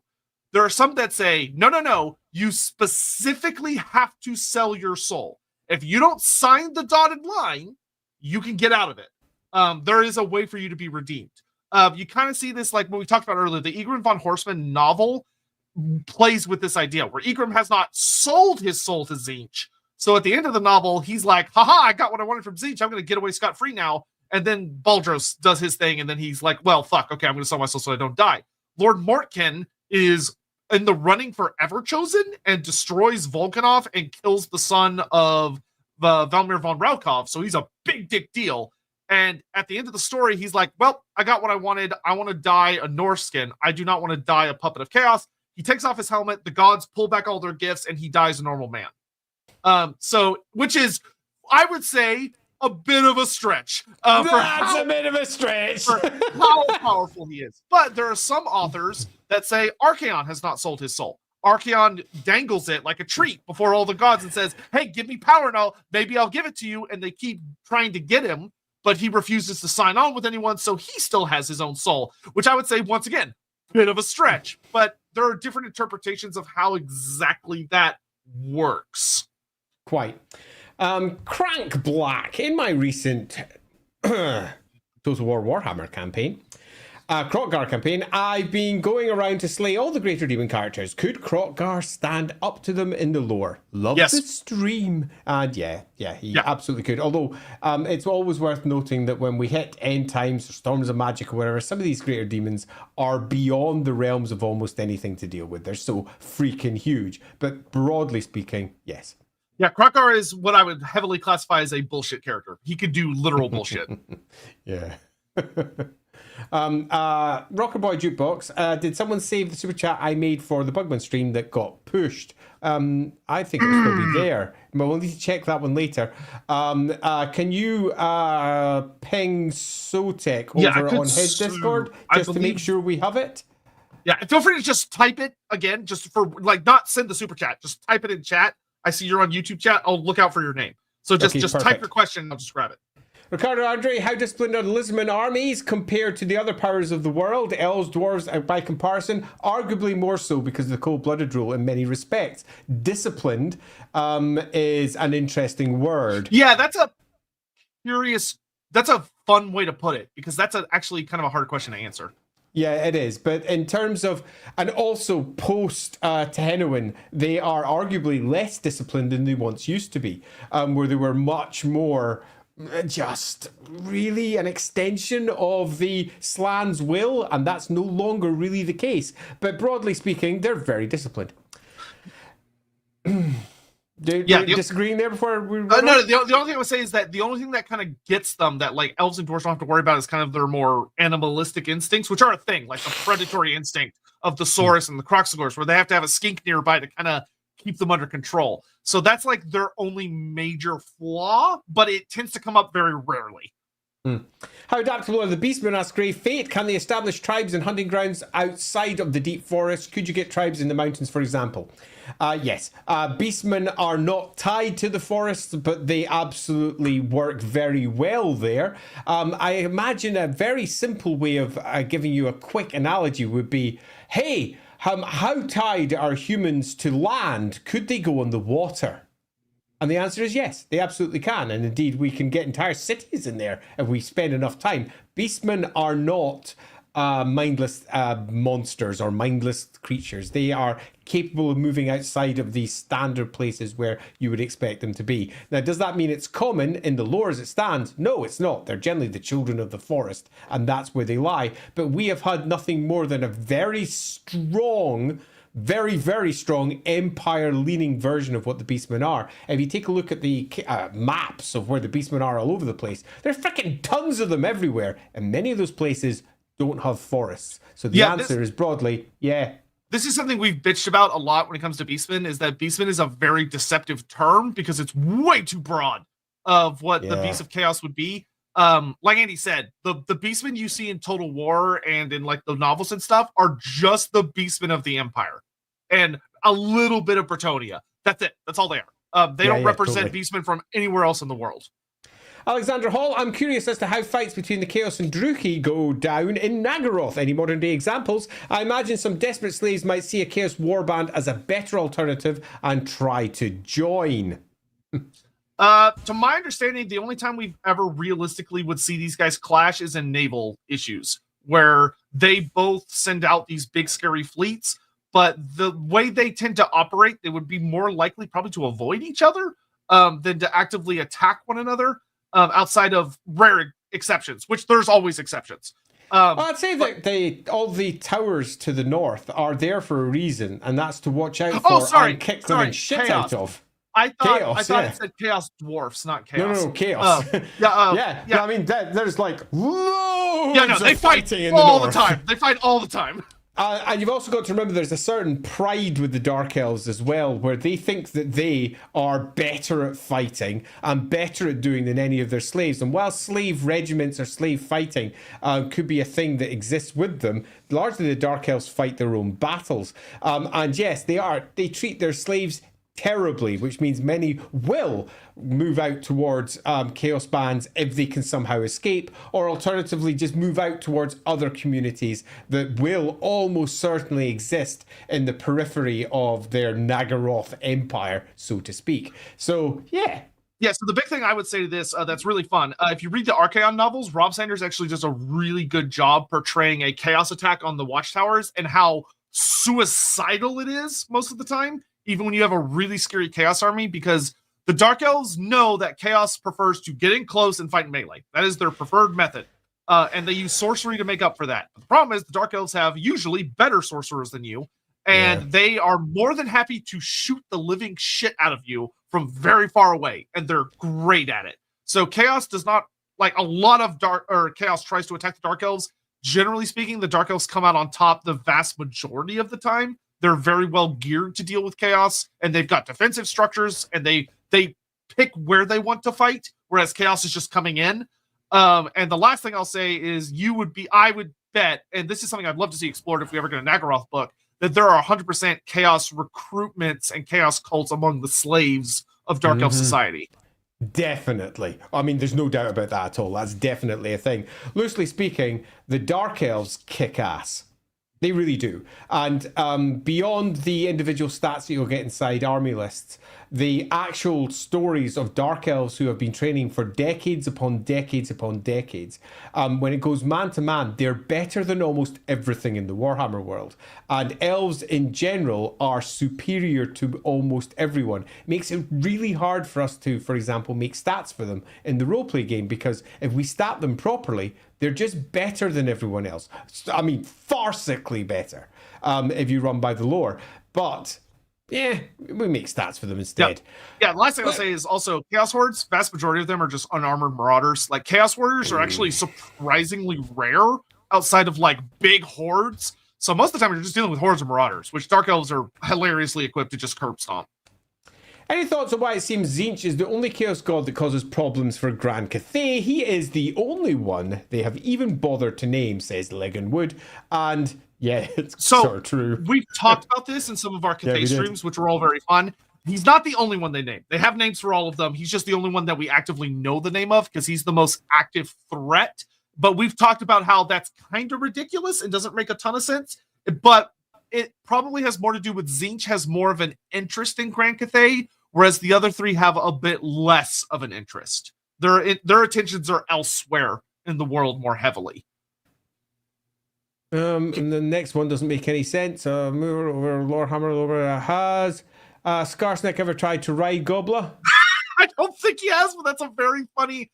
Oh man, I wish that had been in his book. Like when they first finally get back together, that would have been a very fun, like random note in a chapter. Would have been him trying and being like, "This does not work. This doesn't work." David Jones, could you see a non-Chaos Barbarian faction popping up as a playable for the old world? Love the Barbarian theme, just wish it wasn't Chaos. Yes. Yeah, yes that could definitely be done. Non-Chaos Barbarians from the north, and also yes to Chaos non-Barbarians from somewhere else. EJ Cruising, what would you do to make a Greenskin-centered campaign that isn't all about fighting? Go watch our Black Crag stream. Yeah, bring out Gorfang Rockgut. Yep. Bring him out. Yep. We know why Khorne doesn't elevate Valkia to demonhood, but do we know what Valkia's thoughts are on not being made a demon? It is worth noting that in some versions of the background, she absolutely is. Just to be very clear about that. She absolutely is. She's a full demon prince, particularly when we hit the end times. But we don't really know her thoughts on it per se, as I don't think back on it. Yeah, I don't think she actually... the only time it would ever be brought up is in her novel, but I believe that Valkia knows what her place is and finds supreme satisfaction in it. Like, her position with Khorne as this literal Valkyrie seems to bring her a level of satisfaction that she questions nothing. What we missed? Hey guys, I'm sorry for that one. Hey guys, so in real life, some fungi have symbiotic relationships with, oh dear, cyanobacteria in colonies called lichen. Given the hypothesis that half-orcs could be created by the orc fungus infecting humans, could this condition be called lycanthropy? Get out! Get out! Oh, I didn't realize where it was going. Oh, dude, you made me read that. That's very clever, but get out. Yeah, I love that. Okay, so that's all the ones that we missed at the beginning. Do we have anything that's coming at the end before we stop? Yes, we had a couple of little last ones. Okay, I'll let you grab those in. Saya, what do all of Khorne's champions think of each other? Valkia, Arbol, and Skulltaker. So unfortunately, the real answer is we don't know. That's probably the most fervent thing a lot of people wish we got more of, was like in the head of the characters of the universe, but because of the nature of the battle game and that it's done from a god perspective, it very rarely, if ever, comes up. So the answer is we have no idea. They never seem to encounter each other and talk about each other. They're just kind of around. It's actually one of my biggest problems with Khorne in general. And that's that they are so poorly characterized that we can't actually imagine how they work in reality. They just kind of don't. Yeah, Arbol's charge! I mean, do they do dishes? I mean, what's going down with these people? Do they have lives? Do they not have lives? And the reflection of it is pretty much ignored, except in the oldest versions of the lore, where Khorne was often given a variety of different characteristic types. But most of the most modern versions of Khorne are just frenzied lunatics, meaning that they do not make great characters to have chats with.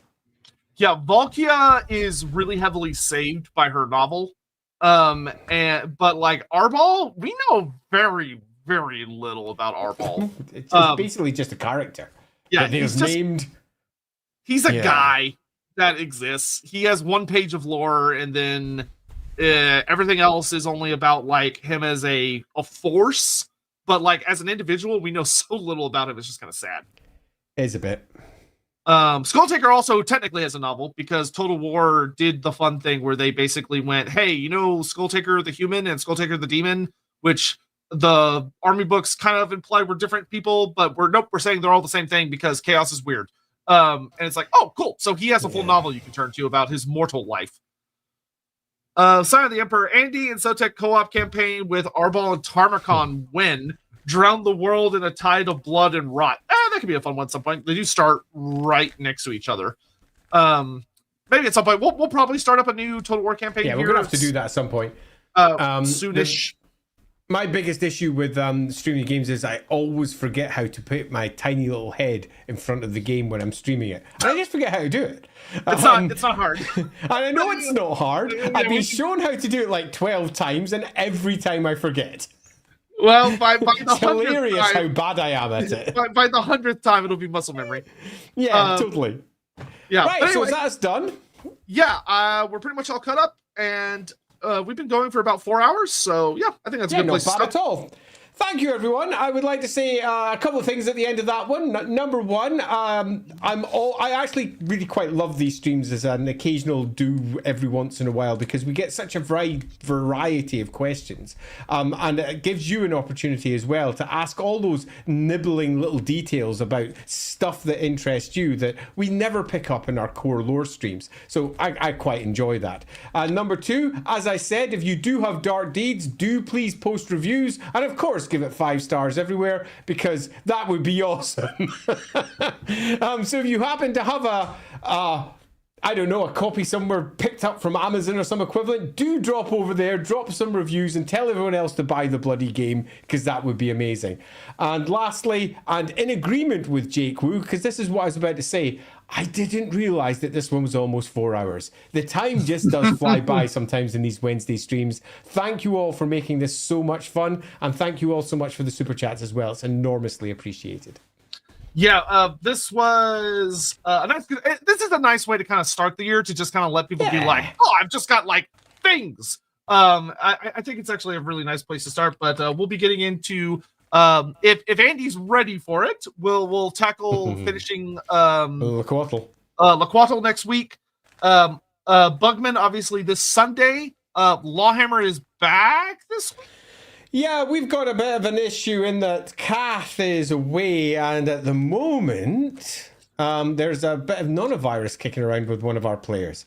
So we're not entirely sure what's going to happen this Friday, but we're definitely doing something this Friday. Okay. So this Friday at 7 p.m, we will be doing something. I know what I want to do, but it depends entirely on who I actually get well fit and good to go on the Friday.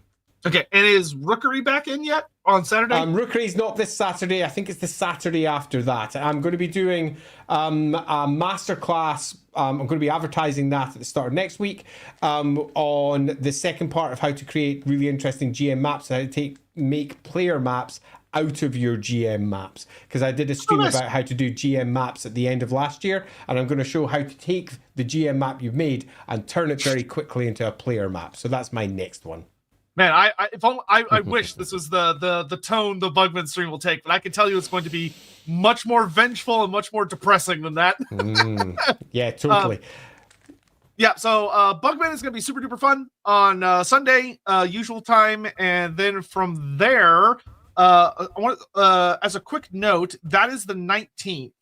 So we'll probably do some kind of vote or something to go into the 26th. But then the week after that is my birthday week, so I'm gonna probably take over. Yeah, and you take over that one. I'll pick a subject because I've got a couple of white whales I need to slay. But yeah, so that should be a really good time. Yeah, it will be a good time. Please take care. Have a lovely day. This was super fun, and we'll see you guys. Well, you'll see Andy on Friday, but you'll see both of us on Sunday. Yeah, and so until then, we'll see you all later. Bye bye. Bye bye.